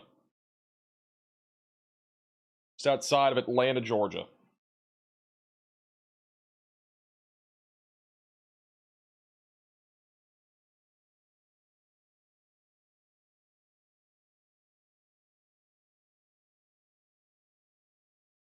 Yeah, we had some sort of accident there on the left.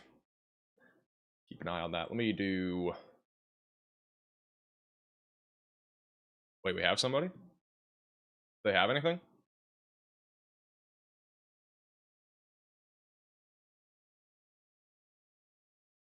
I don't see them on the map. Okay, wait 1 second.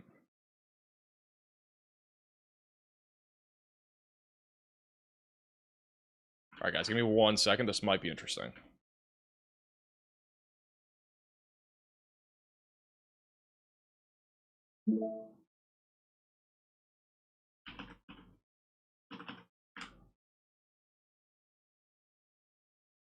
Alright, nothing's loaded yet, but I'll wait.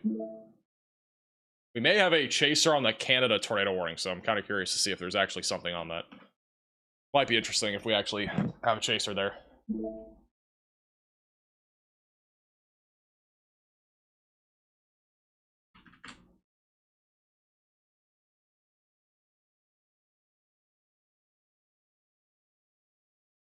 All right. So we might have a chaser on that. If we do, we'll go to them. There's actually a tornado warning again in Canada that is south of Regina. And we do have them. This is, I'm going to try to pull them up. This is, oh, there you go. This is Ryan Krause. This is the tornado warning storm back up in Canada.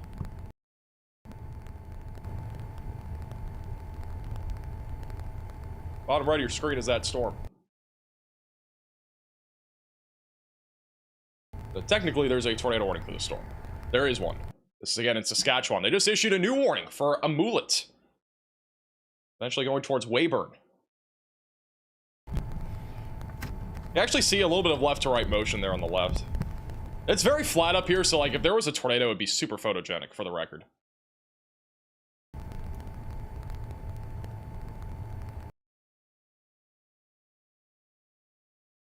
Yeah, definitely an interesting looking storm. I'm going to keep him bottom left of your screen.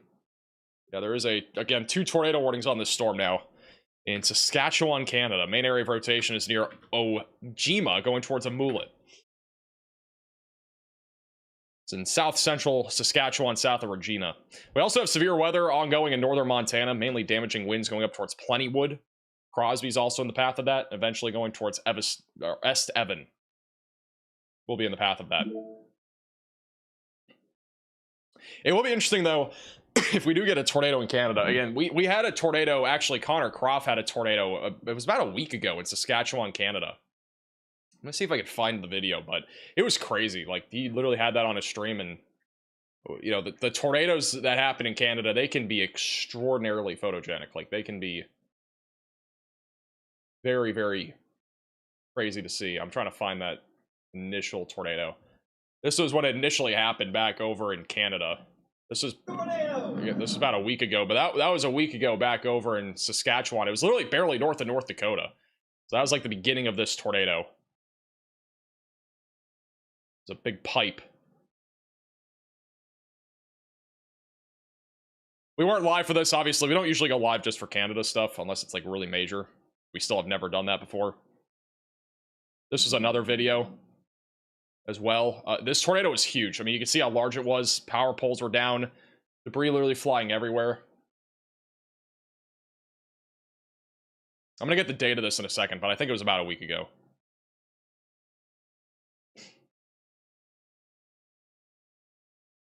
But yeah, that's what can happen. We weren't live for this day, as I mentioned before. I mean, if this was anywhere in the United States, we'd almost undoubtedly been live because it was just such a large tornado. That was on June 19th, so it was literally a week ago from today that happened. I forgot to tell you guys about this too. I don't think we talked about this in any of our videos, but this was from Storm Intermedia. This was back on June 22nd, so 4 days ago. We actually did have a large tornado back over near Grygla, Minnesota. We were almost going to go live for this, but it was just such a rural area, and it was the only storm. All the storms really struggled this day, other than this one. But I figured I'd show you guys at least this little photo of that tornado. It was beyond some trees. I think the total population in that tornado warning was like 20. So it was very, very rural, and it was only on the ground, it looked like, for a couple minutes. So we did think about going live, though. The event didn't really pan out.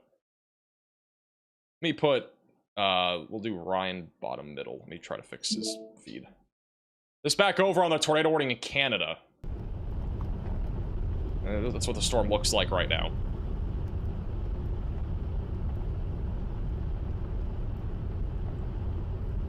This is in southern Saskatchewan. Since all the storms right now are pretty marginal across the country, might as well just talk about this a little bit. If anything happens, it'll be pretty crazy. It did look at one point like it was going to drop a big hole.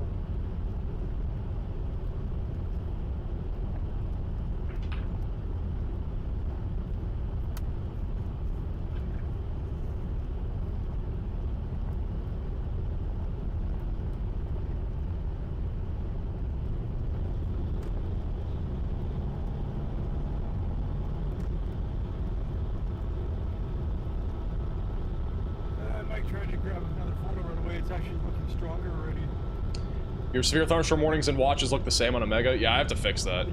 I didn't really think about changing that. I'm just refreshing his feed real quick.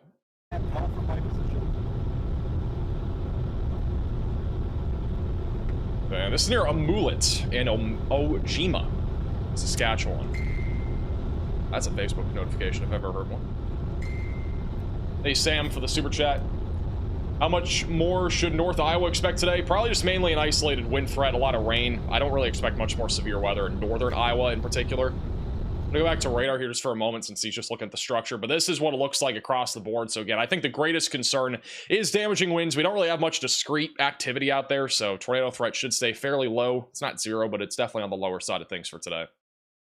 Just continue to stay weather aware in case anything gets a little crazy, but I think overall it's gonna be mostly wind.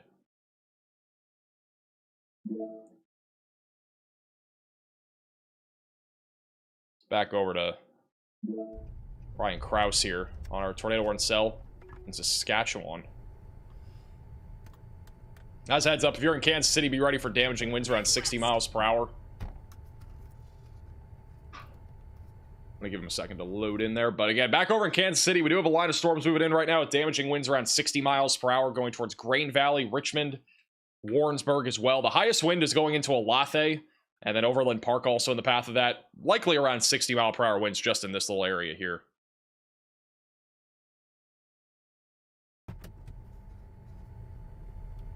Again, live back over near Amulet. Can't really tell what that is right there in the middle. I don't think that's a tornado, but that's the area of interest.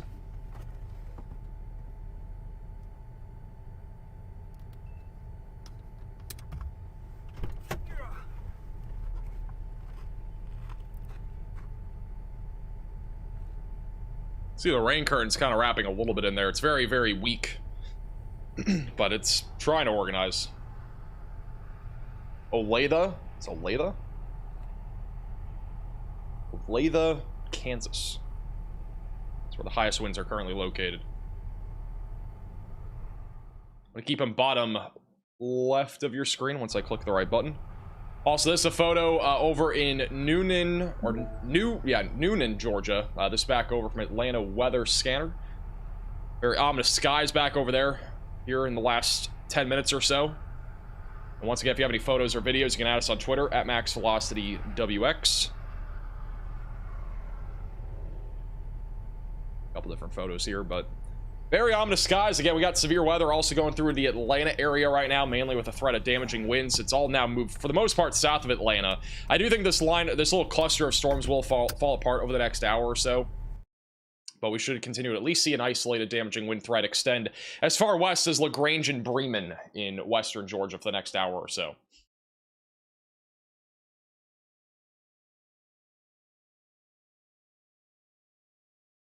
Also, back over near Philadelphia, we got a cluster of storms over here that's producing damaging winds up to 60 miles per hour. Not really any tornado risk as of right now with this area of storms. It's going to be approaching Philadelphia, Wilmington, and Baltimore in the next hour. Also got a little sea breeze coming off the ocean here that may be able to at least spawn a few more storms behind it. Wouldn't be surprised with at least some localized flooding there.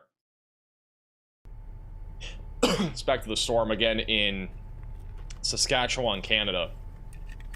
It is tornado warned. Looks like a shelf cloud. Not really seeing a whole lot of rotation. Definitely a meteor coming out of that. We did have a meteor this morning near Atlanta. Apparently, part of that meteor, at least some shards of it, went through a home. So, pretty crazy stuff there.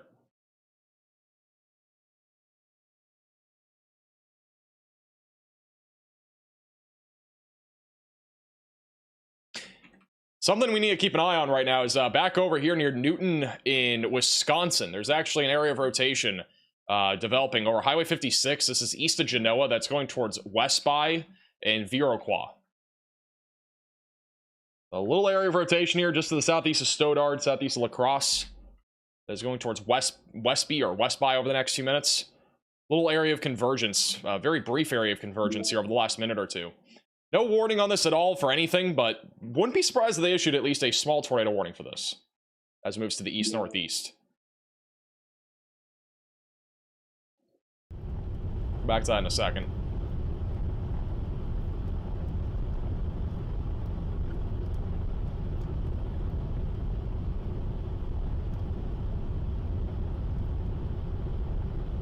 Beautiful storm out here in Canada.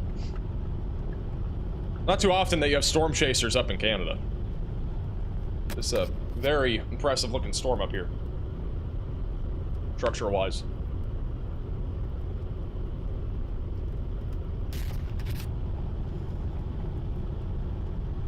Yeah, it was a meteorite, not a meteor. But, I mean, it was like a... It burned up before hitting the ground, obviously. That's usually what happens.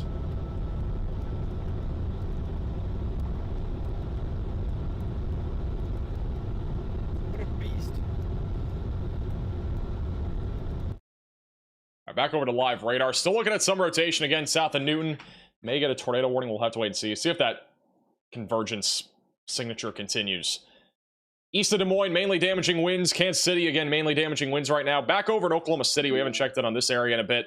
But right now, the biggest concern is damaging winds. We got a large outflow boundary that extends all the way from I-44 back towards Lawton, Oklahoma, where we have plenty of storms that are kind of just riding along this outflow. Damaging winds being the biggest concern. The outflow boundary is very far off to the east, so we're not really looking at a tornado risk anywhere in the Oklahoma City area, but damaging winds up to 60 miles per hour and some quarter-sized hail will be a possibility as this continues to move to the east and east-southeast. Also got a couple storms going up near the Kansas and Oklahoma border. Those may produce some hail as well. Mostly talked about the other storms as well. A quick update on Tallahassee. Damaging winds will be approaching here over the next 15 minutes. Our outflow boundary is moving right through downtown Tallahassee as we speak. And then the damaging wind threat is going to be associated both with our outflow boundary and also our downburst winds inside of these storms. We do have a wind damage report out of the Perry Foley Airport that there's a small tree down with 2 reports of wires down nearby. That is according to the 911 call center just south of Perry, Florida. And the structure is just absolutely insane. Also, we got a couple updates in a second. I'm going to go back to here. Let me do this first. So this is one of the first things I want to talk about. This back over in Nebraska right now. This is actually a drone shot from Jonathan on Twitter. Really beautiful looking storm here. Clouds, again, very low. Common theme with today. Very saturated environment today, which is helping to keep our lifting condensation level very low. Also, this is from the other day when we had the derecho in North Dakota. We have a lot of tornadoes that have now been confirmed from that day. One of which was an EF3, and then a bunch of them being EF2 tornadoes and EF1 tornadoes from Valley City and Jamestown back towards the Enderlin area, which unfortunately this did cause at least 2 fatalities. And so, yeah, this is from the other day when we had the derecho. There's 3 total fatalities, but this was, again, around Valley City, just south of Castleton. I believe that was 1, 2, 3, 4, 5, 6, 7, 8 different tornadoes. They said 7, but there's 8, right? 1, 2, 3, 4, 5, 6, 7, 8. Yeah, 8 different tornadoes here that happened from our derecho the other day.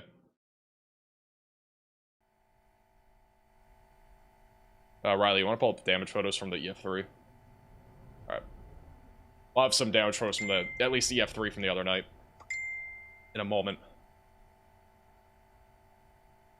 Getting a report in the chat of a lot of wires down in Colfax and Newton in Iowa. I now need my wide angle lens. Appreciate the report. If you guys have any reports, photos, videos, again, you can ask on Twitter at MaxVelocityWX, or if any just general reports, you can always put those in the chat. My Sigma 10x20 will do perfectly for this situation.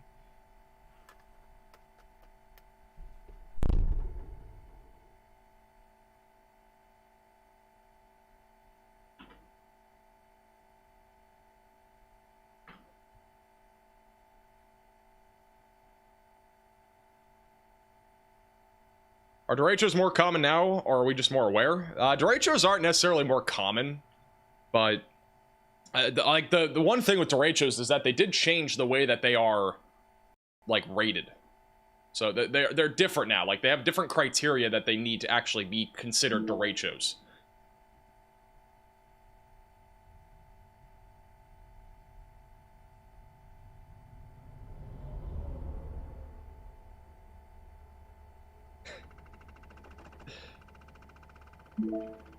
Somebody's trying to sell a rock, calling it a meteorite on Twitter. Go figure. Hey, James with the super chat. 6-7, thanks.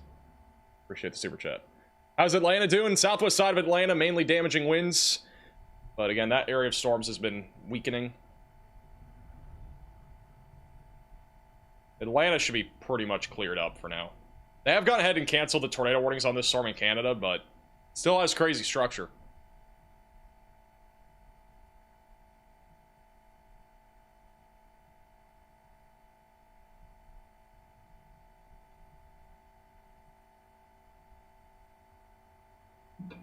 Beautiful structure.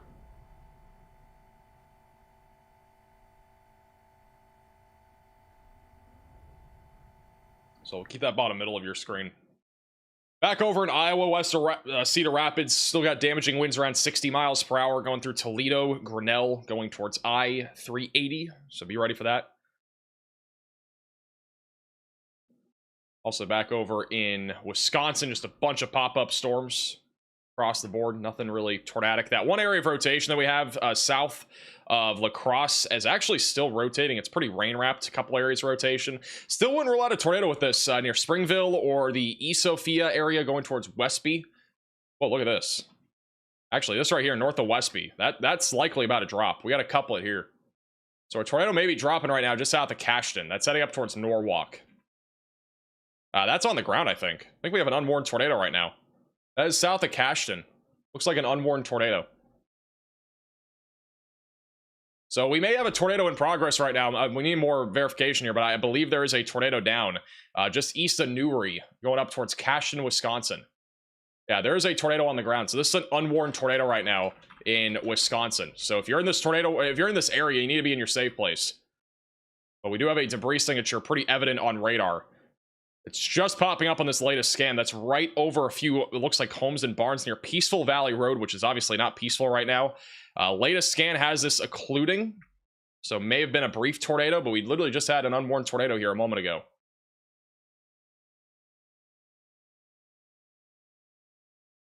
Waiting for another CC update here.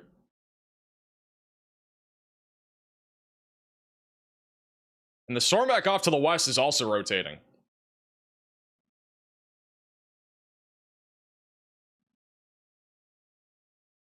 Still waiting for the CC radar update.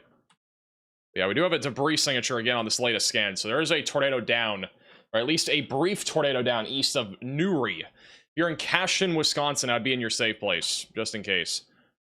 This tornado does continue to move off to the north. That honestly kind of came out of nowhere. I mean, this literally just spun around our mesoscale convective vortex. Like, literally, it took 3 scans. And that right there would be your tornado, which, again, is completely unwarned. Not a single warning on this at all. Moving into Cashton over the next few minutes. Cashton, obviously, a much more populated town here. Northwest of Viroqua, we also have some rotation here, so we need to keep an eye on that. That's going up towards Westby. Not really seeing anything else off to the east that's really rotating, so it's really just that storm. All right, latest scan, not seeing a CC drop, so that was at least a brief tornado that just touched down here near Cashton.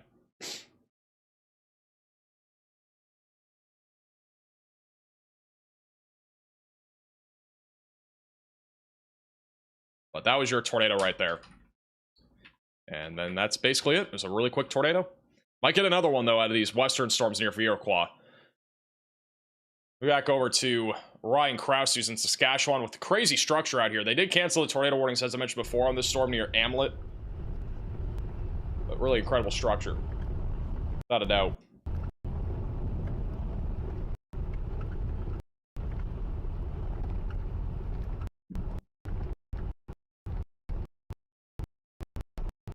A little bit low signal. A report in the chat that Oklahoma City is very dark.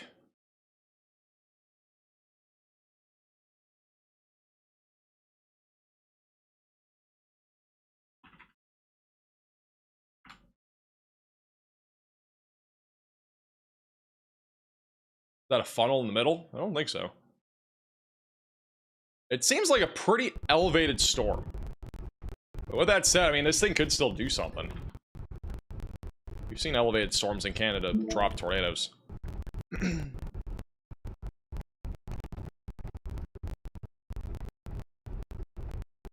low signal right now. We'll keep them bottom middle of your screen.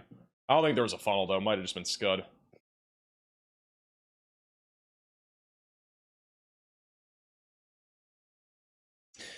Waiting for another radar scan. We still have rotation near Cashton. I do think it is occluding, but we're going to wait another scan to verify that. The rotation's still ongoing also west of Westby in Wisconsin.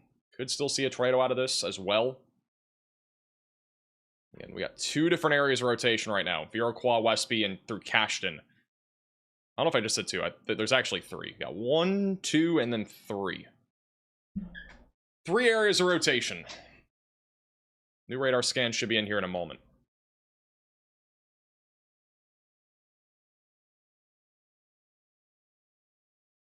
I would be in your safe place just in case, really, anywhere in this area, because we do have areas of rotation. Obviously, the tornado that just happened was not warned near Cashton.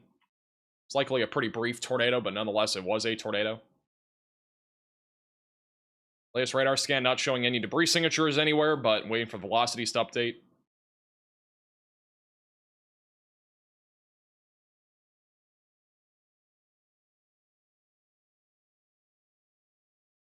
Well, I'll wait for another radar scan. This is, again, that storm in Canada. Structure is just crazy on this thing. All right, the Cashton rotation, bottom right, much weaker. We still have a couplet south, or just north of Springville that could drop a brief tornado. That's going up towards Westby, Wisconsin. Westby, I'd be in your safe place, just in case.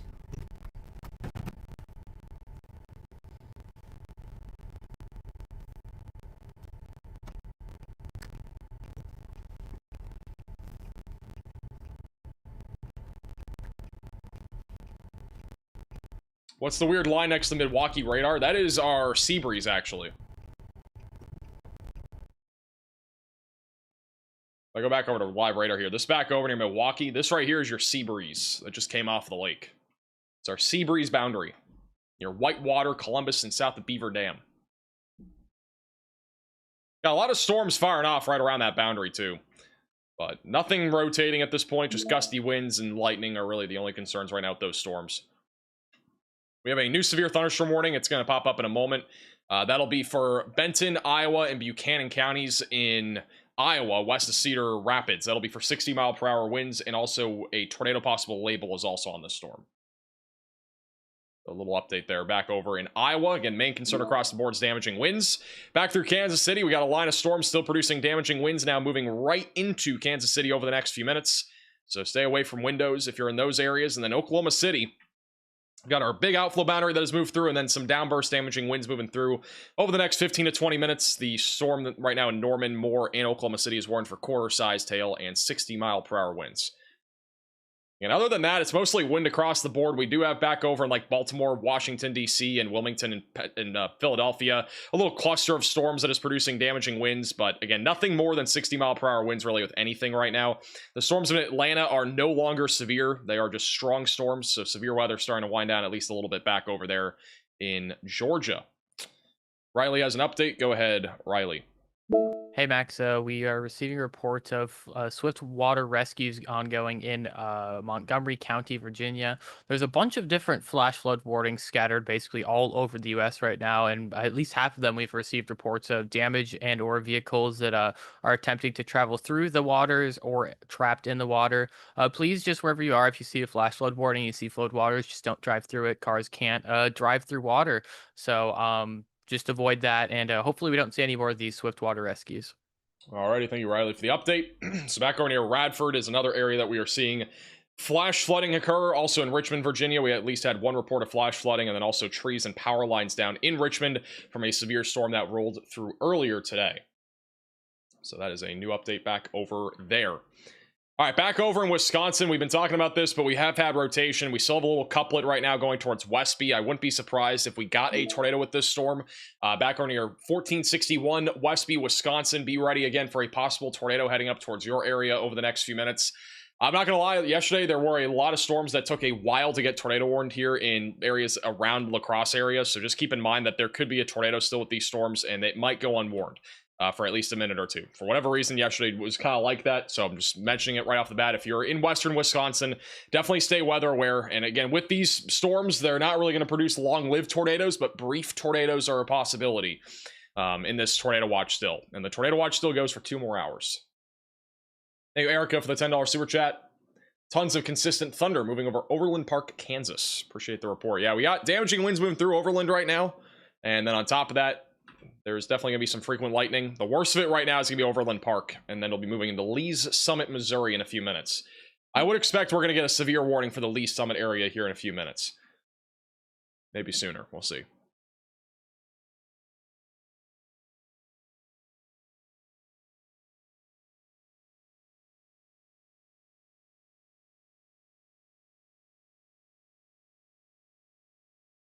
Actually, a decent view of our storm back over in central Wisconsin. Kind of had a view a second ago. It's beyond the trees, but we have a couple of storms that have gone up near Portage.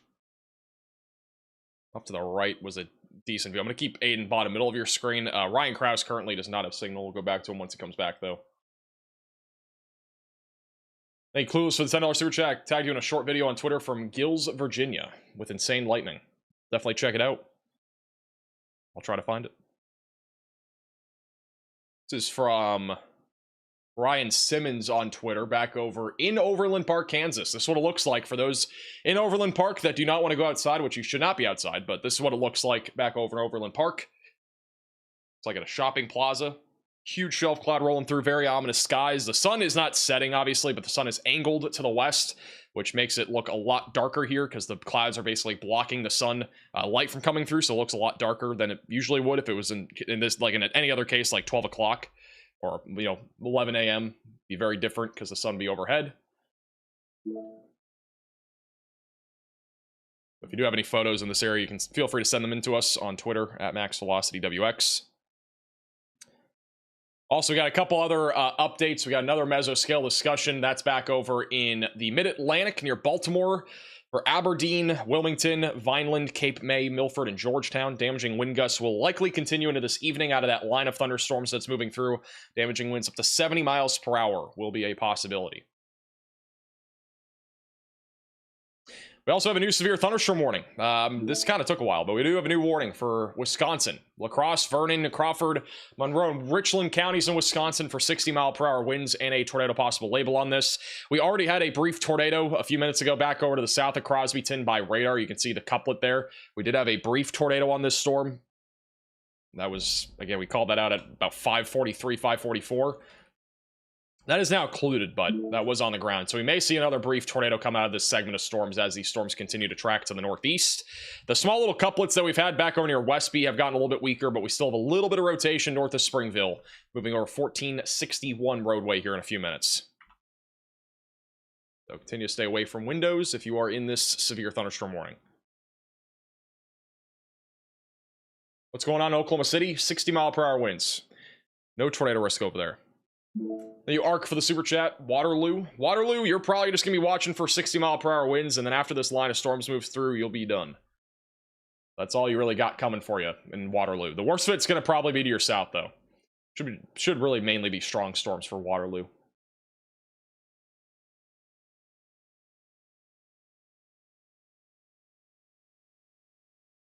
What will happen in Cincinnati?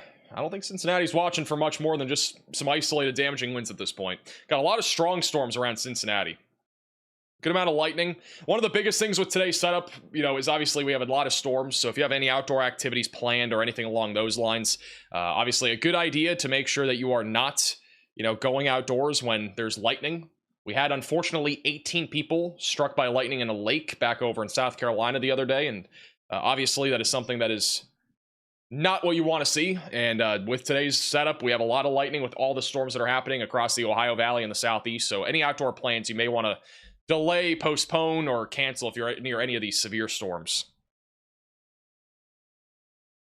It's a beautiful view back over in Saskatchewan, Canada. We had a tornado warning here earlier. A little Canada coverage. Not really Canada coverage, but really cool structure here back over in Saskatchewan near Almet. Looks like the signal's still low. Go back to them in a second. It's bottom right of your screen, though. Keep it there. Actually, I'm going to put it... No, I'll keep it bottom. Yeah, we'll keep it there. Should come back in a second.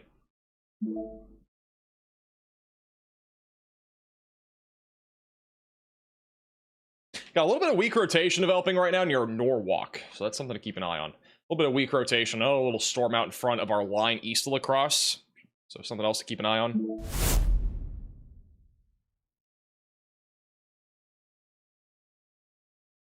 We also just got a new severe thunderstorm warning over in Maryland. That'll be for 60-mile-per-hour damaging winds just west of Wilmington. We also have a new severe warning over in Kansas. This is a considerable threat of severe weather. That is Kansas and Missouri. So this will be for Johnson and Wyandotte counties in Kansas and then Jackson County, Missouri, which has just popped up. So that's Overland Park, Grain Valley, Lee Summit, south of Independence. Damaging winds up to 70 miles per hour is going to be a possibility, so stay away from windows. Be on the lowest floor possible if you are in this severe thunderstorm warning. Buckner is also in the path of this. Unity Village, Raytown, Blue Springs, you guys are all in the path of this 70-mile-per-hour severe thunderstorm warning. If we have any cameras in this warning, just let me know. I think we might have ones in Missouri working.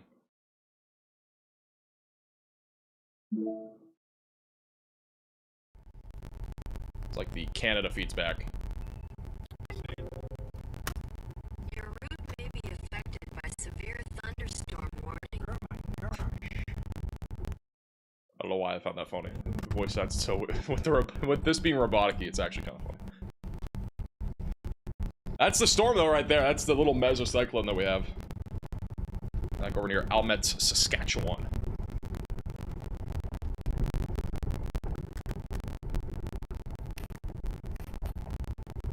I'm gonna keep an eye on them. I'll keep bottom right of your screen.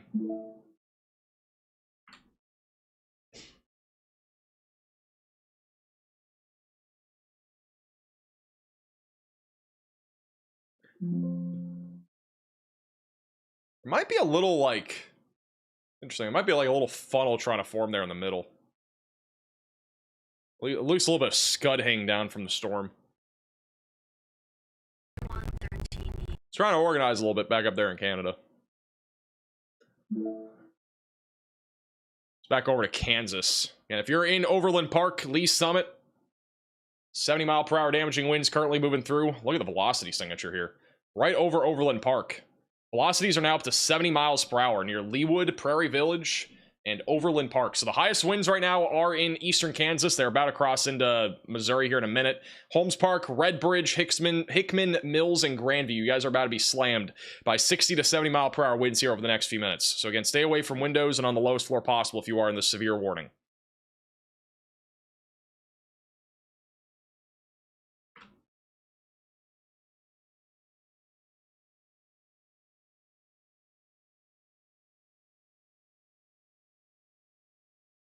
I live in Canada. I don't know why, but I'm loving this. We don't usually talk about Canada at all, for the record. We hardly ever talk about Canada.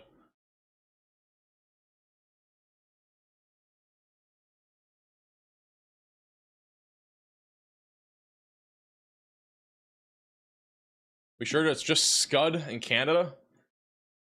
It's getting buried back in the rain now. It's on the left side of your screen. I think it's mostly just scud right now. I mean, it could eventually turn into some sort of tornadic circulation, but as of now, I don't think it is. By the way, the severe warning that we have in western Wisconsin, I'm not seeing any noticeable areas of rotation right now. There's still a little area rotation on the south side of Westby, but I don't think that's enough to even produce a tornado, just like a little area of circulation there. Moving up towards Cashton, Norwalk, and Wilton. Otherwise, damaging winds up to 60 miles per hour is the biggest concern.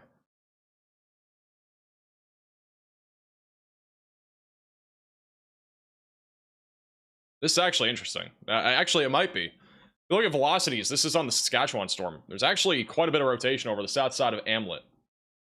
Or Amulet. That might be trying. We might actually get, you know, if we get a tornado in today's stream in Canada, that'll be the first that we've ever had in Canada. So it'd be very interesting if that actually happens. We've been making history today if that happened. We've never had a tornado on stream in Canada. Out of the 3 years we've been doing coverage. Riley has an update. Go ahead, Riley. Hey Max, that storm near Westby, Wisconsin is looking a little bit better. Has a tighter couplet on the last few scans. Not a tornado on the ground with it yet, but this is a tornado possible severe thunderstorm warning, and this is something that I think could wrap up and produce a tornado in the next few minutes. All right, thank you, Riley, for the update. So that'll be something to keep an eye on. There's also another little area of rotation. It's a very tiny storm, but a little circulation there near Oakdale that we'll have to keep an eye on. Got a bunch of storms firing up across southern Wisconsin as well. Not really looking at anything severe yet. Yeah, over near Westby, again, little couplet there going towards Bloomingdale. It's been consistently stronger over the last few minutes. No debris signature yet, but we could get a tornado at some point with that. We got a new radar scan coming in, so we'll stay on this warning for now. Go back to Kansas in a second.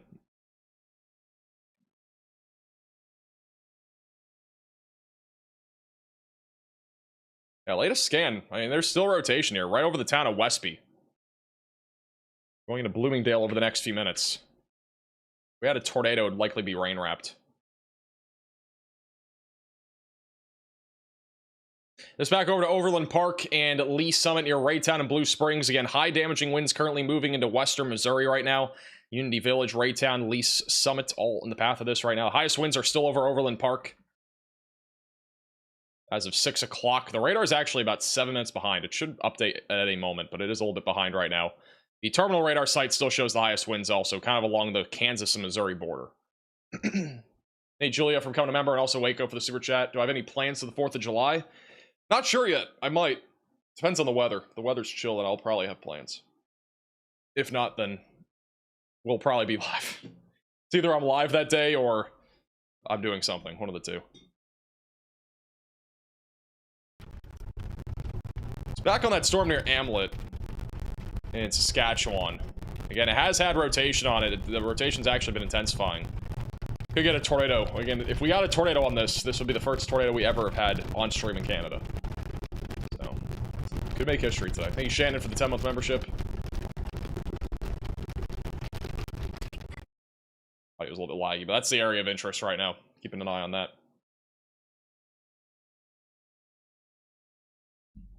Am I live tomorrow? I think we're probably gonna be live tomorrow too. I think we're live tomorrow, probably live Saturday, probably live Sunday. I think almost every day. We might be live 4 straight days.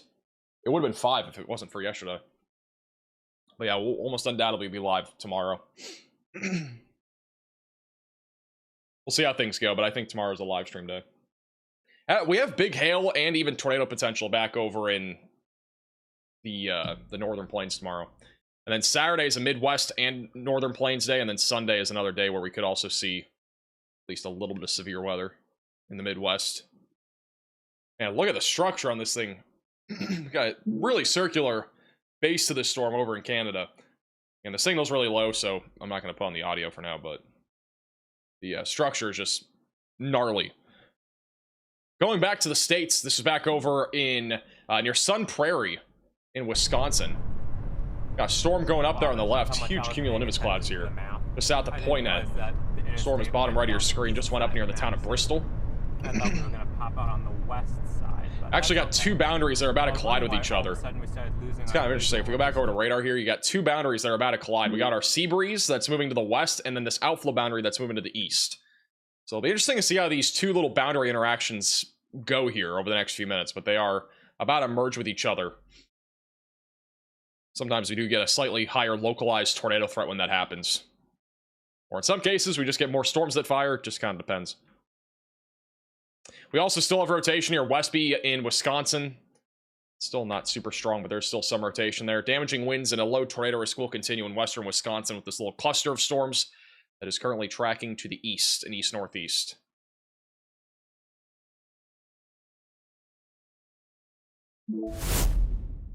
Just got an upgrade on our severe warning back over near Kansas City. It is still 70-mile-per-hour winds, but it is now observed. So this severe thunderstorm warning for Overland Park, Lee Summit, and Grain Valley is now observed. Trying to get the details on that. Public is reporting trees down between Overland Park and Leewood. So there is at least some considerable tree damage that is happening. And also damage is possible there to mobile homes, roofs, and outbuildings.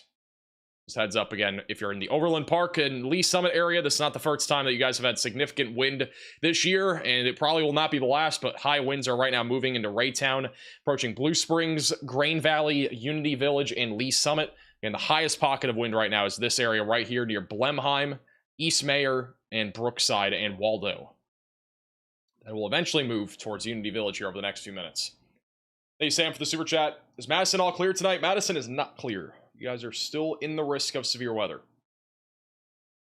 The line of storms is at least what you'll be seeing tonight. It may or may not be severe by the time it gets to you, and then there's still a low tornado risk for the next couple hours. Got a rainbow. Yeah, there's a little rainbow right here. This back over near Poynette, Wisconsin. Interesting indeed. Little rainbow intercept action. It's also near DeForest and Windsor. So I do not want to go all the way into Madison, so I'm probably going to get off and then take this 19 over to 151.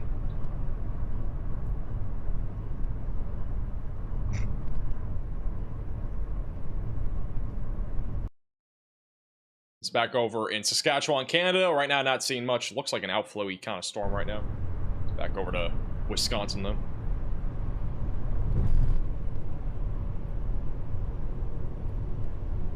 Aiden is also inside of the Radar Omega app, which again is the app that we are using on today's stream. You can download Radar Omega with the top link in the description below on iOS and Android. You get access to watching all sorts of storm chasers inside the app. Aiden is one of them. Be keeping an eye on him. We also just got a new mesoscale discussion from the Storm Prediction Center back over in Montana and North Dakota, where damaging winds and also some hail is possible through the evening. They have not outlined a tornado risk in this area, which I agree with. I do not think we're going to see tornadoes in Montana or North Dakota tonight, but just north of this area, back over in Saskatchewan, there is a low chance of an isolated tornado. But I think the chances of that are a bit lower purely because of the storms now becoming a little bit more outflow dominant by the looks of it. No tornado warnings actively in Canada, by the way.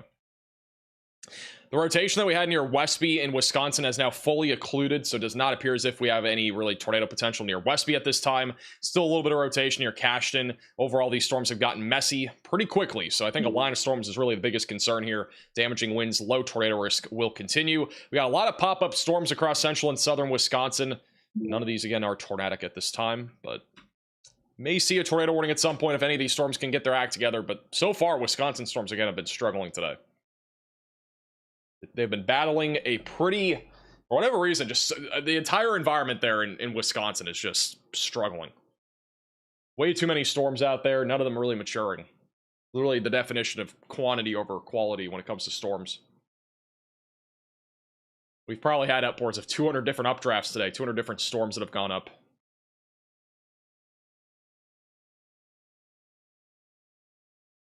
You know, if Michigan's going to get anything severe, isolated damaging winds would be really the only concern for Michigan. Other than that, I'm not expecting much for Michigan.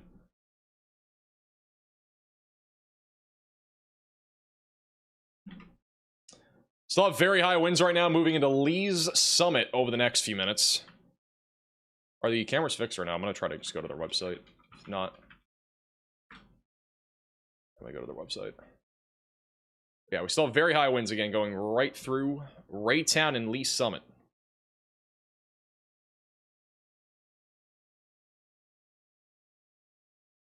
Trying to see if we can get a view of the storm rolling in here.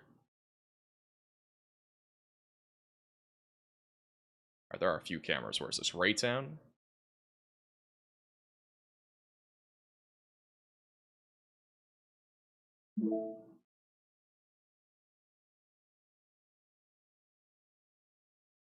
Where is Raytown?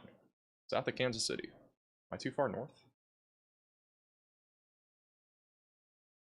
Sorry, I'm trying to find a camera that can see the wind. Again, this is likely 70-mile-per-hour winds near Raytown. For whatever reason, I'm not finding it. Where is Raytown on the map? I'm looking at a map and it just does not show Raytown.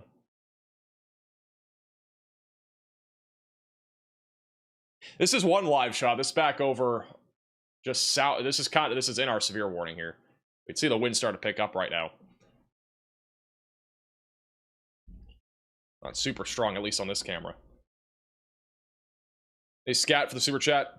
How's Stevens Point looking right now? Looks fine for right now. Damaging winds will be a concern later on, but not really looking at much of a risk of tornadoes. Very, very low risk of tornadoes over there.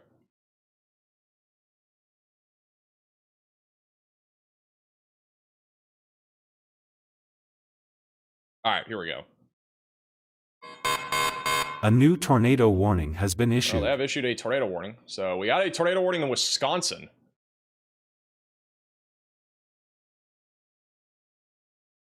So brand new tornado warning in Wisconsin. That is going to be back over in Vernon and Juneau counties. Just south of New Lisbon. So this storm's near Greenwood. Area of rotation right now is just to the west of Yuba. That is going up towards Hillsboro, Wonewoc, and Elroy. So if you're in this tornado warning, seek shelter, get away from windows, get on the lowest floor possible, and get to an interior room of your home or building if you are in this tornado warning. This is a live shot from that I-435 area. I don't know if I can full cam this somehow.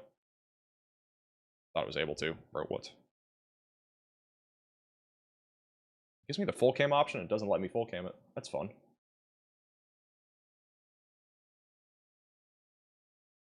All right, well, I can't full cam that. That's fun. But yeah, damaging winds are definitely around 60 to 70 right now in the east side there of Kansas City. But once again, new tornado warning here in Wisconsin. Hillsboro's in the path of this as well. So if you are in this tornado warning, get to your safe place. Away from windows and on the lowest floor possible. Get to an interior room of your home or building as well. It's currently moving to the northeast at this time.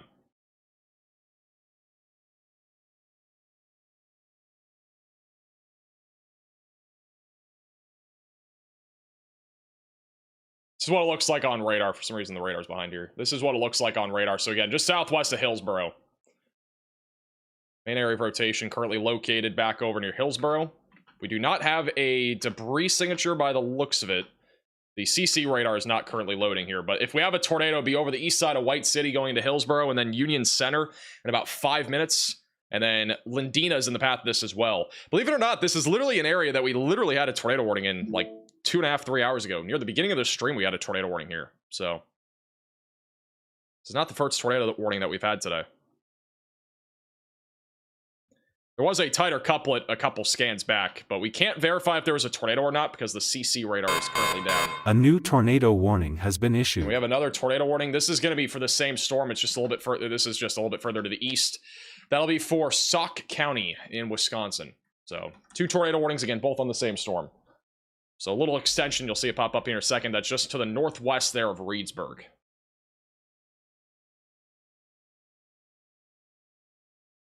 So just south of Woonwalk near Dutch Hollow Lake.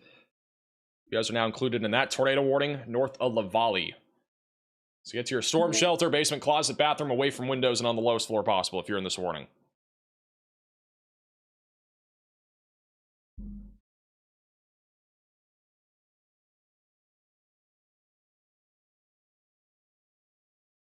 No debris signature again as of right now, but this is one of the more concerning storms that we've had so far in the last hour. There have not been many that have been actually rotating. This one actually has a decent amount of rotation, moving to the northeast. So definitely take this seriously.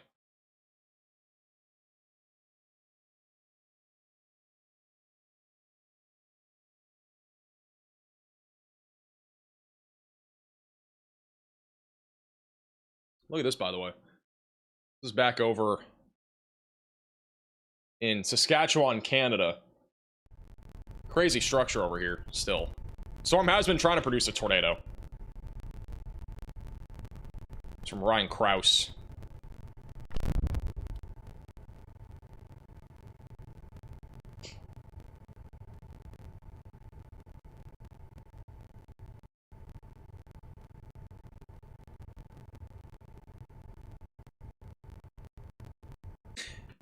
One interesting thing that I've seen on radar on our storm in Wisconsin, this is the scan at 6:12, so this is about 8 minutes ago.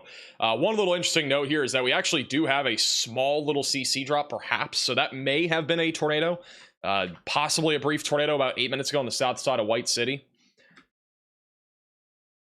For whatever reason, the CC radar is really slowly updating, like across the board. I think there might be some sort of radar outage, but that may have been a tornado here just a few minutes ago near White City. So it's still entirely possible that we may have a tornado going into Hillsboro here over the next few minutes, coming up on Woonwalk, Elroy, and then eventually going towards Mauston. So you guys are all in the path right now of a potential tornado over the next few minutes. Got a lot of other storms going up right now as well, in and around like areas like Madison, or east of Madison, near Columbus and Beaver Dam.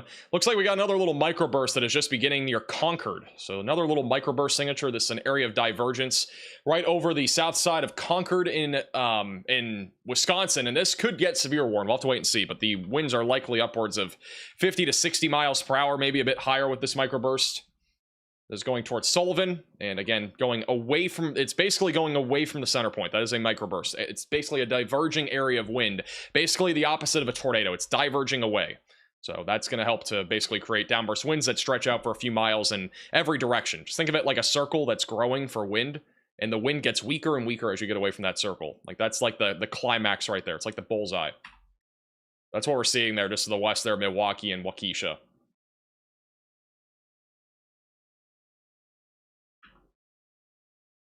I have another radar scan on this tornado warning in a moment. Let me go back down to Kansas City.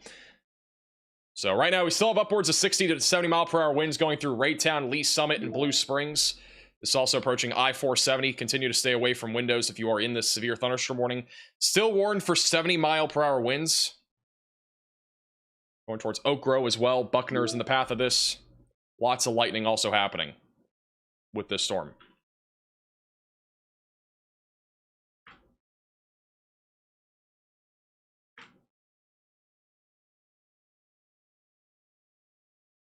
We just also got a new severe thunderstorm warning near Aubrey, south of Gardner. That is going to be for 60 mile per hour damaging winds. No, not really much of a hail threat on that storm. Back over in Oklahoma, we no longer have any severe thunderstorm warnings, just a bunch of strong storms moving across central Oklahoma, eventually going towards Tulsa and Shawnee. And then we have one severe warning in northern Oklahoma, north of Ponca City, for quarter-sized hail and 60 mile per hour damaging winds. The tornado warning here goes for 7 more minutes. If I had to guess, they probably will not continue this tornado warning. This is the latest velocity scan. I'm really not seeing anything in terms of rotation. It was a pretty quick area of rotation. This kind of weakened over the last few scans. It did tighten north of Greenwood. It's gotten a lot broader and a lot weaker, though. So, really not seeing a whole lot when it comes to rotation near Highway 80 near Hillsboro.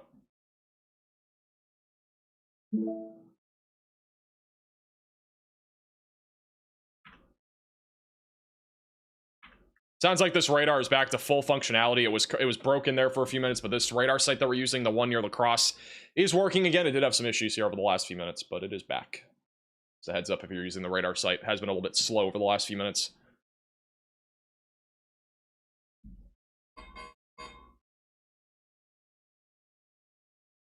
Does he tell you the predicted time of arrival for those NATOs? I mean, we could do a little tracker on this storm. I don't think it's going to be tornadic by the time it gets off towards Mauston. It has been really weakening over the last few minutes, but if we do a little tracking tool here, 40 miles per hour, that's approximately how fast it's going.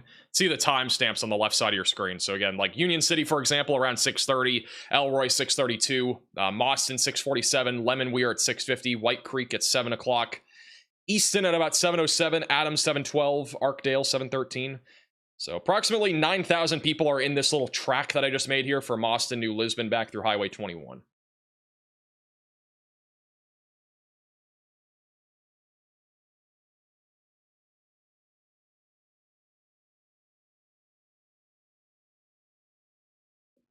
Got a video back over in Oklahoma City of flooding that is currently happening. Back over in Oklahoma City from Storm Chaser Max Archer. From some of the lakes. So we got actually some localized flooding in this area. Had some strong storms going through the region as well.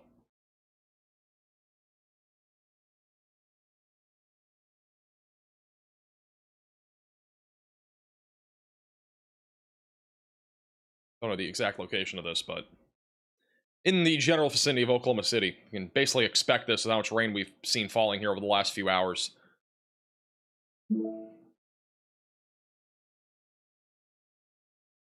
As of right now, I'm not seeing anything on radar that indicates that we have a tornado. Again, if we have one, it's going to be coming up on Elroy and Mauston over the next few minutes. Just continue to stay in your safe place if you are in this tornado warning.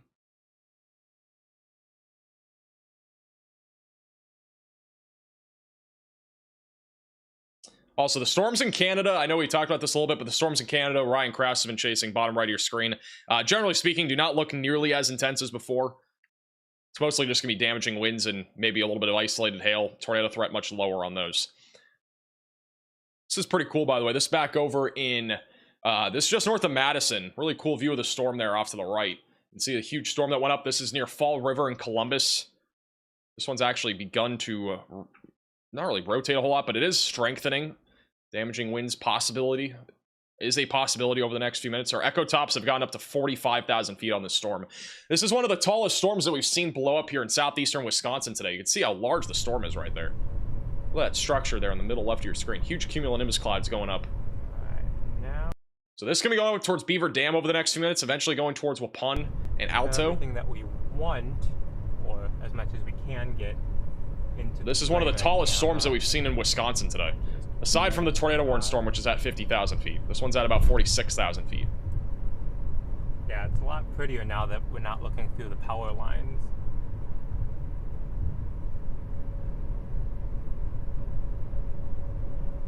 We just said in the chat, golf ball sized hail in Lumsden, Saskatchewan.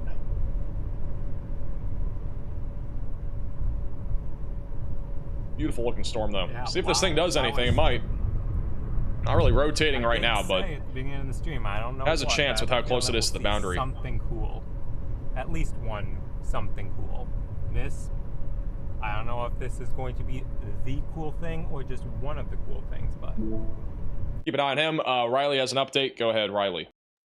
Hey Max, so we have another tornado confirmed from earlier in Iowa. We did have the one that was in Hancock County, but this is another tornado that has been confirmed in Humboldt County, Iowa. They said that the only known damage is to fields, so luckily didn't impact any structures. But this is the second tornado report to come out of Iowa today.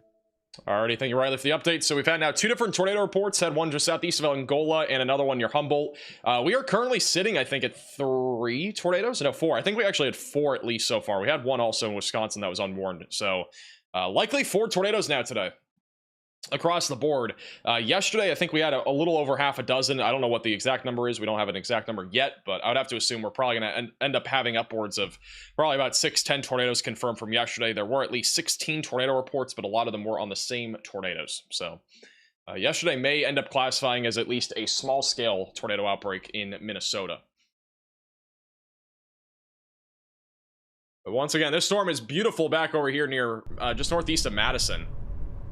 Huge storm going up here. This one, again, if you look bottom right of your screen, has a decent little shape to it. It's not really rotating yet, but it is near a boundary, so it may try to at least intensify a little bit as it moves up towards Fund du Lac and as well as Beaver Dam. To even potentially have a live stream today, a couple days ago, and then I started looking at the upcoming days on the model runs, and I was like, okay, this may actually be something that could be worth chasing, and well, here we are. Is a tornado in Boston possible? I'd say probably not. It's not impossible, but the storm itself is not as strong as before, not as organized. There's potential for a bottom right of your similar screen is the tornado situation warning. Velocities are much weaker now. Saturday and Sunday. They look to be lower end days, but a lot of times those are some of the most. Do you think tomorrow will be a big day? It could be. It has the potential to be a big day tomorrow. Extremely surprised yesterday that. I do think tomorrow, out of any day that we have, at least in the next like 3 or 4 days, tomorrow has the best chance to have a tornado outbreak, in my opinion. It's not a slam dunk. That's, again, Northern Plains, what we're talking about, like the Dakotas, basically. But I do think there is a chance for a tornado outbreak. I wouldn't say it's a high chance, but it's possible. The minimum, we should have some big supercells tomorrow.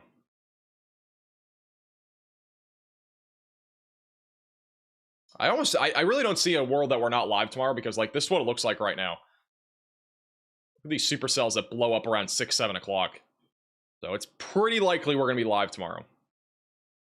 And then we get a line of storms. It reminds me somewhat of what we just saw at the derecho, you know, a few days ago, but it's not gonna be nearly as the supercells that form, they're gonna be further back off to the west, so it's a little bit different. And it'll eventually merge into a line of storms.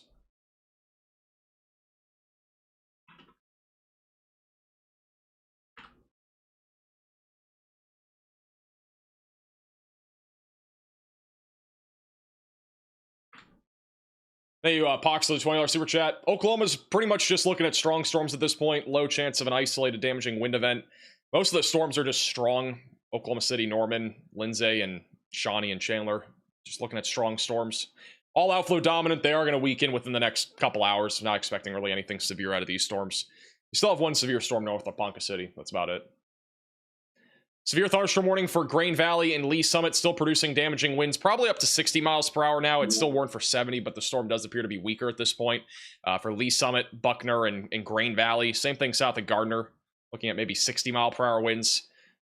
And then also west of Cedar Rapids, still dealing with damaging winds, upwards of 60 miles per hour. And we still have a tornado warning in effect for 14 more minutes, but they'll probably cancel this as the main area of rotation is actually here, going towards Mauston, but even then it does not appear to be that significant. What is he looking at? This is back over to Ryan Krause. I think he's underneath some rotation right now. This is back over in Saskatchewan, Canada. So not the United States, but you can actually see some of the left to right and right to left motion there in front of him. Maybe a little bit of broad rotation on this storm. put it bottom right of your screen. South of Regina. It's the one west of Radville. And we just lost him. Nope, nope, he's still there, but you can kind of see some of the scud above him too.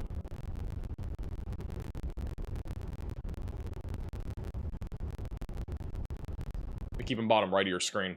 But this one looks like on radar, just a big storm here. Don't really think there's a whole lot of a tornado risk left, other than maybe here going towards Radville and Weyburn. Aside from that, it should be mostly a wind threat.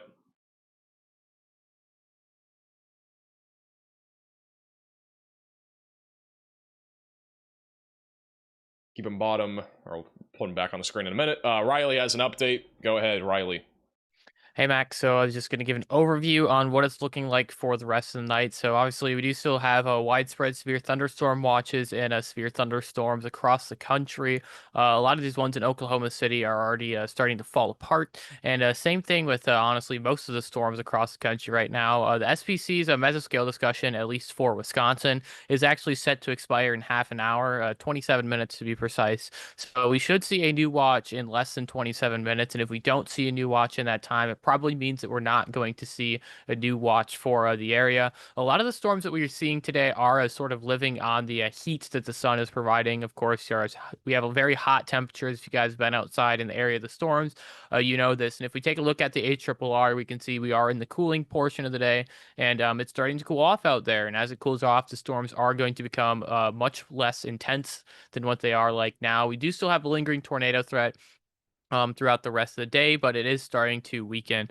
We can see this with our overall storm coverage on the HRRR as well. They just sort of fall apart and everything dissipates. This is going all the way out to like tomorrow morning, but still you can get to kind of take a look at that and just see like, hey, storms are starting to dissipate, especially up here in the north. It is going to cool off relatively quickly up here across Wisconsin, and these storms need that warm air. And as soon as that warm air is gone, they're no longer going to exist. We are starting to see this, at least with the pop-up convection. It's not seeing as many storms as we saw pop up before. There are still obviously a few scattered ones out there, but the ones that are remaining are the stronger ones. We're no longer seeing like 100 to 200 little tiny blips on the radar. All right, thank you, Riley, for the update. This is interesting. Back over in Saskatchewan, Canada, we actually have a lowering. Again, if we get a tornado, this would be the first time we've ever had a tornado in Canada on our stream before. I'm gonna try to refresh him because the audio is kind of glitchy. I don't know if that's gonna fix it or not. Back to him in a moment once it loads back.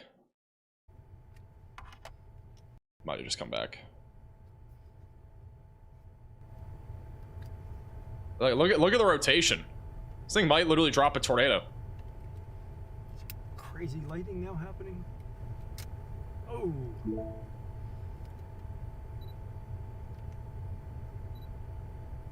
This might actually drop a tornado. It's actually spinning a lot.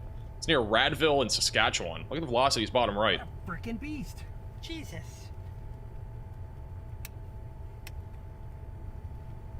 Can you guys hear him all right, by the way? I don't know if his audio is too low, too quiet. I don't know what's going on right here. We have a tornado happening or something. Holy crap. This is crazy. We actually might get a tornado. Yeah, so let's turn off the vehicle and observe. 12 feet away.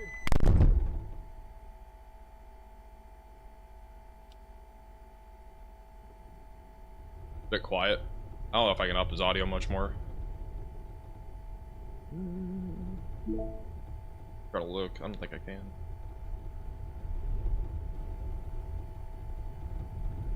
This thing is definitely spinning though. Near Ceylon, Saskatchewan. Again, we don't usually we usually only cover the United States, but like this like storm actually looks crazy on radar, and it might actually produce a tornado near Radville.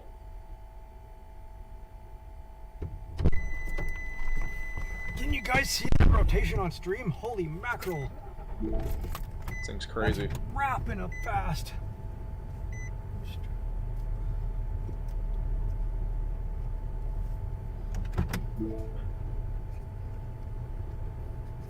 See the spin also above his head too, but I'm gonna go.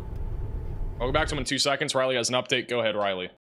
Hey Max, so we just got an update from the National Hurricane Center, and we do have a 20% chance of development over the next 7 days in the Gulf of Mexico. This is for tropical weather. They are tracking an area of showers and thunderstorms. It is tropical activity. It's going to move into the Gulf, and it could try to develop into something as soon as the next few days. We may see for the first tropical system in the Gulf. This could be either a tropical storm, a tropical depression, or maybe even a hurricane. But yeah, this is the first time this year that it's happened. So here comes hurricane season, and it's starting now. Thank you, Riley, for the update. There's a 20% chance in the Gulf of a potential hurricane or tropical storm forming. I'm going to go back to Ryan here for a moment. There is a possible tornado again here near Radville in Saskatchewan.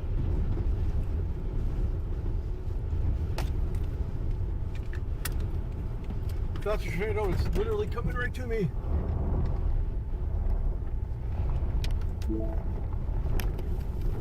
We legit could have a tornado on the ground there to the left.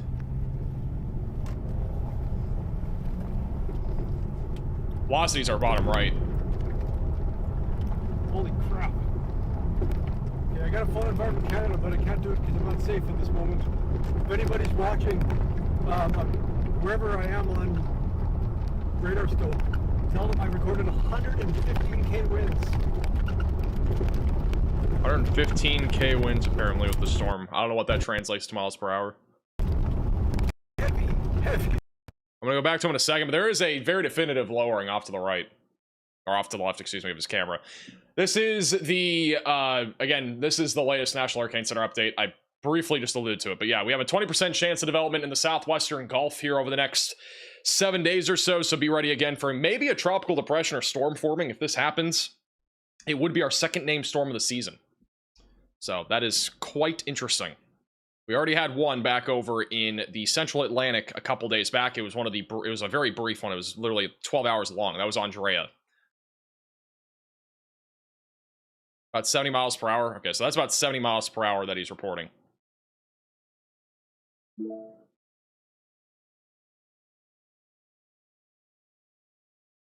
Guys, let's stop with this golf stuff. I don't know why it has to always become political. It's not political. Just chill out. It's literally like... Literally right in it. It is what it is. Go about another mile or so. I'm gonna go back to him in a second. I'm gonna keep him bottom right of your screen. Let's go back over to Wisconsin. We have no active warnings in Wisconsin right now. Everything is mostly just strong storms for right now. Again, damaging winds being the greatest concern. Not seeing anything even severe right now. Not really any rotation either in Wisconsin. The storm that went up near Fall River in Columbus, that one's mostly just gusty winds. So nothing severe there. Just west of Chicago, we have a new severe thunderstorm warning for Aurora and Naperville. That is going to be for 60 mile per hour damaging winds. Also, there is a potential for upwards of maybe pea-sized hail, so maybe some small hail falling out of that storm. And then back over to the south of Kansas City, we still have a severe warning here. That's for 60 mile per hour winds. Honestly, though, across the board, like everything is mostly just isolated damaging winds. There really is nothing crazy that I'm seeing tornado-wise at this exact moment, other than that storm that we've been looking at in Saskatchewan, Canada, which could produce a big-time tornado. That thing looked crazy. But yeah, we're kind of waiting to see what Ryan has a view of there in a minute, bottom right of your screen, but that storm looks crazy. Back off to the west of Baltimore, there's also a new severe warning here for 60 mile per hour winds that is tracking to the east right now, and then a big line of storms tracking into Wilmington in Delaware, and also tracking towards Elkton, Maryland. That is also for 60 mile per hour damaging winds. All right, let's see if we have a view of this now. Man, if there's a tornado, that's going to probably be rain wrapped.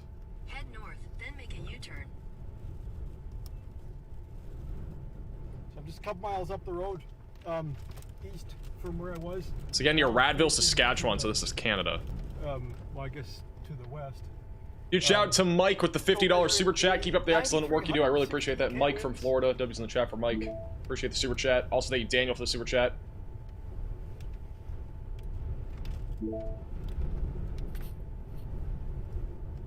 It's getting very windy up here for sure.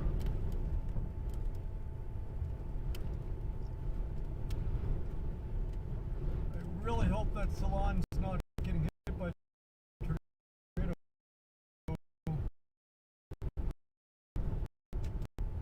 Dude, I don't know if I had a tornado there or not, but I was you can phone it 143, 113. Jesus. Wind is picking up quite a bit here. Hey, Daniel for the super, or Anakin, excuse me, for the super chat. Is there anything in Fond du Lac or north of Fond du Lac? Not really, just isolated strong storms right now. Not seeing anything severe over there.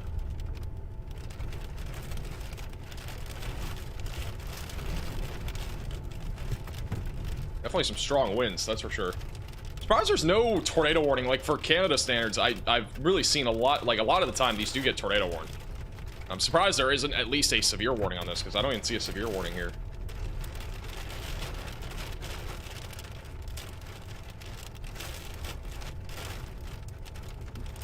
This might be stronger than all the Wisconsin storms that we've seen so far today. I gotta keep going.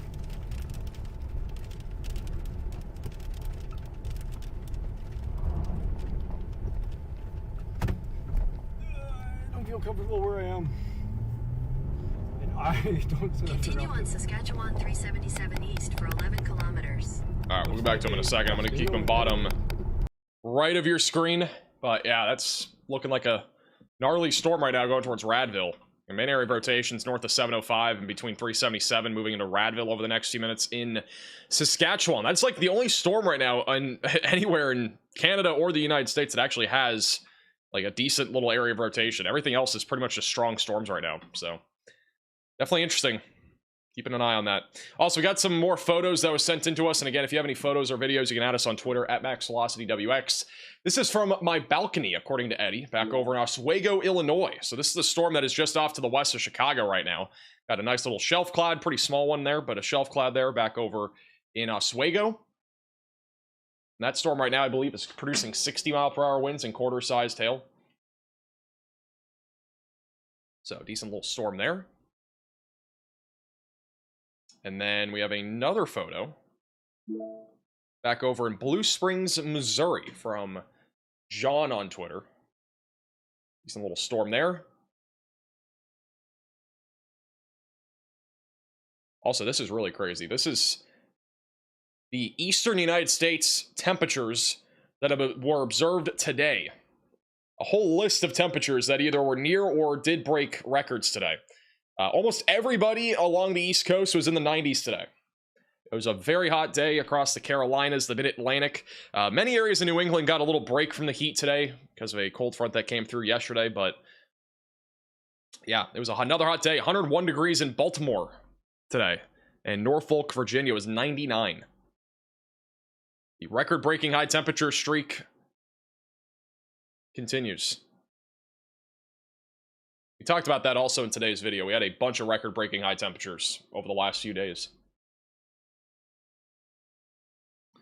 Yeah, this is the storm that we were just talking about a moment ago near Aurora. We do have a storm that went up again, producing 60-mile-per-hour damaging winds heading in the direction of Wheaton, Naperville, and then eventually tracking towards Oak Park in Chicago.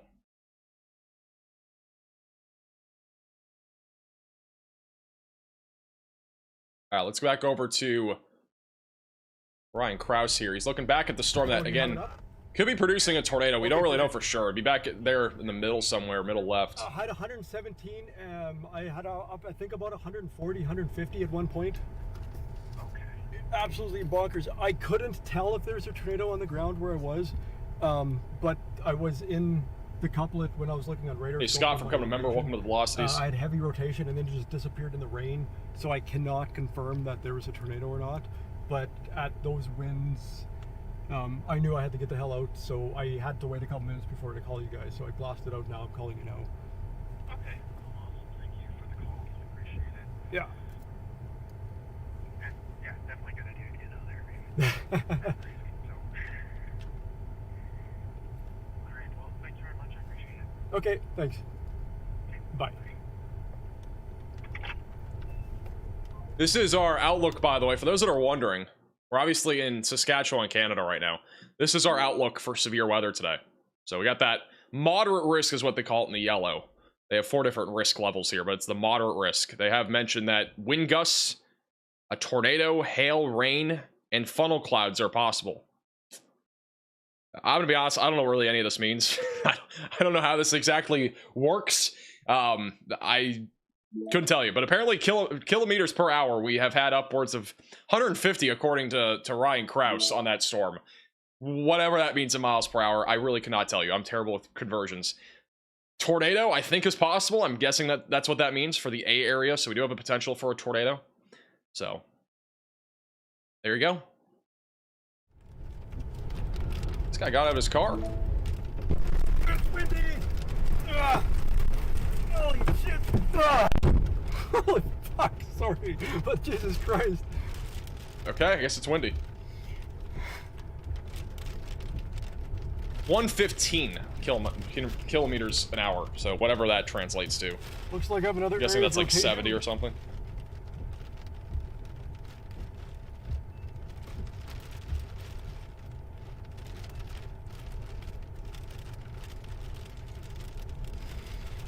That was super windy. Did you see me? I was literally sliding across the road. I can't ever say I've done that before. Swear jar. Yeah, I guess we need a swear jar. We should really do a swear jar. That'd be kind of fun. We did a swear jar for like charity or something. Hey, bro, for the 1-month membership. Each kilometer per hour weighs 2.2 pounds. What does that even mean? These are all on my anemometer. All right, 115 kilometers per hour is about 71 miles per hour. So that's approximately where the winds are right now. I really have no clue how this has no severe thunderstorm warning on it. I don't. 70, Am I going crazy, or do we just not have a severe warning on this? I gotta change the alerts for Canada so I can actually like see warnings better. And there's something going on here. Oh, I had warnings There's off. a That's why. couple showing. That helps. Wow, I had severe warnings off. I'm so smart. I'm literally so smart. Hey guys, we do have severe warnings. I found them. Of course I had warnings off. Very strong wind gusts, nickel to ping pong ball size tail, and heavy rain. There you go. You're welcome. I had the warnings off. That would be exactly why we cannot see any of the warnings.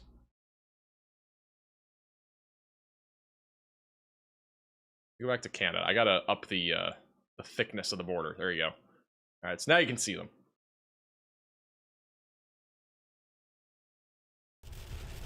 The storm's producing pretty high winds and maybe even a low tornado risk. But it may have had a brief tornado earlier. Really, it was hard to tell though. Hey, Trevor, for the $10 sewer chat. For future reference, Norfolk is Norfolk. Excuse me? I don't think that's how you pronounce it. There's no way you pronounce it like that.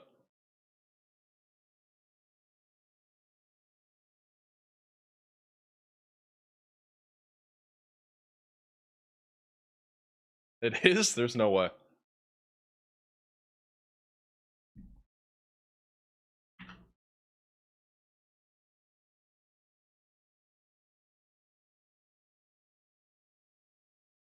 We're down to 13 severe thunderstorm warnings.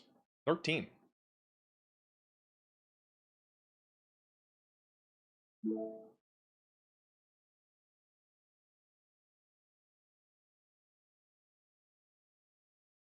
Is Aurora, Illinois going to get a tornado tonight? No, you guys are chilling.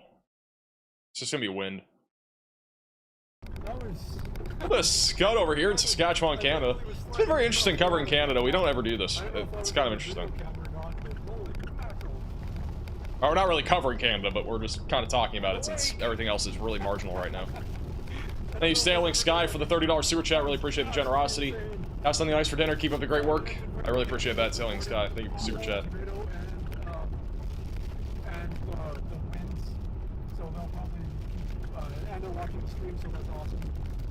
Thank you also, Trevor, for the super chat. I live in Norfolk.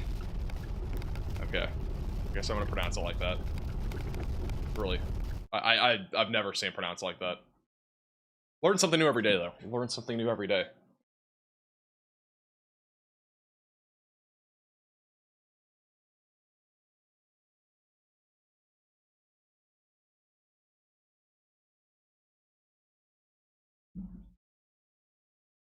How's tomorrow looking? Is there a chance of a live stream? There's a very high chance of a live stream tomorrow.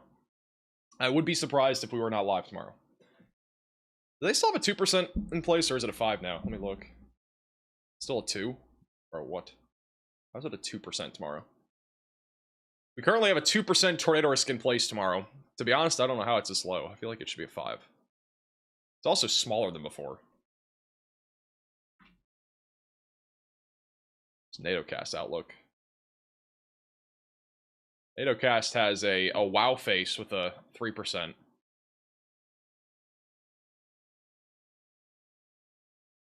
I don't even think it's, yeah, I was about to say, I don't even think this is far enough north. I think if we were getting a tornado, it'd be up here in like central North Dakota. And it doesn't really even include that, so. Tomorrow, I think we're going to have at least a couple tornadoes, like, you know. I don't know. I'm kind of surprised we only have a 2% right now, though. Thank you, Valerie, for the super chat. Romeoville gets some action.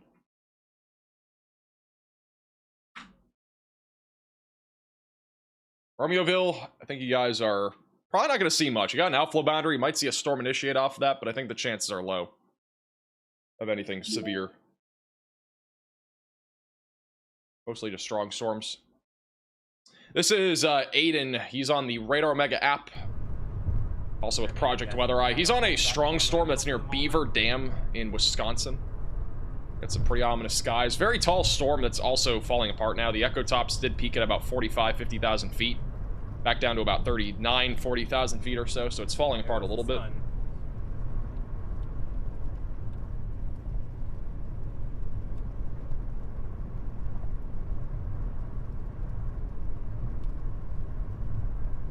Now it's not washing out the camera as much, so it's slightly better. Bottom middle of your screen. Pretty ominous skies over there. Got a line of storms right now tracking across Wisconsin. Your Wisconsin Rapids going through I-39, eventually going towards Appleton, Wapaka, and Oshkosh. So be ready again for damaging winds as this line of storms continues to push east.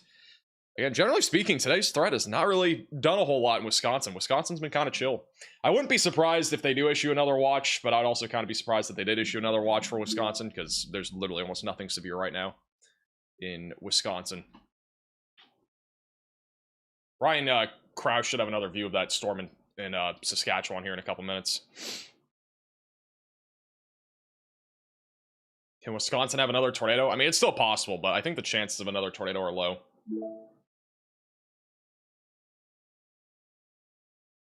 Yeah, just a quick overview again.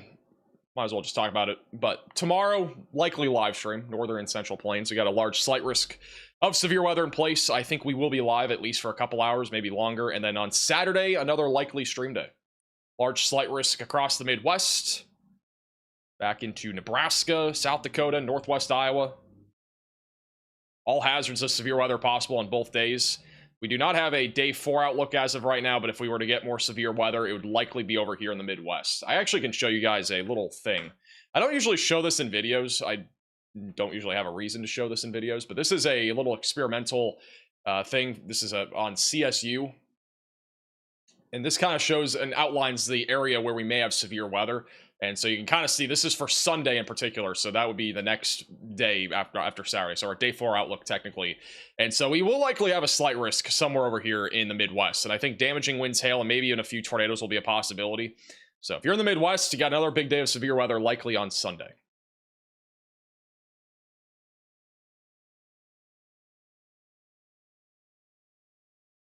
Hospital, but not this one. This is the new one. I did it at the old hospital. They tore it down after they did it because it was a nunnery, and they reported it being very haunted. We recorded. I don't know what's going on here. I'm gonna go back to him in a second.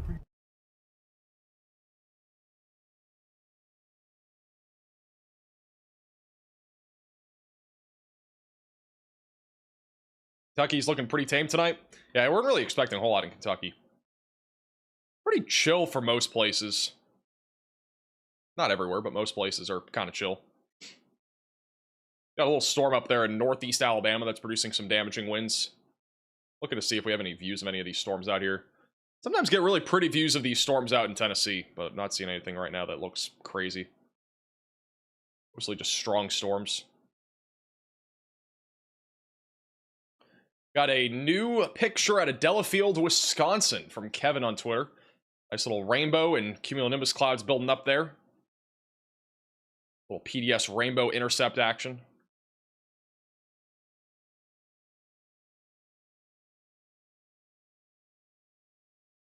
If you have any photos or videos, you can ask on Twitter at MaxVelocityWX. Got another photo also. This is from John on Twitter back over in Blue Springs, Missouri. Turbulent skies. Cool photos there. Had a couple cool rainbow shots today. We had one from Aiden as well, who's storm chasing out there. Also got a couple storms that just went up west of Madison. Don't be too concerned about these, but lightning is a common thread with any storm that we have today. And again, cloud ground lightning is in play. Definitely stay away from windows, or not away from windows, but stay inside, I should say, if you're in this area. Nothing severe with this activity right now.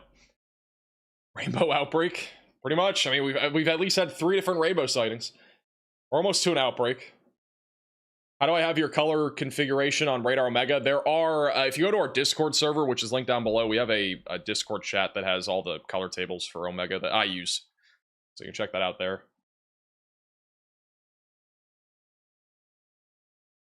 Is Cheese Curd awake? Don't think so. Nope. I think she's been sleeping the entirety of this stream so far.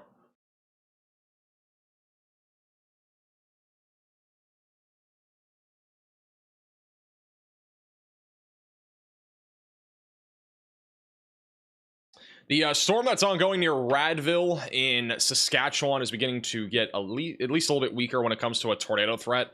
Still have some severe storms also in northeast Montana with damaging winds and hail being a possibility. This is a, again, live shot from that Saskatchewan storm, which right now just gusty winds out in front of the storm. They've been pretty high at times, but I think that storm's also starting to weaken, starting to congeal into one big line of thunderstorms, so not nearly as concerning as before, but it may have actually dropped a tornado here on the stream. We don't really know for sure, though. Have I ever seen a tornado myself? I have not. I have not yet. Keyword is yet.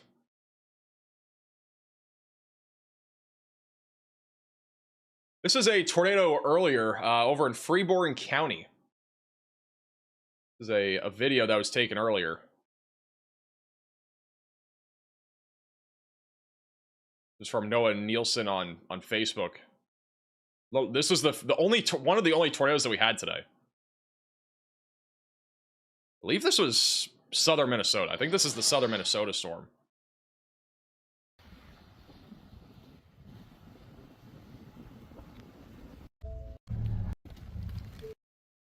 I'm gonna go a little bit further here.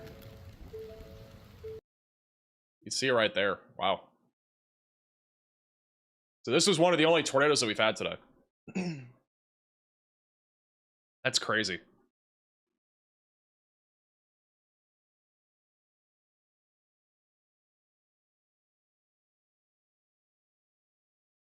Keeps getting crazier.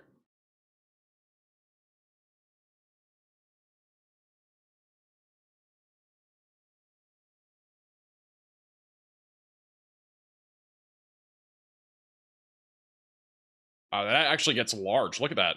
Holy crap. It actually gets, it fully condenses and it actually gets larger here. At the end. That's wild.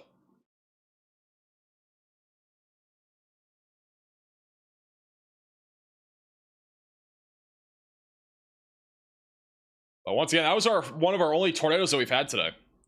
Back over near Heartland in Minnesota. Riley has an update. Go ahead, Riley. Hey, Max. Funny enough, we actually have a tornado update from yesterday near Heartland in Freeborn County, Minnesota. This was an EF1 tornado with a peak width of 25 yards. It doesn't have any pictures on it, but it was an EF1 tornado that was on the ground for a 3.84 miles with a max wind speed of 105 miles per hour. And this is literally in like almost the exact same area as the video we just showed, but this is from yesterday. So there's a chance that these two tornadoes actually like crossed paths. One yesterday and one today. Alrighty, thank you, Riley, for the update.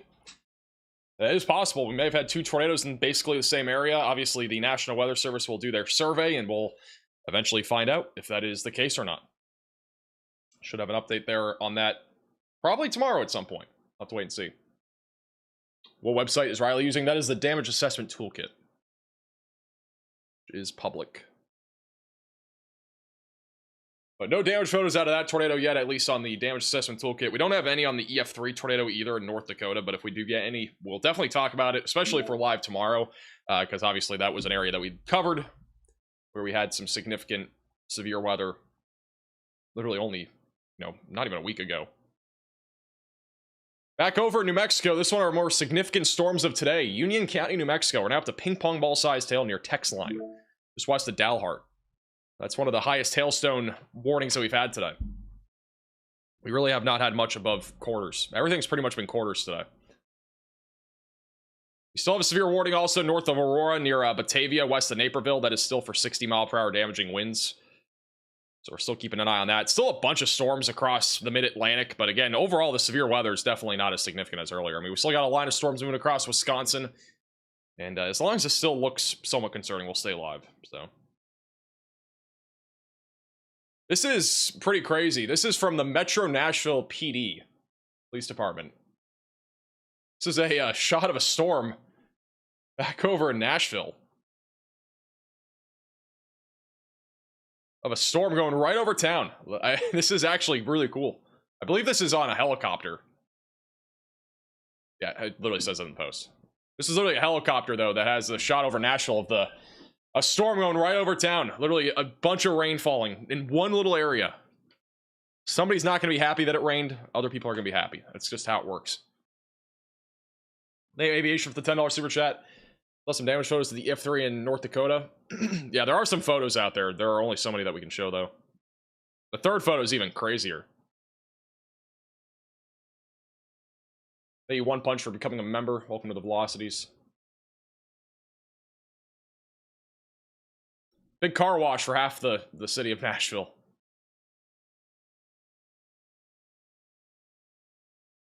Yeah, pretty cool. It's happened, I believe, literally within the last hour. Yeah, these were posted about 5 minutes ago. Thank you, pilots, for the $20 super chat. Will my husband make it home tomorrow from Toronto to O'Hare? I think you guys will be chilling. I won't be too concerned. We still have that little storm over Nashville, or is that it? That's already weakened. Got these like little tiny pop-up storms that are just kind of in random places right now, and this is a live shot right now. This is another radar Omega cyclone port in Humphreys County EMA. Look at these like little storms going up here. It's kind of cool. We got multiple of them, all just popping up. Actually pretty cool. If there's any other views of these.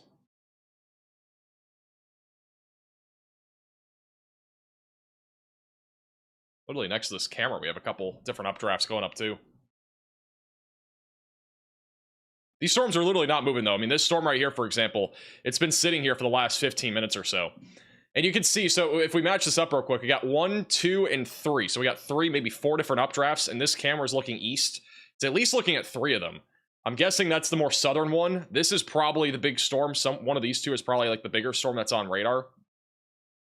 Actually, no, these might be the ones that are north, and that one might be actually the big storm. It's hard to tell. But I think this camera is looking like east-northeast. So that's pretty cool. Got more photos coming out of Missouri. This is from Grandview, Missouri, about 30, 45 minutes ago. We're ominous skies there. This is looking west from Grandview. And then this was back over in Vinton, Iowa, near Cedar Rapids. Another shelf cloud rolling through. This one we had damaging winds upwards of 60 miles per hour rolling through. That is now just a strong storm. Only has a special weather statement now.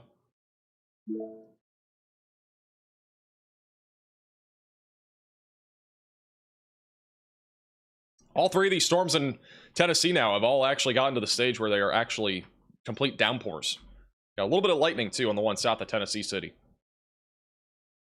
Got a little storm going up near Brentwood too, just south of Nashville. I don't think it's visible on that camera, but there's a little storm going up there too. Let me see if that Humphrey camera I can put on here or not. I cannot. Never mind. Free car wash? It is a free car wash. If you need a car wash, we got plenty of storms out there that are popping up, and they're not moving, so you got time to get there if you need to.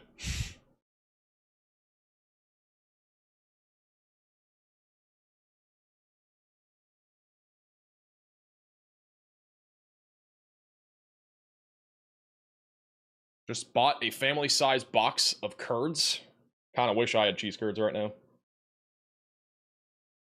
Need some Culver's cheese curds in my life. Shout out to Stacy with the $20 Venmo donation. Watching again from Nina, Wisconsin. Hope not much comes our way. Overall, I think the storms in Wisconsin are not going to be much more than just damaging winds at this point. There is still a low chance of a tornado, but nothing's really materialized. It's been a very messy setup so far. Very messy.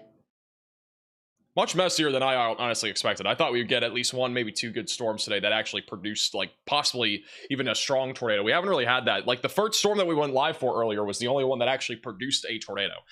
From my understanding, at least one of the only two storms that produced a tornado in either Minnesota or Wisconsin. We had maybe a brief tornado just southeast of La Crosse earlier. That was on radar. But other than that, I mean, there was basically just two tornadoes that we've had. The other one being back over to the west of Austin, which is the tornado that I just showed you guys a few minutes ago near Albert Lee. So, definitely interesting.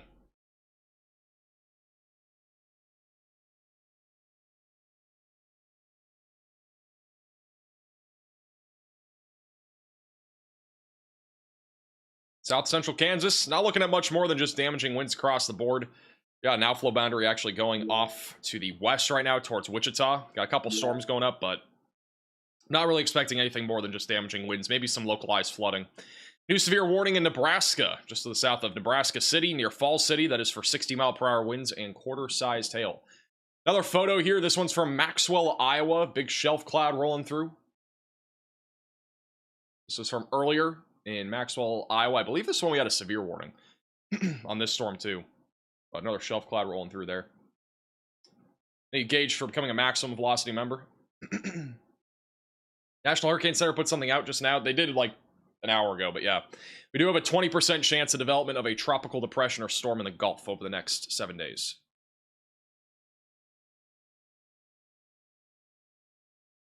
Stadium cam is being attacked. I've seen several birds go by that camera. There are birds that continue to fly by this camera. This is at the Bank of America Stadium. There's a lot of, for whatever reason, a lot of birds around this camera. Beautiful sun, beautiful skies, by the way. I mean, this area, we had a bunch of storms in the area. And we got some birds flying by. Bottom right of your screen. Thank you, Samantha, for becoming a maximum velocity member. It's probably nests up there. Maybe. How's Texas looking? Just mostly strong storms. Mostly strong storms. Oh, there is a wasp. Bro, there's literally a wasp on the camera. That is an actual wasp. There was a wasp that was just on the camera a second ago. Those are not birds. I think those are actual wasps.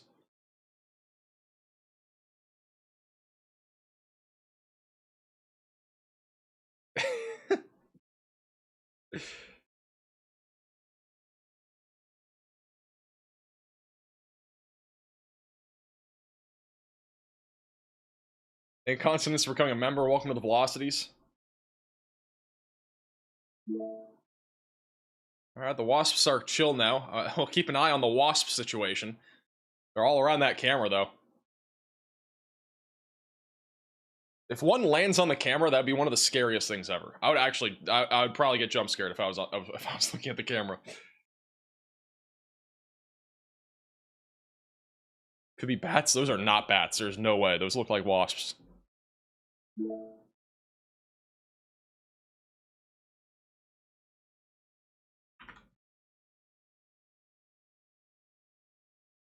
They're still flying around this camera, bro. Still wasps.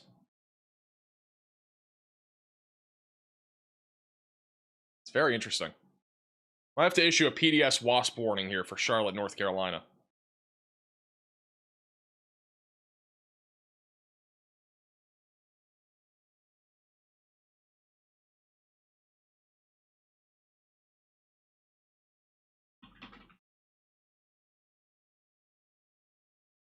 Probably a nest up there somewhere. Probably next to the camera.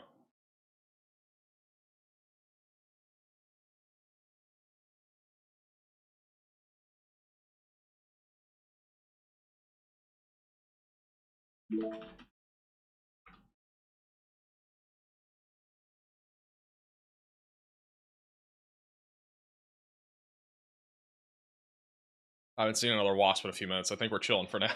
The Charlotte Hornets. Oh my goodness. I mean, it's fitting, I guess. I guess it's fitting. Dude, they keep going by the camera. They're like everywhere. They're right there. Like, they just keep dancing. Oh, it's on the camera. Oh my goodness, it's on the camera. Bro, that was it was on the camera there for a second.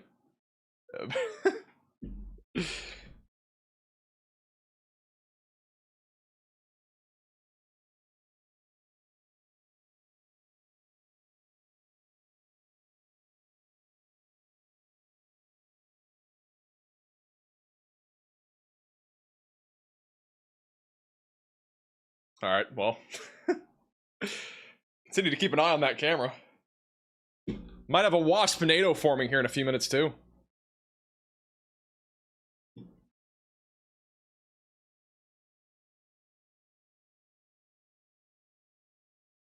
Thank you, Two Orange Cats, for becoming a member. Welcome to the Velocities. It'd be kind of funny if the radar picked up those wasps somehow. I know it won't, but it would be kind of funny if it did somehow. Wonder if the other... There's another camera here. I do wonder, does that one show anything? Oh, you can actually see it on the other camera. You see on the right side. This is the other one. See the wasps like flying around here. If anybody works at the Bank of America Stadium, you got a problem with this camera because there are wasps flying around it.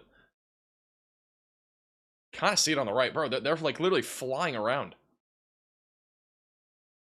I'm gonna drag it over. You can see it more on the right. Like they're all along that like fence line right there.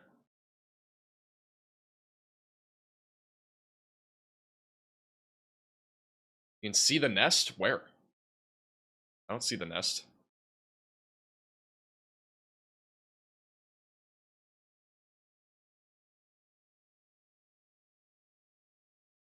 What's the threat for Chicago? Mainly just isolated damaging winds.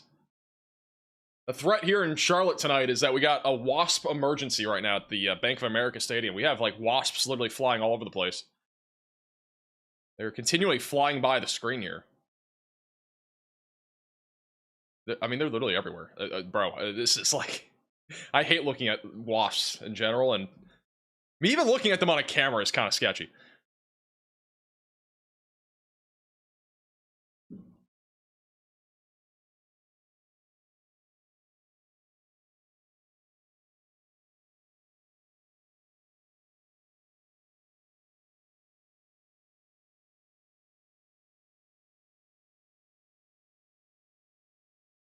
Alright, the wasps are still going. Bro, oh my god, I thought it was going to end.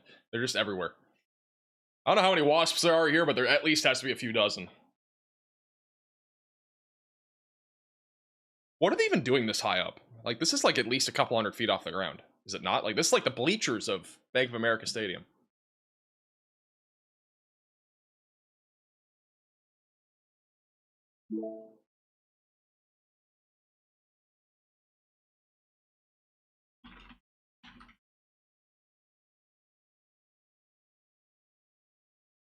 Alright, we're back to live radar, but yeah, it's interesting. We'll keep an eye on the wasps situation as it evolves in Charlotte. It's really caught our attention here on the weather broadcast.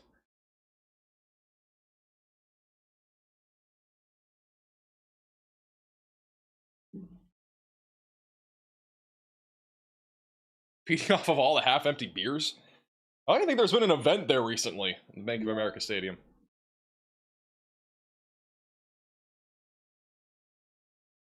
Alright, I think we got the... I'm gonna put the other camera up on here. Give me 1 second. I gotta add it.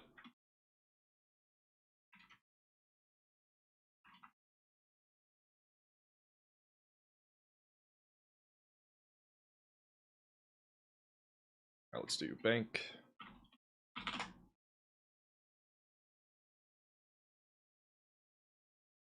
Alright, we're gonna put that bottom left of your screen. It should pop up in a second. Thank you, Dala, for becoming a member. Welcome to the Velocities. That's the wrong one. Seagray. It's the other one. Seagray is not unlocked.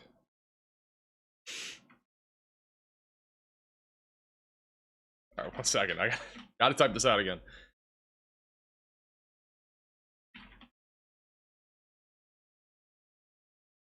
Should work now.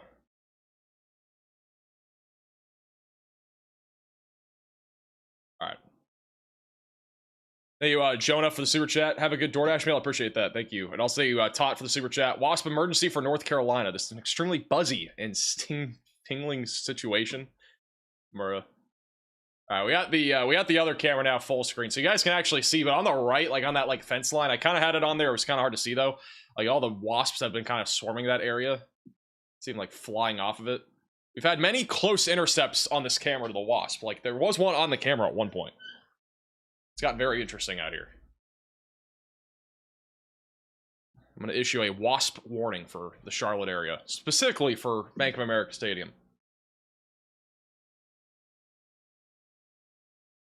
How's Oklahoma looking? Mostly just strong storms. There isn't really much severe weather left. I know we have 12 warnings, but they're literally all marginal, and there's nothing that significant at this point.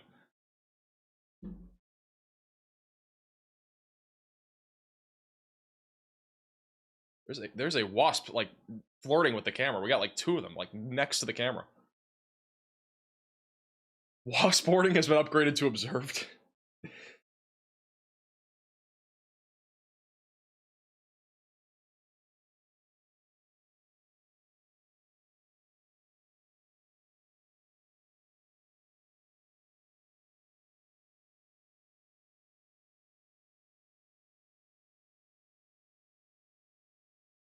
The other camera that's looking at downtown does not have as much of a view of this. We haven't had a whole lot of wasps going by this camera. Mainly the other one. Oh, there was another one. Never mind. They're back. They're flying around. Gives me the chills. No way you're getting chills from this.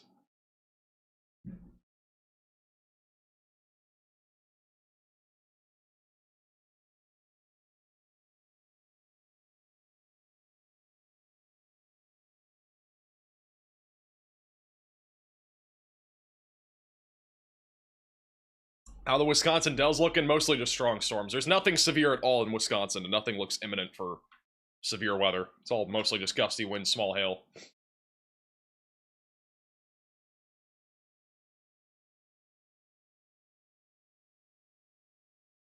Keep those cameras bottom left and bottom right. This is a live view again of all Wisconsin right now. This is from Rusty on Twitter out of Independence, Missouri. We'll storm there over Independence, Missouri tonight. Pretty elevated.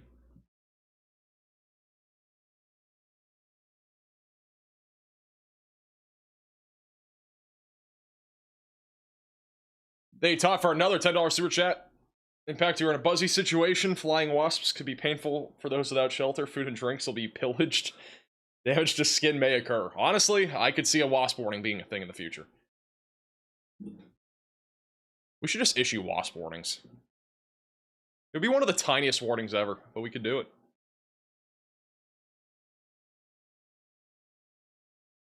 Alright guys, we're really zoomed in here on Charlotte, alright? So we're going to zoom in on Charlotte. This is where we're putting out the wasp warning. It's going to be on the northwest side of Bank of America Stadium.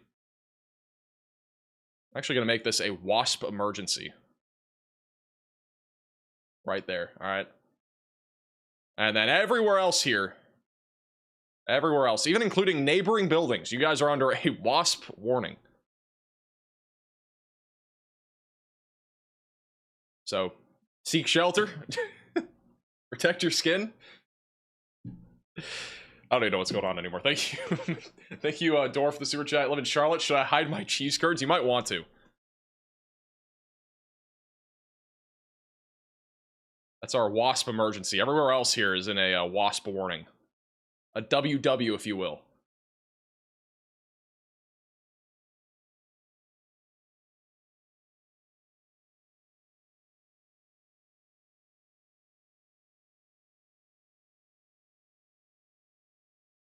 This is peak.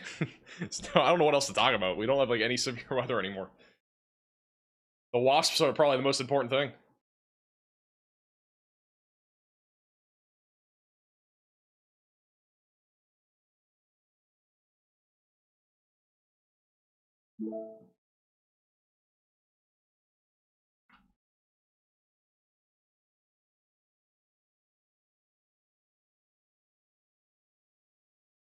Wasp emergency merch. I'm not doing Wasp merch.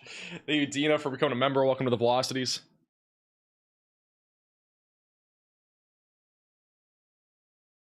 This is the kind of quality content that sets this channel apart. What? This is not quality content. We're literally talking about wasps.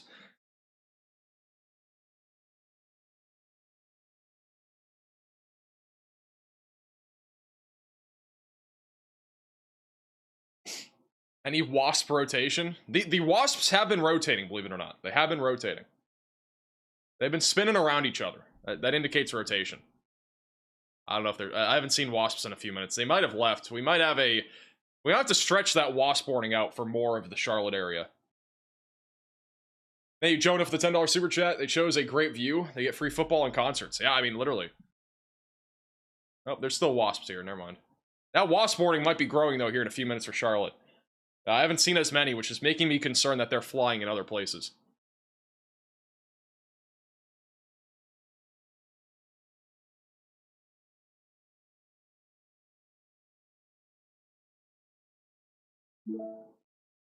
Hey, Billy, for the 3 months.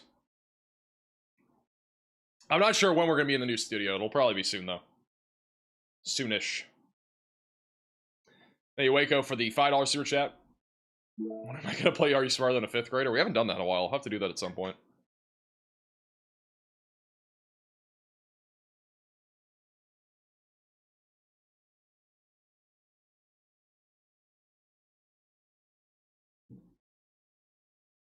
Wasp rotation is broadening. Are we doing nature reports? I mean, might as well. Get some nature reports going. We could become the nature channel. There's a wasp on the camera right now. It's on the left. You can see it. It is literally on the camera. Bro is on the camera. I think it may have just flown off. Nope, it's still there. You can see it at the very top left.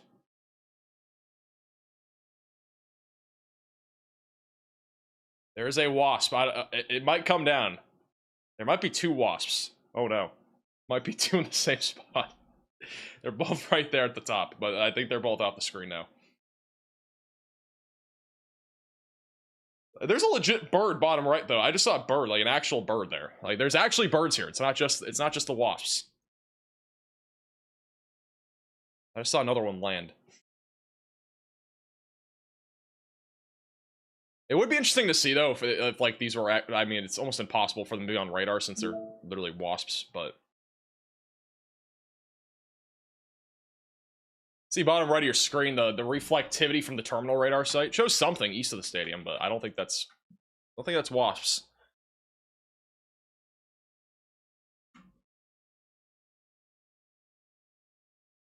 Hey, Quasi for the $10 super chat. I've been waiting at this wasp emergency for a good bit. I appreciate that. Thank you for the super chat.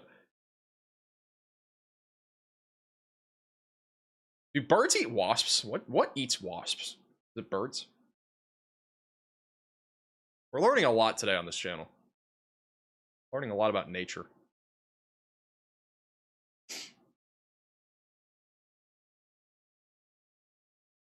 Birds do eat them? Okay. Might have to issue a bird warning here soon.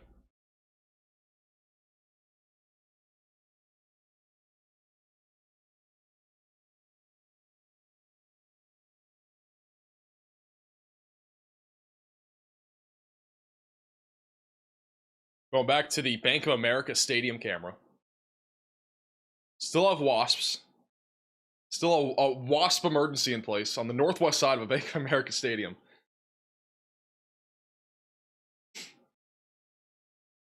Hey, top of the super chat, bird warning for North Carolina. There could be a bird warning here too.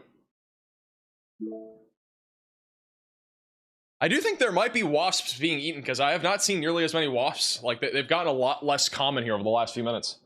It's very interesting. Very interesting life cycle here. Hey, Kurt for the $10 super chat. They're showing their talents. If we had a 360 camera, that'd be sick.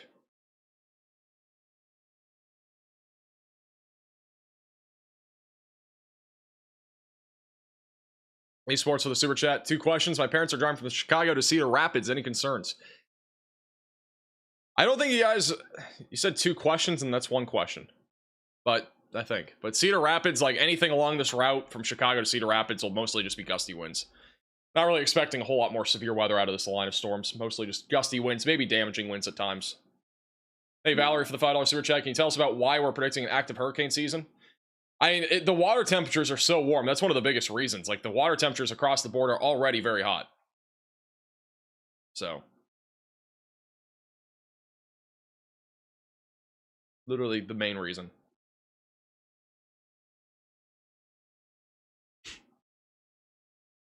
This is from somebody on Twitter. Somebody sent me this. This is Donna D on Twitter. Imagine if we sold a shirt like that. A wasp emergency. Probably this is only gonna happen once. There's no way we have another stream where there's wasps on the stream. It's a one-time thing.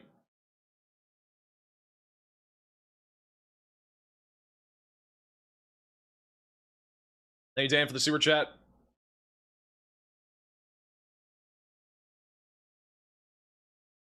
Why was the wasp sweating during the week? Because it heard it was going to be hive humidity all week. That's a knee slapper. I haven't seen a wasp in multiple minutes. I'm actually concerned now. They might be migrating. Hey, Chad for the super chat. Likelihood of wasps in Kansas City tonight?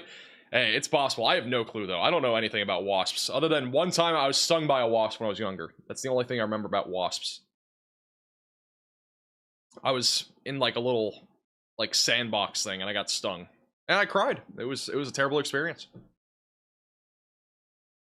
I've seen a bird flying around, like, a couple times now, inside of the Bank of America Stadium. So there's a bird right there, too. So these birds might be snatching these wasps. The circle of life might be happening in real time.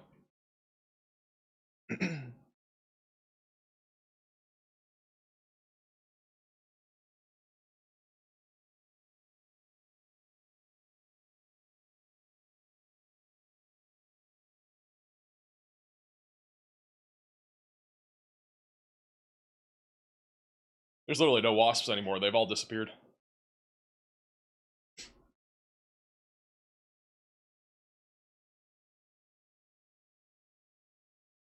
If you guys see any wasps on the cams, let me know. I've literally not seen any though in like 5 minutes. I think they actually might have either gotten eaten or they're moving. One of the two. Hey, Jen and Tot for the super chats. PFS, particularly feathery situation. I haven't seen any feathers. But I've seen birds. A couple birds going by. They are recycling? Oh, so the wasps are recycling. Gotcha. Alright, so we got a recycling waspinado.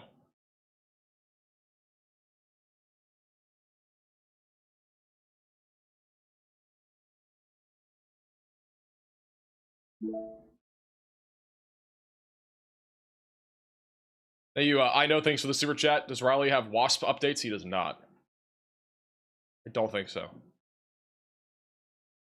One of the cameras just went down. That's unfortunate. Bottom right camera just went down. Maybe the wasps got to it. We might have literally a wasp emergency for the camera in Bank of America Stadium because it just went down. Oh no, it came back. Never mind. All right. I think one of the wasps may have unplugged the camera. Imagine if it did. That'd be quite the story.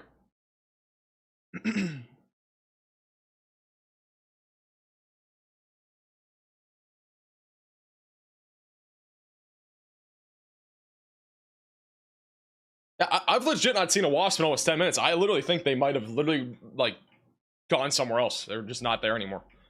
It's like a 30-minute thing, maybe.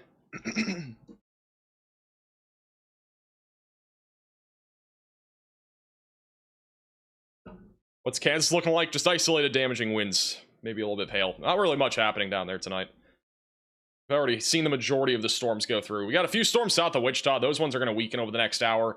The Oklahoma storms are also weakening. Just strong storms with lightning rolling towards Shawnee and Tulsa. And south of Kansas City, we got a little bit of damaging winds off to the west of Harrisonville.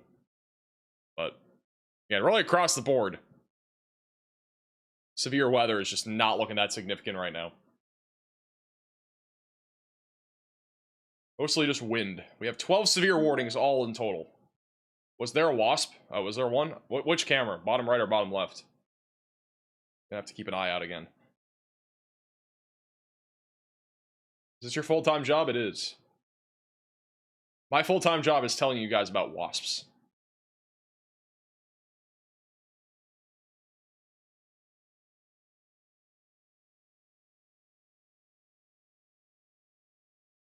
Those wasps are getting ready to hunker down once the sun sets. Is that how that works?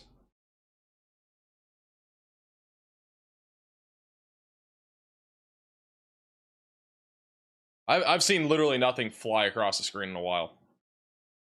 Oh my goodness. There's no way. Bruh. Somebody made a waspinado.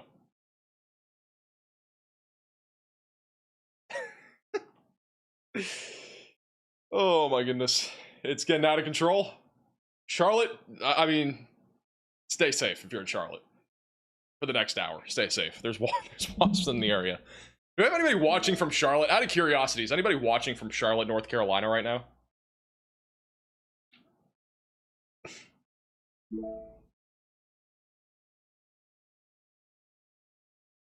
They are repositioning.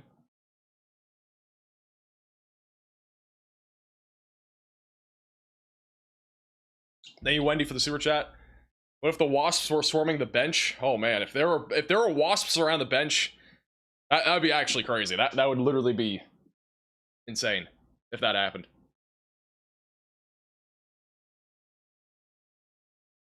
Left camera just had one. I think the left camera is the one to look at. They've been way more isolated recently. Like, we had widespread wasps. Now we're down to just, like, very isolated wasps. Hey, James, for the $5 super chat. The wasps are starting to rotate. This could be worse than a Sharknado. Appreciate the super chat. Imagine if the National Weather Service could issue wasp warnings. It'd be pretty crazy. We're not doing wasp merch. It would be funny, though, but we're not doing wasp merch. We see Cheese Curd? I literally have no clue where she is.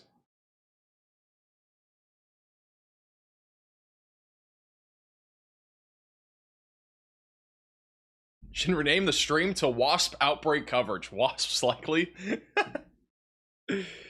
Oh, that'd be really funny. Be terrible. That would be actually terrible, but that would be funny.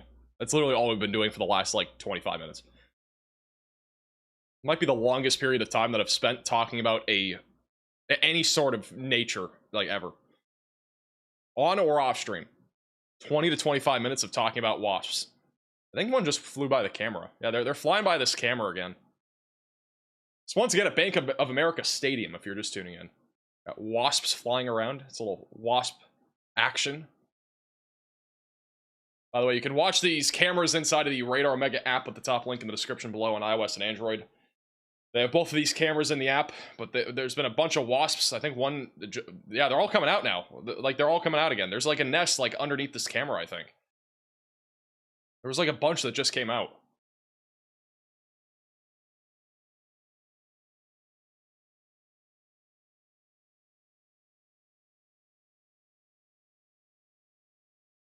I would buy Radar Omega personally just for this. At this point... It's literally, like, it's just... I don't know if the other camera has it now, but... Yeah, they all just flew away. I don't know. They might be migrating. All of Charlotte is under a wasp warning. Or a wasp watch. Kind of a tongue twister.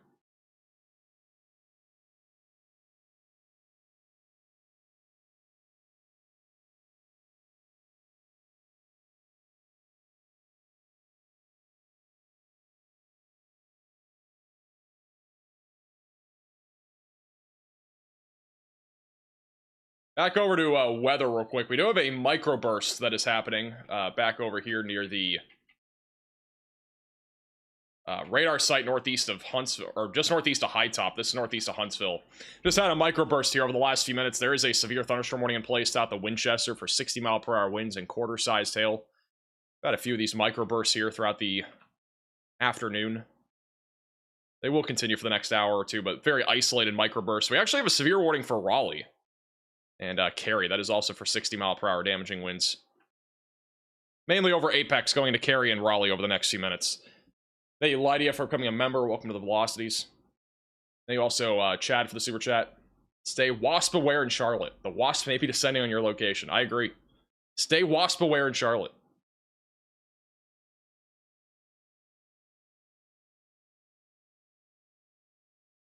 Bro, this is getting out of hand.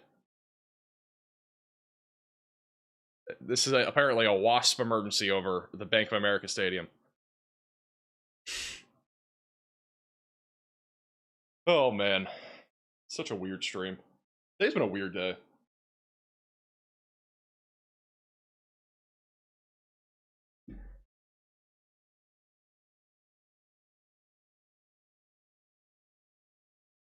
Hey, you, Sean, for the $5 super chat. Those aren't wasps, those are the Charlotte Hornets. Basically the same thing.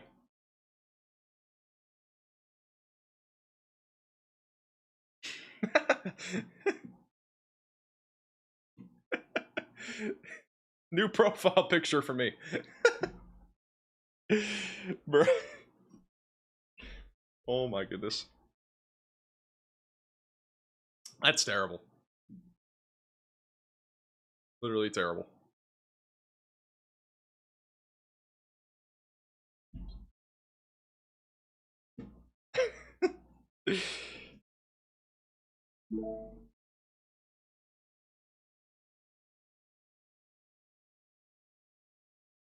Put it on a shirt, guys. We're not putting it on a shirt. Nobody's gonna buy that, for the record. That'd be terrible.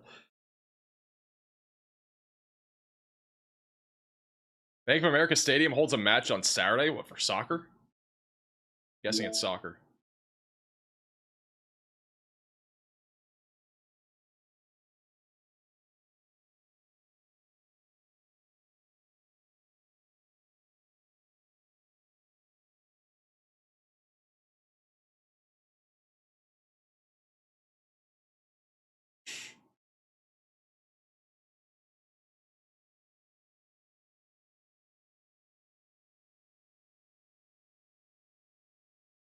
Hey, Sheep for the super chat. Watch out for golf ball size wasps in Charlotte. Imagine. Thank you, Wendy, for the super chat. Can you see a microburst on radar? You can. The way that you see a microburst is looking at the winds or the velocities. And so the easiest way to tell is whenever we have these like areas of wind going towards and away from the radar. So like this, like basically diverging away from each other. So that's what we're seeing here, like near Anderson, for example. That is a pretty classic looking microburst that happened. It's basically a very localized area of high winds that lasts a few miles. So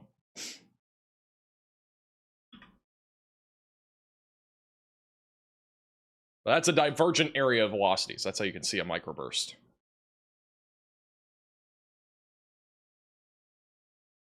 So crazy weather tomorrow? We might. Yeah, I think tomorrow's going to be interesting. I do think we're going to probably at least see a tornado or two and then a lot of hail probably in the Dakotas. We'll probably be live tomorrow, so.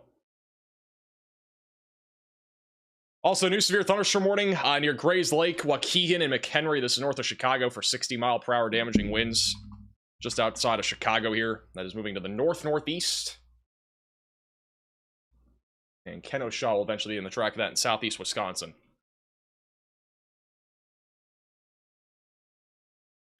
Thank you, Pettis, for the super chat. Thank you also, Cody, for the super chat. Thank you for your coverage and helping myself and coworkers in Rochester, Minnesota stay safe earlier today. Well, I can help, and thank you, Cody, for the super chat. Do a WASP outlook for the next video. Imagine. Imagine if we do a WASP outlook in my next forecast.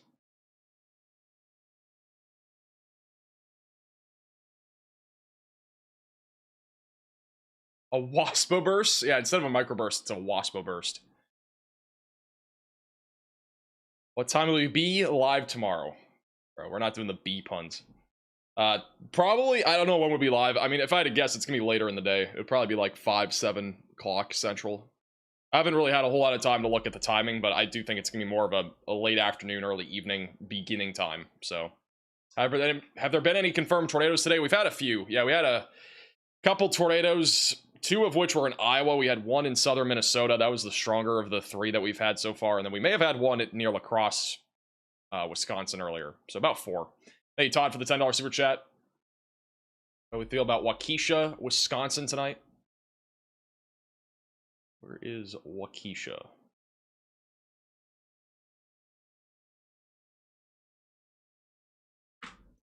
Waukesha, just isolated damaging winds, and that's like the most that you'll probably see. They're not going to continue this tornado watch. It expires officially in 18 minutes, so that'll be allowed to end here in a short amount of time. I do not anticipate that we'll see this tornado watch continue at all. Probably won't have any watch in this area, just some isolated severe weather continuing for the next few hours.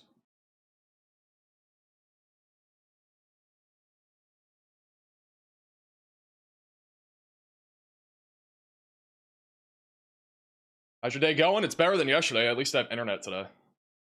Kind of wish I had internet yesterday instead of today, though. It's been much more significant today, severe weather-wise.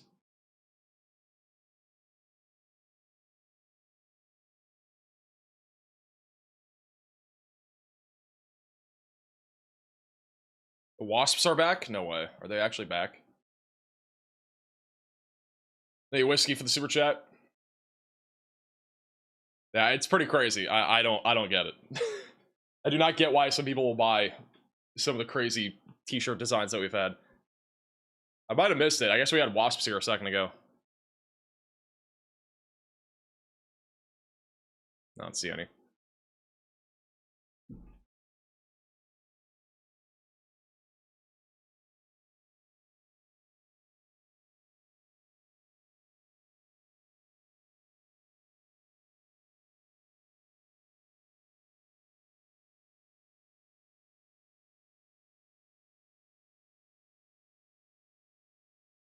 By the way, if you have not already, make sure to hit the like button on today's stream. Subscribe to the channel if you are new here.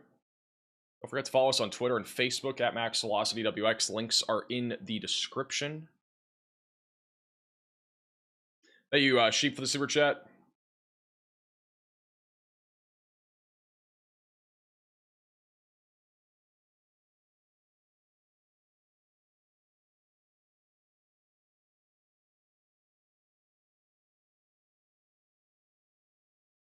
Tornado possible in Pennsylvania. We do have a tornado possible in Pennsylvania. Has actually been a little bit of weak rotation over the last few minutes. It's pretty weak, though. It's over Hustontown and Fort Littleton.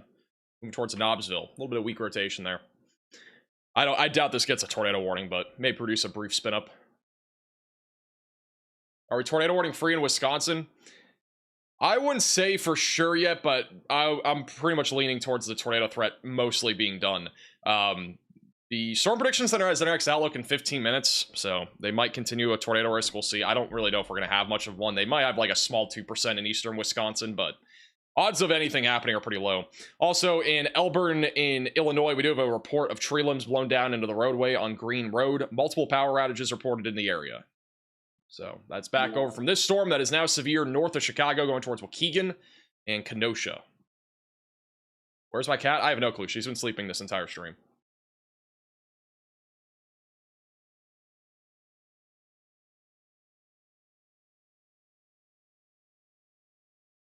Wasp outlook for tomorrow. You should do wasp outlooks from now on. I don't know how you predict wasps. Like, I literally know nothing about them other than what we've seen tonight. I just saw another wasp go flying across the camera. They're still out here.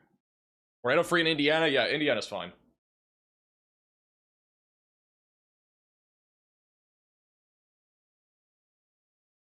Huge shout out to James with the $100 super chat. W's in the chat for James. Really appreciate the generosity.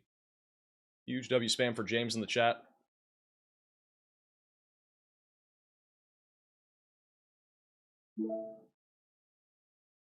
Huge W's in the chat for James. Really appreciate that.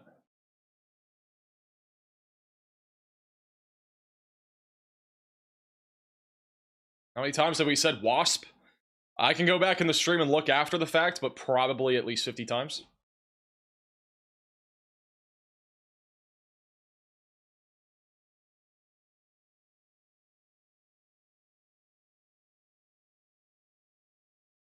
Got a few storms in the Texas Panhandle. Really not much severe weather left, though. We're down to 11 warnings. Mostly just isolated damaging winds once again. I don't see anything that concerning. Just continue to stay weather aware tonight. I think we're kind of winding down, though. Thank you, Wendy, for the super chat. Why has it been so unseasonably cool in Appleton when everybody else is complaining about the heat? Appleton's been cold? Doesn't sound right. Let's look at the observations. There may be a reason why. Let me look, though. This is like the last 24 hours. I mean, you're, for the record, right now, you are south of the warm front. Or north of the warm front, excuse me. So that basically means that you're on the colder side of the frontal boundary anyway. Go all the way back to Tuesday here. Yeah, I mean, you've basically been south of our, or north of our warm front this entire time, which basically means you're on the cold side. So our front right now, our stationary frontal boundary is right about here. So it's to your south. So all the warm air and the more unstable air is down to your south. So that's why it's colder up there. You also have the lake, which can play a factor depending on the time of the year and also the wind direction, but it's not really much of a factor right now. But I wouldn't be complaining. I don't know why you would want temperatures in the 90s and even 100s. It's brutal. Do you agree with the 2% tornado risk tomorrow? I think we'll get a 5. I'm kind of surprised we don't have a larger 2% already, but I wouldn't be surprised with the 5% tornado risk.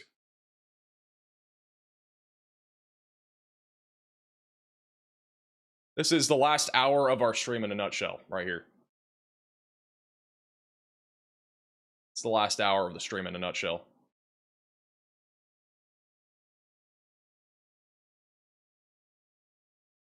This is getting out of hand. Max Wesposity? I can't even say that.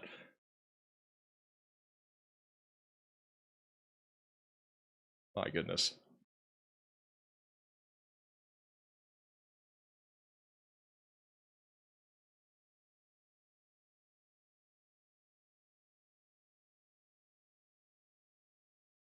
Stop this. They've answered the $20 super chat. Northwest Virginia is flooding. Search and rescues out. Telephone poles are down. People trapped going on now. Listening to Scanner. Are you talking about northwestern West Virginia? Yeah, northwestern. Or northern West Virginia. Alright, I see now. Yeah, there are some flooding reports. Water over the road of Fairmont Avenue at Caldwell. And then also US 40 is closed due to flooding. No flash flood emergency right now, but there is an observed considerable damage threat of flash flooding for Claysville in Pennsylvania, Wheeling in West Virginia, and Triadelphia in West Virginia. Bridgeport, Ohio also has a report of roads closed around Bridgeport, some of which with 2 feet of water over the road. So unfortunately, flash flooding continues. We got a bunch of flash flood reports also on the west side of Pittsburgh there.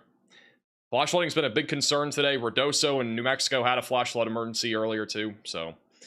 And turn around, don't drown on the roadways. Unfortunately, people still drive through floodwaters even when they are flooded, and it's literally impossible to get through. And only 2 weeks ago in Wheeling, we literally had a destructive, widespread area flooding too. So this isn't like the first time this has happened. We literally had 2 or 3 weeks ago a flash flood emergency there too, when there was a ton of rain that fell. So it's an area that's already prone to flooding.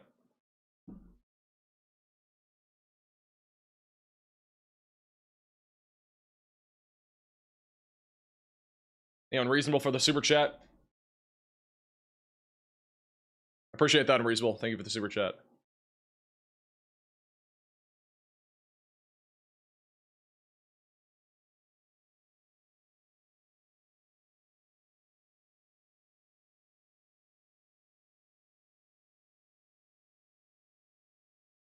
Alrighty, well, I'm hungry. And the severe weather's winding down, so I am going to go ahead and wind down the stream for tonight, or slash today.